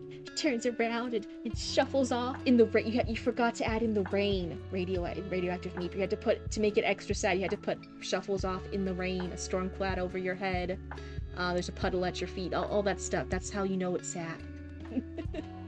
Oh, thank you, Aria. Yeah, make sure to check out our Etsy shop. We do patches and cool apparel stuff. There we go. All made by us, no factories, except for the clothing blanks. Like, I get blank t-shirts and hats, but then we do the embroidery on it. But yeah, all the patches you see, that's not made by a factory. That's made by me and Roots. We make each and every single one of those patches. It's not raining. Those are my tears. Okay, yeah, that's more pathetic. I love it. No notes. 10 out of 10. This is Abyssal Shadow, Genesis of Ruin, Arc 1, The Soulless Incident.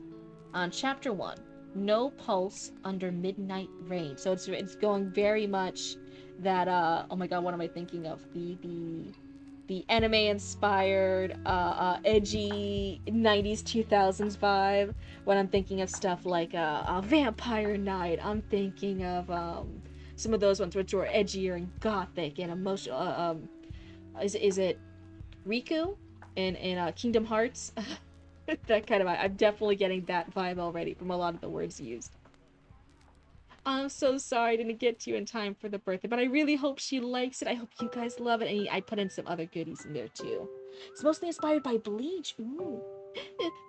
Well, I'm not buying. Everyone just sounding as pathetic as they can in chat, so I will read it in a voice. I see what you guys are doing. It's mostly inspired by Bleach. I love Bleach. We watched a lot of Bleach. That was actually our family show. Papa Cryptid was a huge Bleach fan. It was the first anime we got him to watch. Isn't that a fun thing? He loves, his favorite character is Kenpachi Zaraki. He loves Kenpachi. I actually for a couple like birthdays and Christmases got him bleach stuff, and he had like bleach socks and he had a bleach shirt.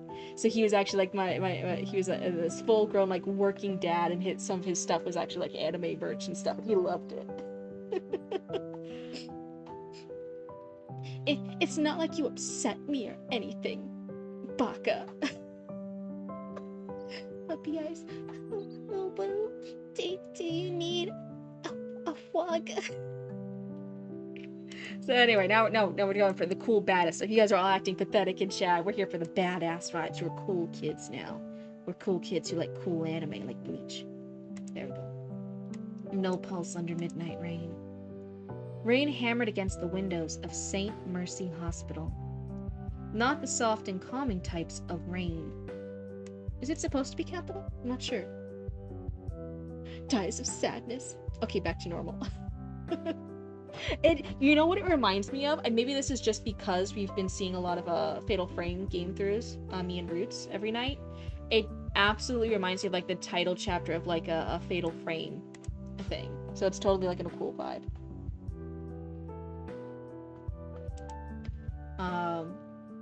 Not the soft and calming types of rain. It was the kind of rain that is on par with a loud concert speaker, that's loud enough to make you think that you are in a live concert performance and having to mosh pit with other people in the middle of an instrumental solo. I think, was that all one sentence? Yeah, well, I think it was one sentence for the whole pack, so it was a bit of a run-on sentence, and then some of the repetition too. Like, the concert was repeated, a little bit. I'm not sure this is the best analogy either. I got such cool,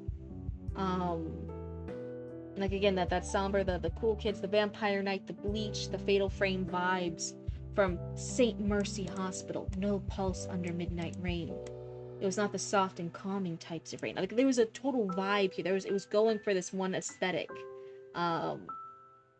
But then it just goes into the concert one, and I'm like, oh, this is a different vibe. I don't know if that's the strongest analogy here. I wonder if there could be another cool type of analogy to do. The luminous lights above the emergency hallway buzzed weakly as doctors rushed past one by one, with pale expressions stitched across their faces. Nurses whispered underneath their deep yet secretive breath. Someone cried near the waiting room as, somewhere deeper within the hospital, a machine flatlined again. OMG, blue text. It's me. It's me. Don't I look so good next to other blue things? Aren't I the prettiest blue you've ever seen? Doesn't this blue just show how much better my blue is? Right? It looks good on me, right? Yeah, I know you guys are all... No one's saying it in chat, but I know you guys all agree. I like it. See, we returned to the mood with this one. This is definitely in line with everything else here. There's just one analogy through it all. Room 306. A doctor wearing a blood-stained coat stepped out towards the doorway, removing his blood-dipped gloves with trembling hands. Time of death, he muttered, upset, before checking the clock. 11:47 p.m. Almost midnight. The hallway fell into silence for a brief moment, as we saw a woman covering her mouth and another doctor looking down at the floor in deep turmoil and sadness. As we saw, that's interesting. What tense are you looking to, or what point of view are you looking to do for this one, Lord Sanctify? I feel like that one suddenly switched. Is it?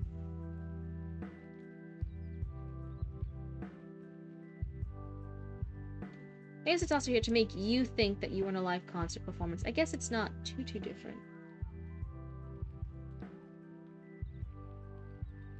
As you, as we. So it's changing from like as you, as we. We're mostly doing first and third. Okay, so you're gonna be switching perspectives.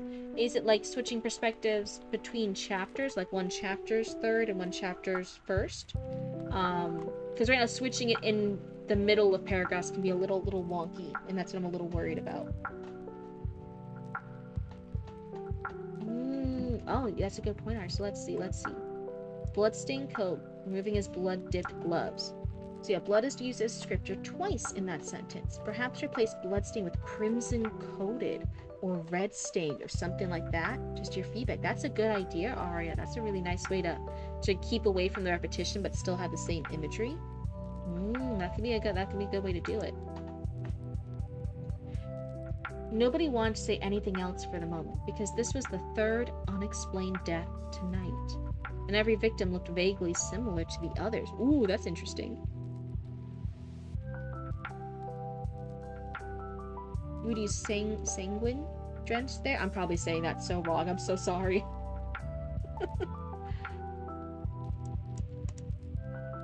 Similar to the others. That's an interesting detail. Besides that, they either turned out to have no wounds, disease, or poison, and they were just empty, like a hollowed-out Ichigo. Oh, definitely going for the Bleach and the anime-inspired look here. So you have an asterisk here, so I'm assuming that's to show anyone who's just reading it what Ichigo means. But I'm not seeing end chapter. So normally, when you do that asterisk, the translation or whatever extra info you need is then at the bottom of the page, and then you can go and look down at it to see what it is. It's just the chapter, honestly, the next is fairly different. Okay, in that case, I wouldn't switch tenses too much, especially in just one chapter, especially if it's different in the next chapter. Maybe choose one tense and stick with it. In that case, I think the third person might be a little bit more natural and easy flowing, unless there's a specific reason why you want to do first person.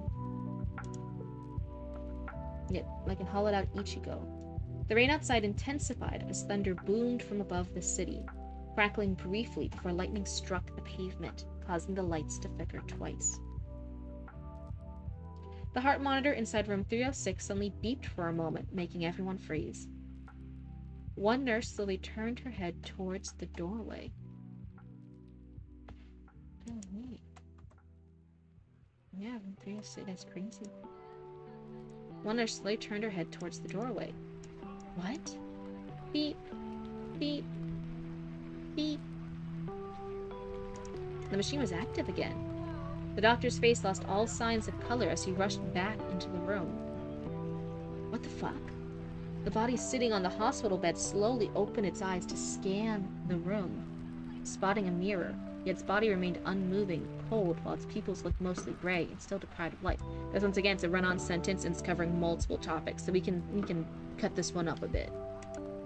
The individual was a teenage boy who stared blankly at the sight of rainwater still tapping against the nearby window. Yet the sound of it was nullified, as he was simply unfazed by it, almost as if he had seen death before.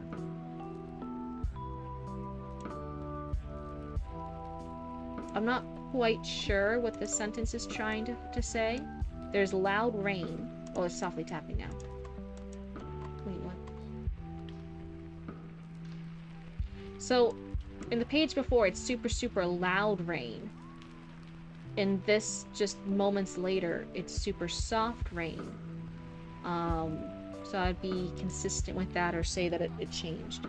The sound of it was nullified, as he was simply unfazed by it, almost as if he had seen death before. This doesn't quite make sense.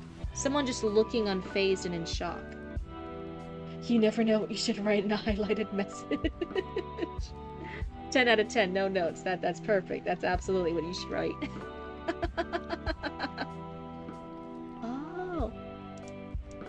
Oh wait, in my little thingamajig, I don't think it really shows it here that it's highlighted. It shows it in Twitch, but it doesn't really show it here. That's a highlighted one. That's interesting. Oh, I wonder if there's something I can do in settings that would let that be more easily visible. But yeah, I would reconsider this sentence. This one doesn't quite make logical sense. The doctor stepped backwards instinctively.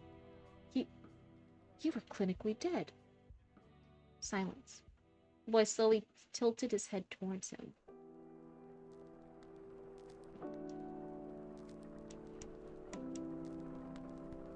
So, his and him, you're using two he-him pronouns, but to describe different people in the same sentence. Gets a little, on a micro level, it's a little confusing. So I would clarify, the boy slowly tilted his head towards the doctor, towards whatever. This is fine. That is fine. Hope you're having a good evening. Hi, Hannah. Yeah. We're actually doing our... Is this the 4th reading tonight? I think it's the 4th reading tonight. We got a lot done today. I feel very productive. And then Roots is making chicken for me right now. So as soon as we're done with this, I'm gonna have some nice food, and we're probably gonna watch more Fatal Frame. So I slowly tilted his head towards him. The heartbeat echoed through the monitor, showing that it was steady, but morally, artificially steady. I'm not quite sure what morally here means. Beep, beep, beep. The doctor swallowed nervously. What's your name? Oh, are we all using highlighted messages now? That's right. If you're not using a highlighted message, what are you doing? Get on the bandwagon. Don't you feel left out? This is peer pressure. This is Cryptid, a blue ball on your screen peer pressuring you right now. You had to use highlighted messages. How else will I be able to read it if it's not highlighted? What's your name? The boy stared at him for several seconds before finally answering. Ren. His voice sounded very dry, yet it lacked any emotion. Oh, hey, thank you so much for the bits. That's very kind of you. Thank you so much. Well, I had to go to sleep. Good night and carry on. You have a wonderful night. Have a good sleep. Get all comfy and cozy wherever you are, and I hope you have some great dreams tonight. Oops, it didn't work. Ignore previous message. That's right. We're not seeing your silly non-highlighted messages. You want to wear the NSFW beanie to wear to a job interview? Okay, not for an interview. Unless it's that kind of place. Oh my god. But no, they're super funny. I really also like the no beanies. And Papa Cryptid, when he first saw them, the no beanies was one of the first ones I did. We started with 3 beanie designs, 3 embroidered beanies. One of them was the no. And I went to show Papa Cryptid, and he's like, no, it just says no on the beanie. And I'm like, yeah. He's like, who's gonna like that? It just says no. That's stupid. And I'm like, well, I like it. I'm gonna try. And we took all the beanies to a market. And then everyone loved the no beanies, and they were the first beanies to sell out. We sold out of all the no beanies on our first market. And then I went back to tell Papa Cryptid about it. I'm like, oh, the no beanies were super popular. Everyone loved them, and they were the first to sell out. And he was like, see, I told you. That was a great idea. Those are great beanies. I knew they'd work out. And I was like, you motherfucker. Yeah, I forgot it had a beanie that just said NSFW. Thought you meant a beanie. With a... Yeah, go design or something, LMAO. Yeah, no, it just literally says the letters NSFW on it. You love the no one? Yeah, it's really, really funny.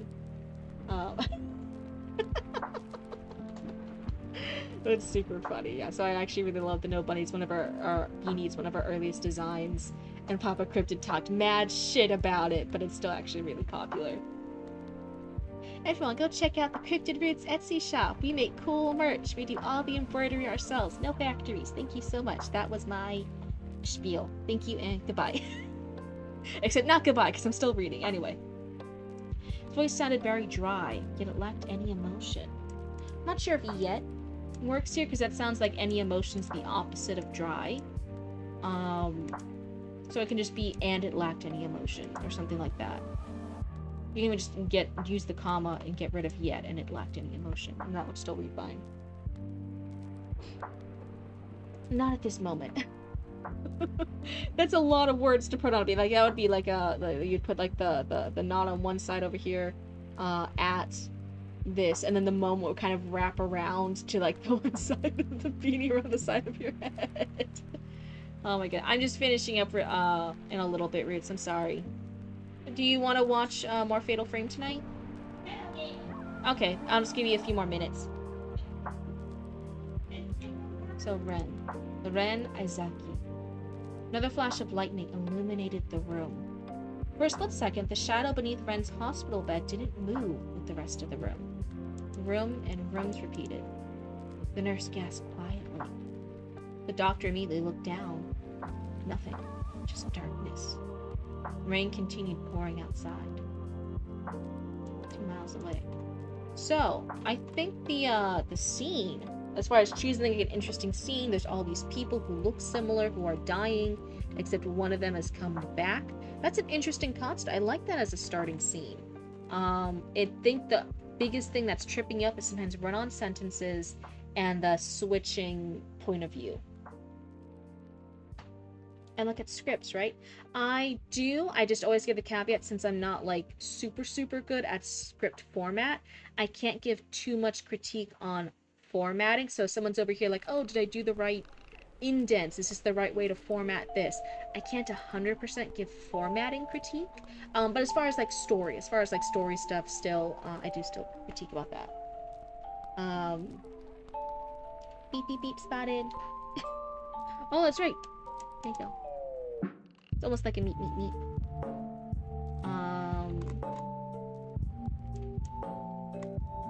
2 miles away. Tokyo looked beautiful at midnight. Oh yeah, because it was almost midnight in this scene. No pulse under midnight rain. Tokyo looked beautiful at midnight. The lights from the street lamps reflected against the flooded sidewalks. That can be done later. Yeah, then that's fine. You have a script you're working on? That's exciting. Yes, people talk about scripts, but you can do that there. Yeah, I'm not saying that it's something you have to do right off the bat. Lorna, I'm working on a script, right, for Three Little Witches. Sometimes formatting is definitely stuff you do later. I've been thinking of paying somebody to do it, because I don't want to fucking deal with it. It's just clarifying, like, hey, if you were looking for that advice, I can't give that. I'm not the best at that.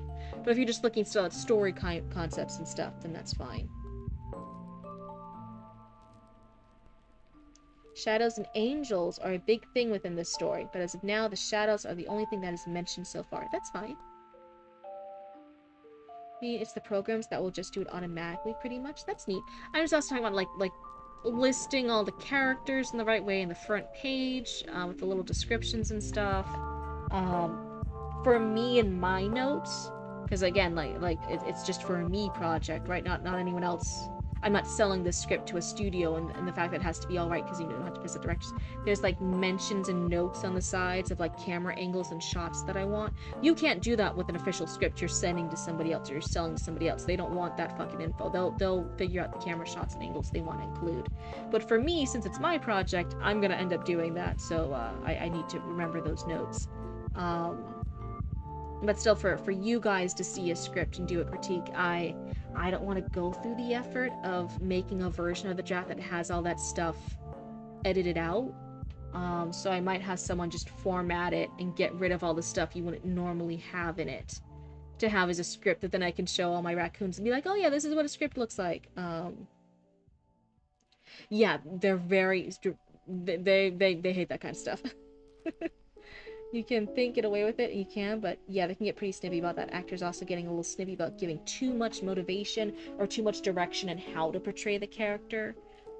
Again, since there is no director, there's just me. Since there are no actors, it's for an animated comic thing. There's nobody to piss off but myself. So it's okay for me in a script for myself, but for showing a professional script, that obviously doesn't fucking fly. Is a wider production then? Yeah, so I'm thinking when it's fully done, I might have, because I just don't want to deal with it, I just don't want the mental load, and I have other stuff to do with the business, I might pay someone just to go in and reformat it, what was I saying? And then I'd have a cleaned up, more proper version to show you raccoons here on oh my god. On Twitch. I was about on Discord, on stream, on Twitch. There we go. That way you guys can see what a properly formatted script looks like. That way I'm not showing you guys like bad etiquette for script making stuff. That's something I'm considering. We're here again on the 17th, 16th, 17th. Yeah, that sounds great. This is the last submission we're reading today, so yeah, go ahead and join us on the 17th. Again, I'll do a roll call in chat beforehand, like a few hours beforehand. And if you know that you want your piece read that day on the 17th, you'll just respond to the roll call. Oh, it'll be a thing in chat where I'll just go, oh, roll call, who wants their story read tonight? And the only thing I have to do is like, I want my piece read tonight. And I'll be like, okay, and then you'll be added to the list that day to be read. Nice and easy, very simple. I just wanted to make sure I wasn't saying something that it wasn't cool. No, you're all good.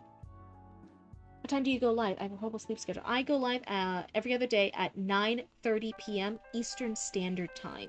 I'm not quite sure what time zone you're in, but you can like go onto the Google and you can type in 9:30 p.m. Eastern Standard Time to whatever time zone you're in. Every now and again, and I'll try to let you know in Discord if it happens, I might be a minute or two late, but it's roughly that time zone every single time.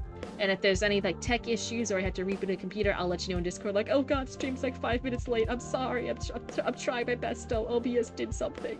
And then I'll just start like 5 minutes late, and it's not a big deal. But I always panic every time. I scrolled too fast.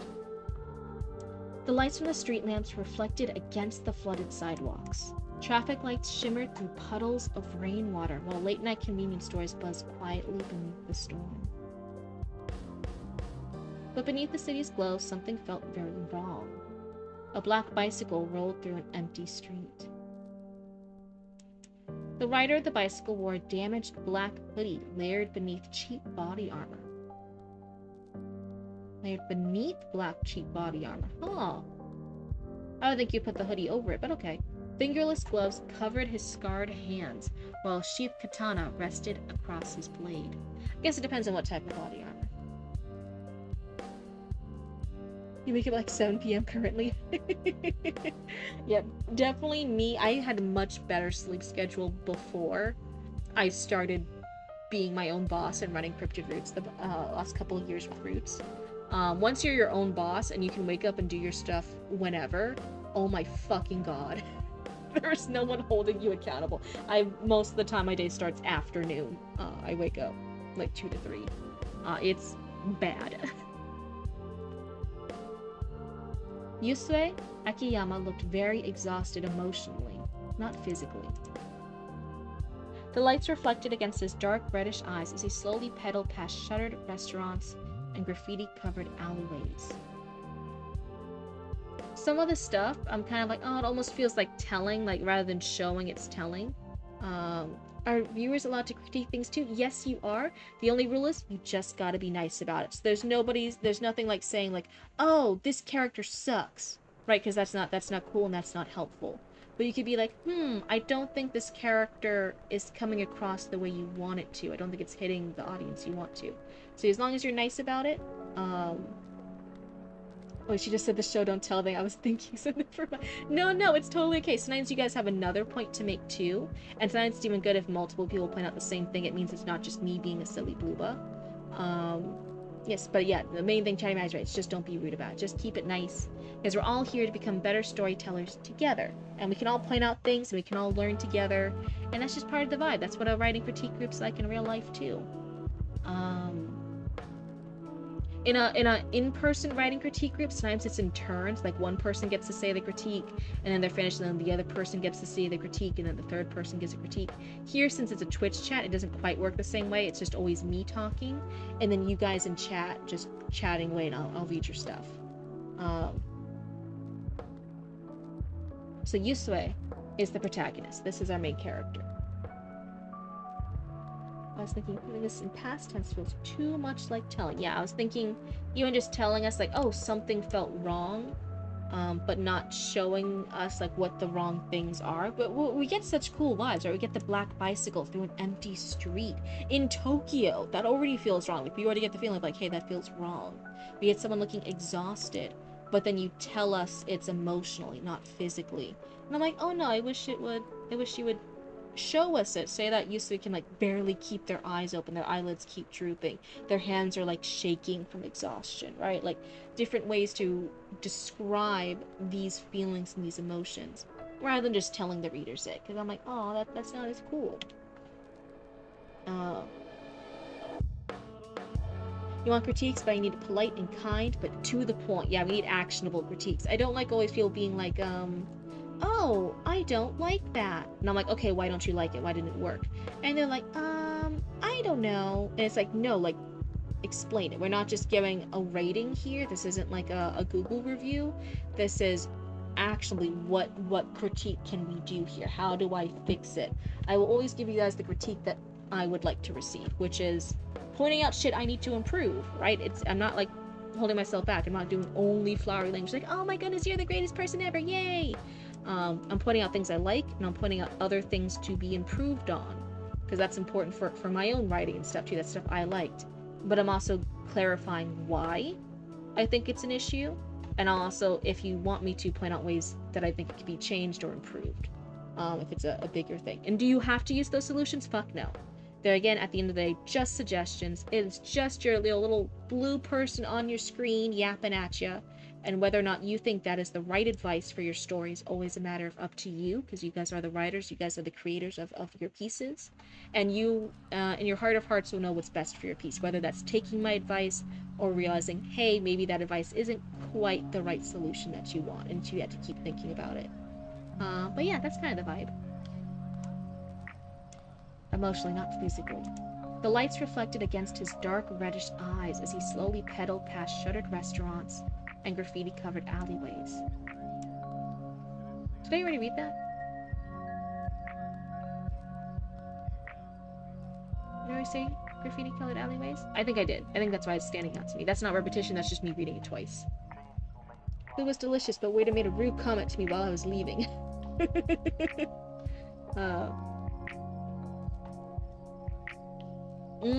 Yeah. Especially as a copy editor. And it's definitely different, right? Realizing the stuff as like a copy editor versus sometimes I'll give slight line edits, but not too many really.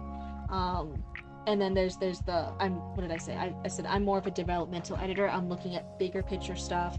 Is this the right scene to start your piece at? How is the pacing going? How many descriptions have you had of characters? Is the characters' voices consistent? I'm normally critiquing bigger issue stuff, and if I happen to notice a grammar issue, I'll point it out. But yeah, Benair, I can absolutely understand from a copy editor's point of view. You're like, how do we reformat this? How can we clarify this? How can we do that? Especially as a line editor too. There's definitely some people, and sometimes they'll ask like, what would give the biggest impact from me? And I'm like, oh, getting a line editor. The story idea is good, but the actual sentence, the structure of your writing craft needs more work. You want more critique from a line editor. They're going to help make your lines and your structure, the actual writing, shine the best. Some people, their story's great, but it's just the grammar. So I'm always like, yeah, you want a copy editor. You want somebody to help look up copy editing stuff. Check out your Chicago manual of style. Look at that scary tone, and really get down the nitty gritty of your grammar, because that's the biggest hurdle you're facing.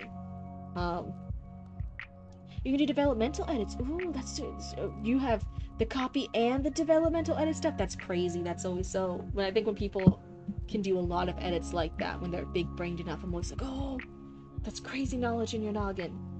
But your background is proofreading anime subtitles. Ooh, that's a fun job. Being able to check everything is working and makes sense for all of our anime fans here to enjoy our stuff. That's neato. What a fun job. Oh wait. The cold rain soaked through his slightly damaged black hoodie, but he barely reacted. What a nuisance, he muttered quietly. Oh hey, welcome on in, Raiders. Hello.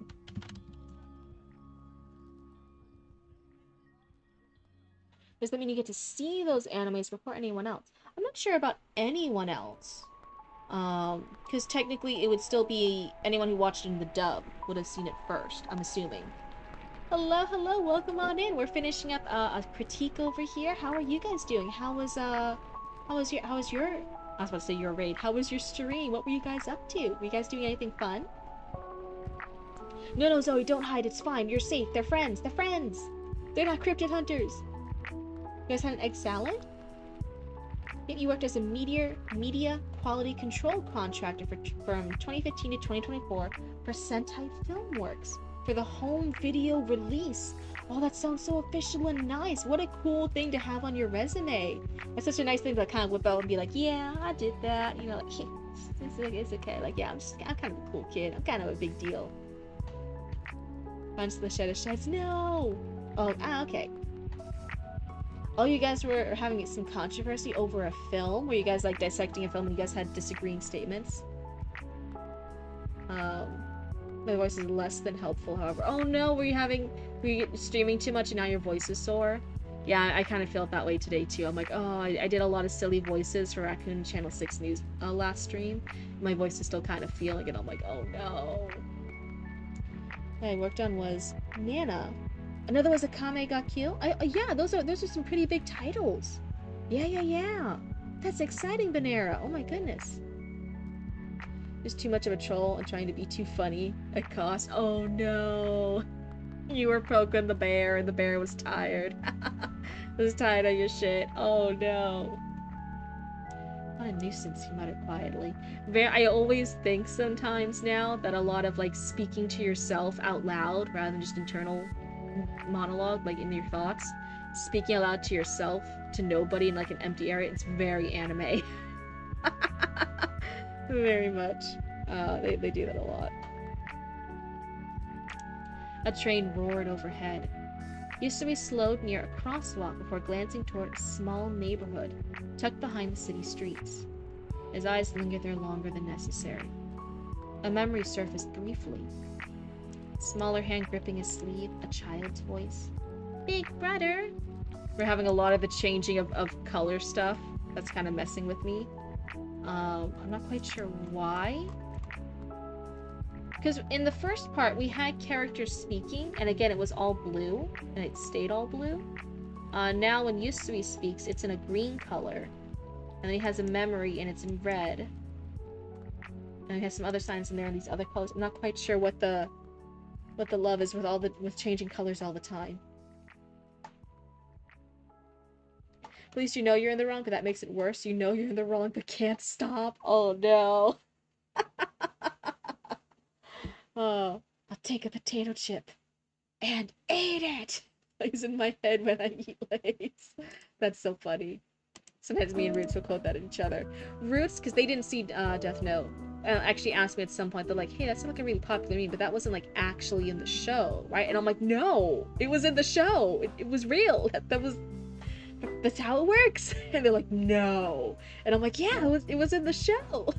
That's the bit. That's how we all quote it. That's why it's the meme. Because it's really there. No one came up with that. That's genuinely what happens. And they're like, why is it so intense? I thought it was a Death Note thing. Why is it so intense he's eating potato chips? And I'm like, because it's part of a con. He's being observed and he has to act like he's not really the killer who's doing all the stuff with the Death Notes. They're watching him, and he's set up this elaborate way so it looks like he's a normal student who's just studying and eating potato chips in his room while meanwhile the killings are happening. And he's doing it because there's like the device and stuff that's in the bag of potato chips. So he's loving his acting method because he's just gonna take a potato chip and eat it, but in the potato chip bag there's a device that's helping him get the killings done that they can't see while observing him in his room, and they're like, oh. Let's see. I did the Japanese with English subtitles track. So if you had a good smooth subtitle track on those titles, that's my work catching anything bad. Ooh. Everyone say thank you to Banera. Thank you so hard for all your hard work. Thank you. Thank you for being one of the core members holding Anime Society together. I'm gonna fix the bug in my code. Sitting on his bed reading a porno bag. Shut up. Oh. We mostly change the colors for certain characters for the dialogue. Oh. I'll change this one line. I'll assign 1 billion souls to oblivion. Good night, Meeper. Have a wonderful night. Praise. Oh my goodness. Yeah, it's so funny though.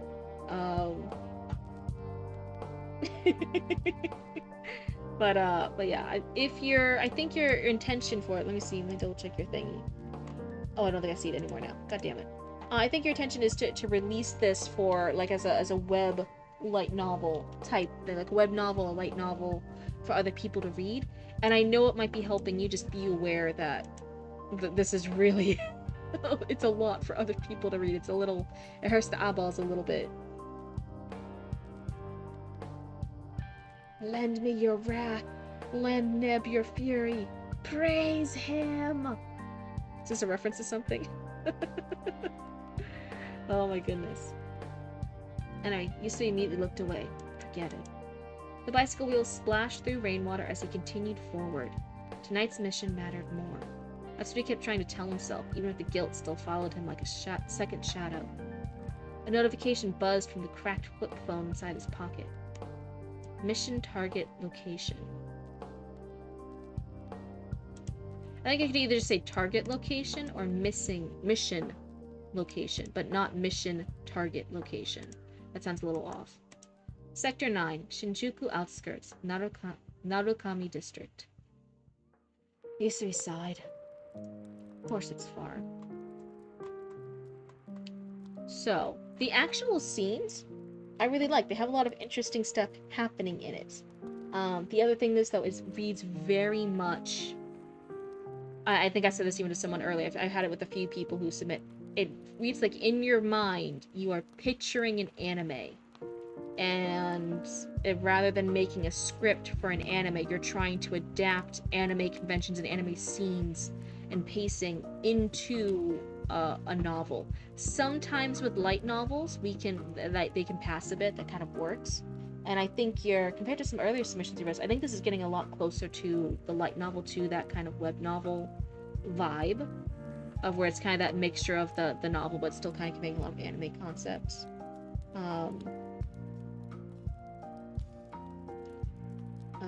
They were referencing it, but I sure was. Okay. It's a fine art in and among itself, but if you're going for Leno, I have definitely noticed it's a lot better towards that. It's getting, but if done right, animification is stellar. That's what I'm saying, like that light novel thing, which is kind of reads like anime or other stuff in a novel format. This is much closer to that. In my head, I still want this to read more like a novel, and then I'm looking at things like, oh yeah, add more details, add this for the pacing, add this, but I'm also keeping in mind, I don't think it's supposed to be a novel. I think it's supposed to be that very particular vibe of the online web novel, which does have different conventions, and in that case, I'm gonna say I think this actually works for that. Let's see. Oh my god, I'm getting distracted by chat here. Hold on, let me finish giving the critique, because I have chicken waiting for me. What was it? Stoner Girl Evolution? But I'm like, oh my god. But for sharing this in a web format with other readers to enjoy your work, I definitely think formatting-wise, the colors, whew, they hurt eyeballs. Well, I was okay with the blue, and then as soon as I started seeing other colors, I was like, oh no, and the red kind of hurt my eyes, the green started hurting. So again, be aware for your target audience. Don't be hurting their eyeballs. The graphics and stuff, none of this is really needed. Sometimes it even cheapens the look of it, especially when you put so much hard work and effort into making this story. But as far as the scenes you chose for the intro, I still think they're really, really good ones. I would definitely focus more on making sure you don't have run-on sentences and the lack of repetition of words. Chapter 2. Again, I always say write it in the format for what it's supposed to be. If you're writing a novel, make it a fucking novel. Everyone's gonna notice if it's something that's not supposed to be a novel, but you just didn't have the budget to make an anime, so now you're trying to make it a novel, and they're gonna be like, this doesn't read like a novel.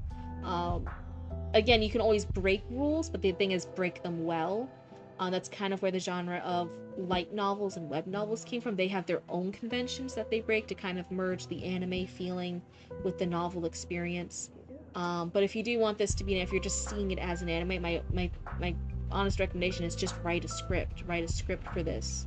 And it can be adapted into a comic, or you could, again, I know it's a budget thing, but you could always try and get it made into an anime, but more than likely, more feasibly, sometimes someone will work with you to make it a comic as a pitch, or a manga if you want it to be more of that Japanese feel. Can publicly be friends. Oh. Um, reader seat. Oh, I'm excited, Aria. That sounds neat. But what was I saying? So yeah, I always say write in the format that you want it to. Some stories, and it's not a bad thing to realize. I've realized this with multiple times with my own stories. Shouldn't be in the format of a novel. They deserve to be in another format. And I realized that I'm like, okay, I won't write that into a novel. It's supposed to be something else. I've had stories that were supposed to be comics. I've had some things that were supposed to be web comics. I have some things that were supposed to be short stories that didn't make sense to try and drag them out and make them into a full novel. Be to vibe like an anime, but be a book. Lol, special kind of. That's what I'm saying. Look into the light novels. Look into the web novels. They mix those two vibes.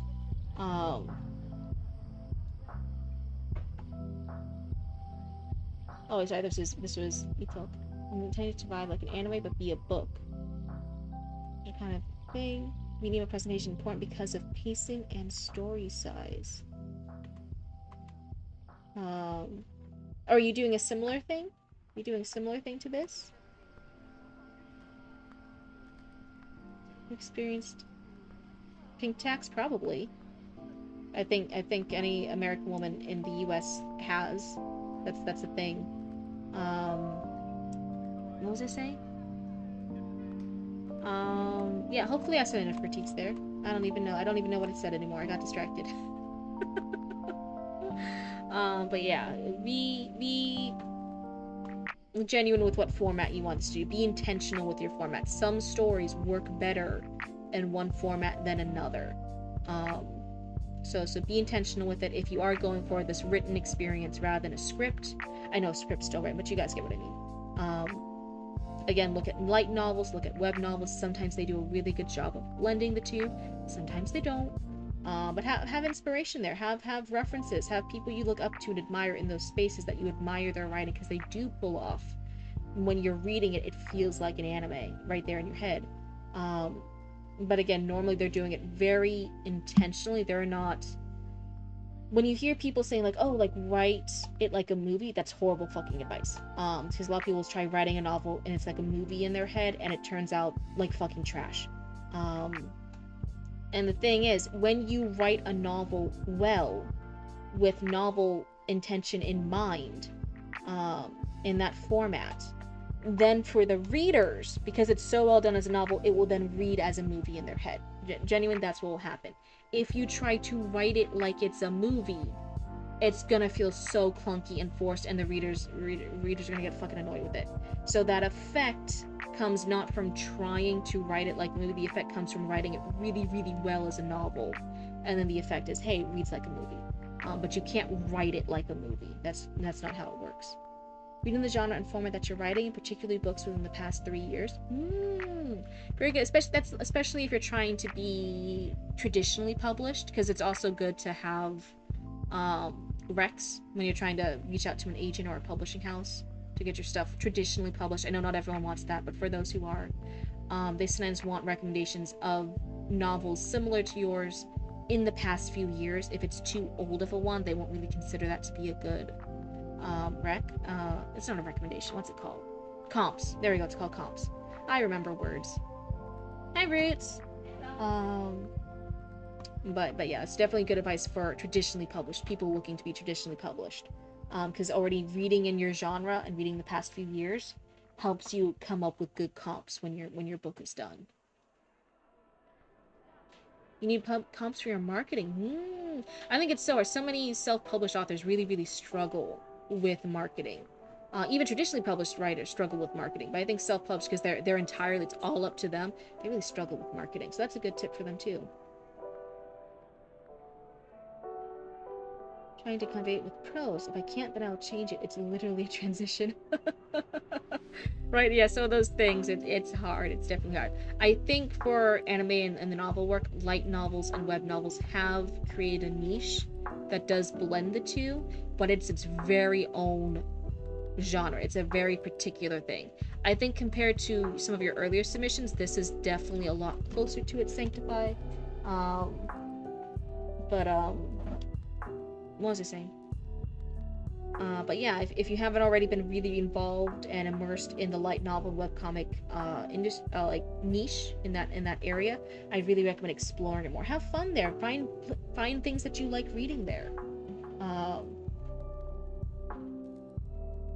wait, hold on. There we go. Your stuff keeps getting compared to A Court of Thorns and Roses. I was thinking more like I was thinking of another compare. I haven't read A Court of Thorns and Roses. I was thinking of another comp for you, but anyway. My problem is I'm writing it as like a gateway for certain writers. For certain readers. Hold on. Like it's supposed to be overtly rude and lowbrow because of the clash between the characters. One a 19-year-old don't give a fuck girl and a 70-year-old African warlord. Wait, what? One, never write like a gateway for certain readers. That's just the people who are then in that niche won't want to touch it, and people who aren't interested in that niche will still think it's weird. Write the story you're intending to write, and if that's in the genre, if that's in that niche, just write it in that fucking niche. Don't try and be a gateway for it. It's just gonna alienate both people. I'd be worried about losing the story in translation from sanitation. But one of the things I did for Sentai Filmworks. Yeah. Otherwise, I think Roots is waiting for me, and they have chicken. So, chicken winner dinner. Winner, chicken dinner. What do you DM? Oh, okay. Go ahead. Yeah, is it important? Is it right now? Oh, for the Mike Stero game. Got it. But for now, very not publicly correct language. What would you expect from that character? Some writers do handle that in a way, that's it. So like one time I was writing a very, very young adult fic, and the character cursed a lot, so I'd come up with, it was very much in theme with the voice of it. Like he was calling the one character, because she was a witch, he called her a nasty, like one of the lines was he called her a nasty witch, and then he called her another name that rhymed with it, in reference to him calling her a bitch, right? But at the point of that prompt was I couldn't use very adult words for that character, even though again he was saying that, so I had to come up with really creative ways of conveying what he was saying without actually using it. Minutes ago, Gorthon Roses. Anyway, I'm gonna go ahead and hop off. Again, I stream every other day. So normally starting at 9:30 p.m. Eastern Standard Time. Next stream will also be a writing critique stream. I will do a roll call in the Discord chat before the stream starts. It will normally just be a few hours or an hour before stream starts, asking who wants to have their piece read that day. And then you guys let me know, and I'll pull it up. And otherwise, the stream after that might be a gaming one. So next stream we'll be writing critique still, and then one after that might be another gaming one. Otherwise, thank you guys so much. I hope you guys are all comfy and cozy tonight. I hope you guys have great dreams. I hope you guys have a great day the next day, and I will see you guys later. Goodbye!